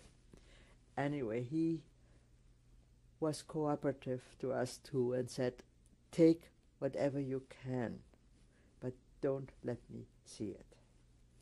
So we could collect some things there, and I don't remember what we collected, whether it was only medicine or some other stuff, because that was also in that Canada district where all the supplies were, and very well sorted out and done. So I don't know what we took. And I think we took some clothing too that we could wear, because we had gotten clothes there and had to do with it all till the next time that you were deliced, which meant going to the shower. Your clothes were taken away from you, whatever you had was taken away, and you got new distributed new wearing stuff, which was the discards of whatever had come there. What else did we do? You spoke of some women that you were with.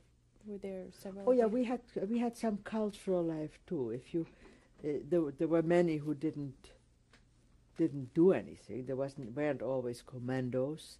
There wasn't always something to be done, like sewing aprons or brass from stolen sheets for the upper class in the barrack. We got together and philosophized, talked about the dreams we had for the future, talked about what life was like, and sometimes it was very, very exerted or in unrealistic ways of thinking like it used to be. There were some market tenders, women, that if they could have had gold plates, they would have eaten from gold plates at home. But that was the illusion of what we had in mind of how it was. And we talked about what we would do if this would ever end and we would come out. We had a group of girls who wanted to go to Israel when it was over, and they did. Some of them are still alive. We had some intellectual people, one of which was a Greek actress who spoke German, who at sometimes was reciting poems. Some of us made up poems and recited them or told stories. We could always find some cultural background and then talk about remember when and what are we going to do now. But a lot of it has disappeared in oblivion by not even remembering what you did every day. It's crazy how you can go through traumatic experiences and not remember. I do remember that we had bed bugs, and that I had gotten a sheet from a girl which I knew from Holland, who was a nurse there. She was the doctor's wife and became a nurse in one of the sick rooms. And she had organized, it's called, a sheet for me, which was my death trap almost, because every night when the lights went out, all the bed bugs of the area gathered to that white sheet. And I had to take the sheet, shake it out over the railing of the stairwell, preferably in the neighborhood of the guards woman downstairs, and got rid of the sheet pretty soon because it didn't serve its purpose. So I think it ended up being an apron or bra or whatever. The commanders itself for our common group, the ones which were just there to be guinea pigs, were not too variable. It wasn't too much to be done. Only when they needed something specific done, they required a group. And one time, I remember, I had gallbladder trouble. And here again, I was very well treated by that Polish doctoress. I don't know if I got medicine or she just let me stay in the bunk. And somebody else went in my place for a commando, for a work group. I don't know whether she's checked out by number. All of a sudden there was a call, is number 47574 here? I said, yes.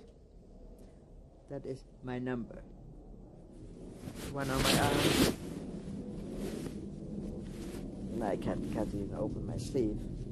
But that number was given at arrival, 47574.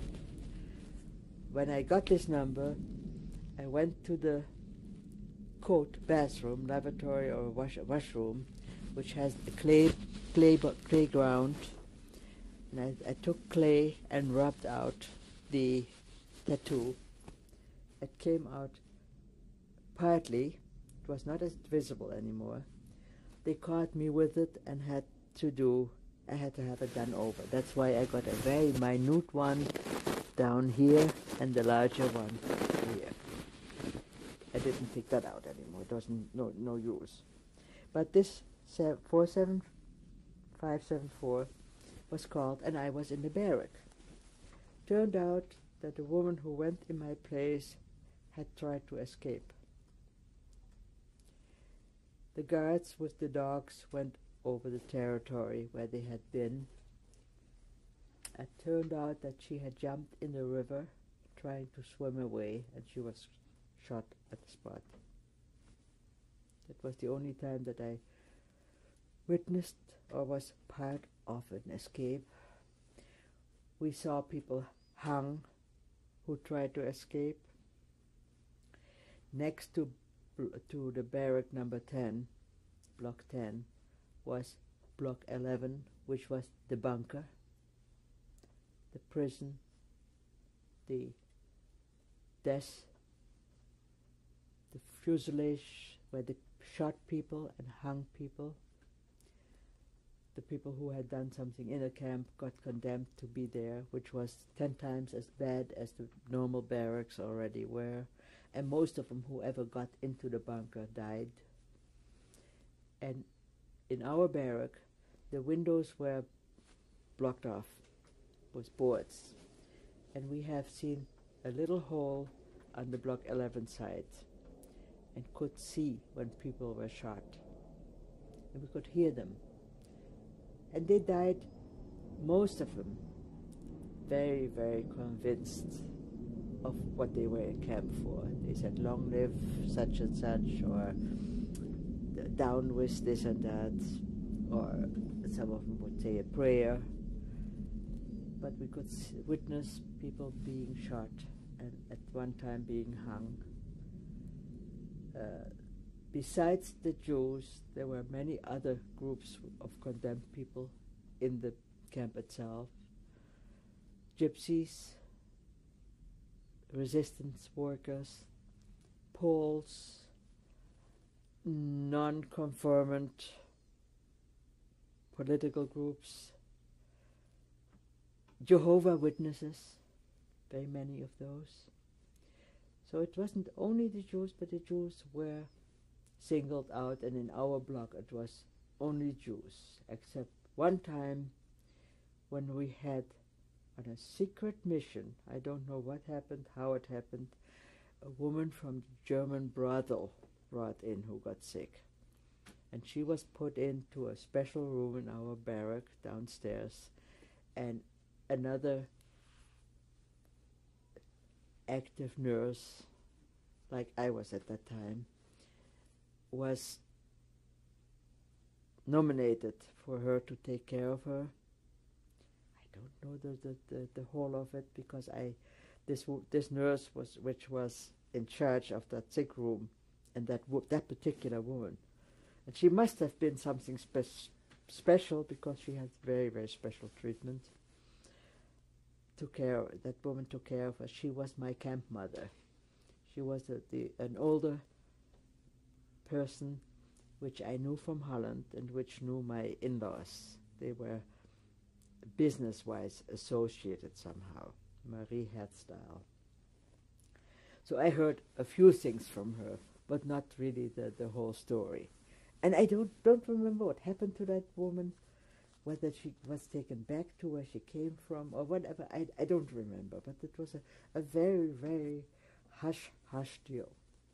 She must have been an officer's whore or something like that. Did you have any encounters with any of the people? You mentioned a woman guard or any other people while you were in this barrack?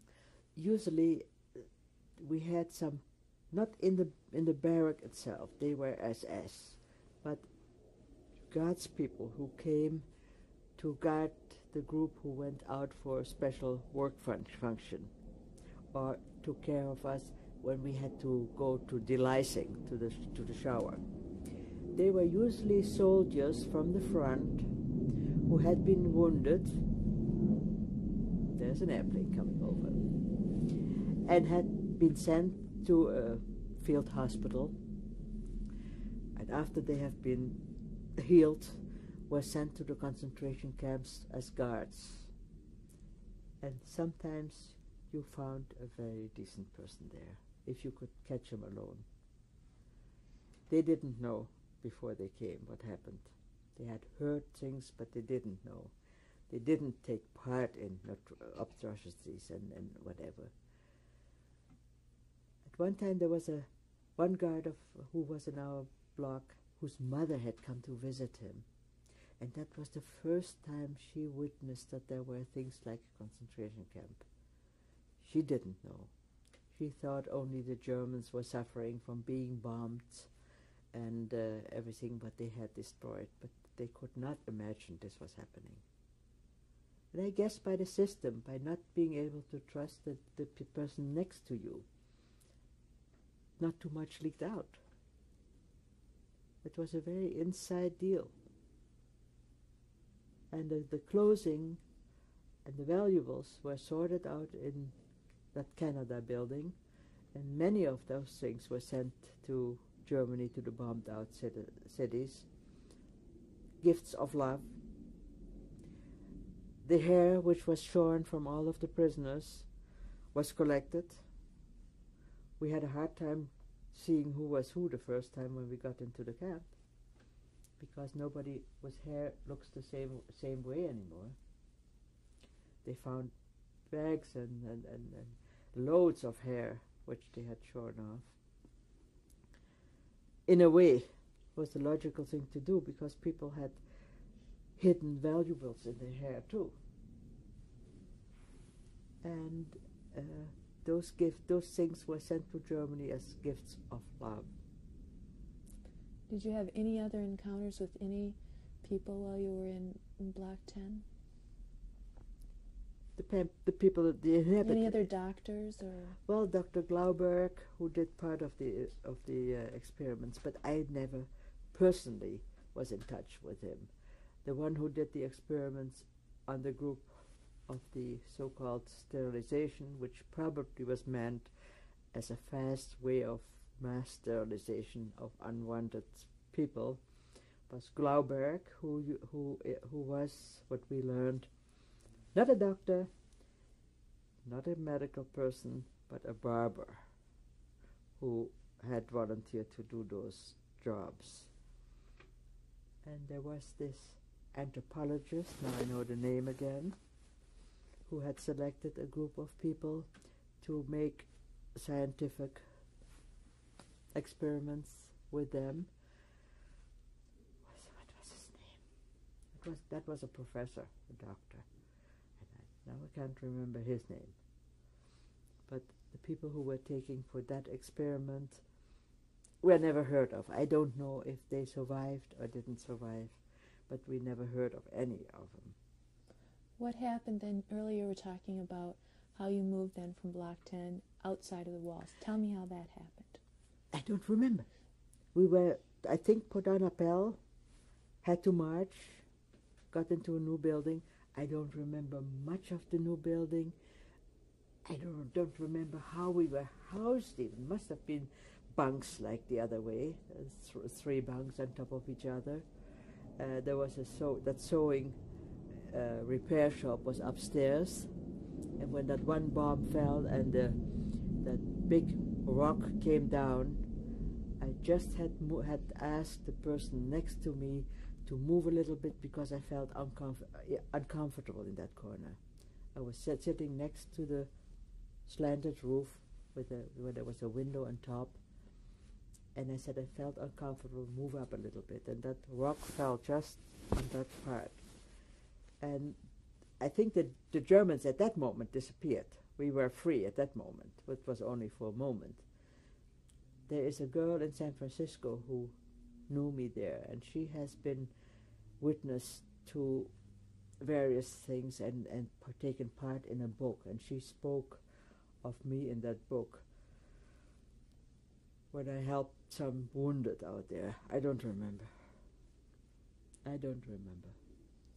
So the bomb fell then in this rock. That was not a bomb. The pressure of the bomb made a rock jump up, and it fell through the roof of our barrack. But nothing else happened, but only seeing people crawling out of windows, and we must not have had bars there even, because Dicke Rose, like she was called, was a very, very heavy-set person who had diabetes, and I don't know how she remained that voluptuous. But she squeezed herself through the window, and I still can see her popping out of that window. I don't know how high it was. I don't know where she jumped from, but everybody who was upstairs in that repair shop tried to get down. The ones which were downstairs tried to get up. It was chaos for a few minutes, and then it was over. This is a card which I had permission to send to my parents. In this case, they didn't know to whom, in which I mentioned Lo, my husband, who was still alive at that time, and I'm saying that I once in a while hear from him. It's sent from Auschwitz, Block 10.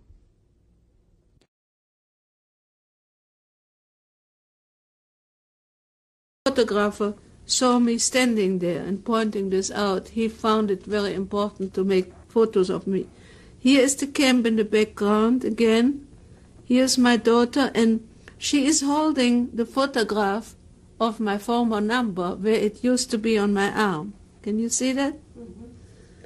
And this one is, again, the camp.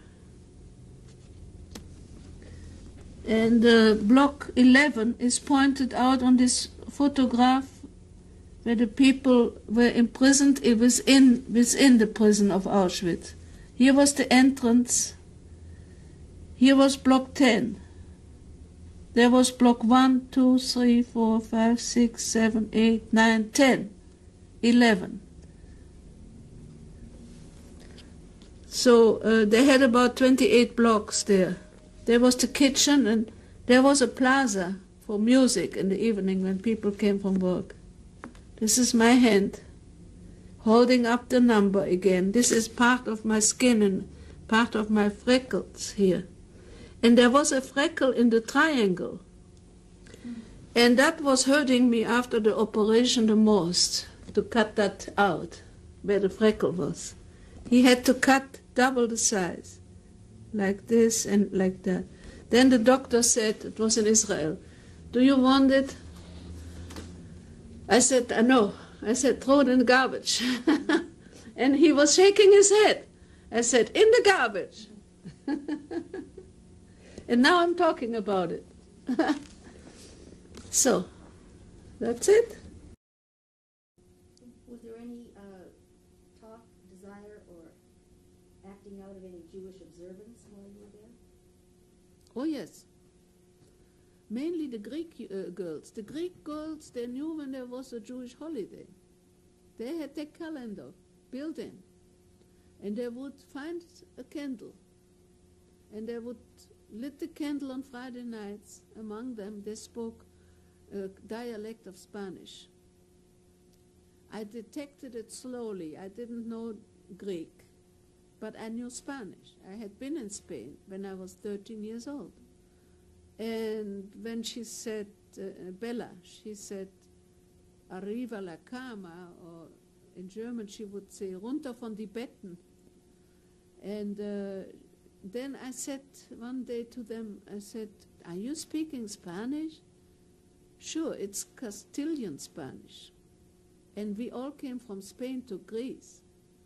And that was at the time of the Inquisition, 500 years ago. And then that way I could talk a little bit with them. I could make conversation, but the Greek always were a group by themselves. They would, within themselves, stay and keep to themselves. And I think until this day, in this book, for example, is only one Greek lady which tells about the experiments.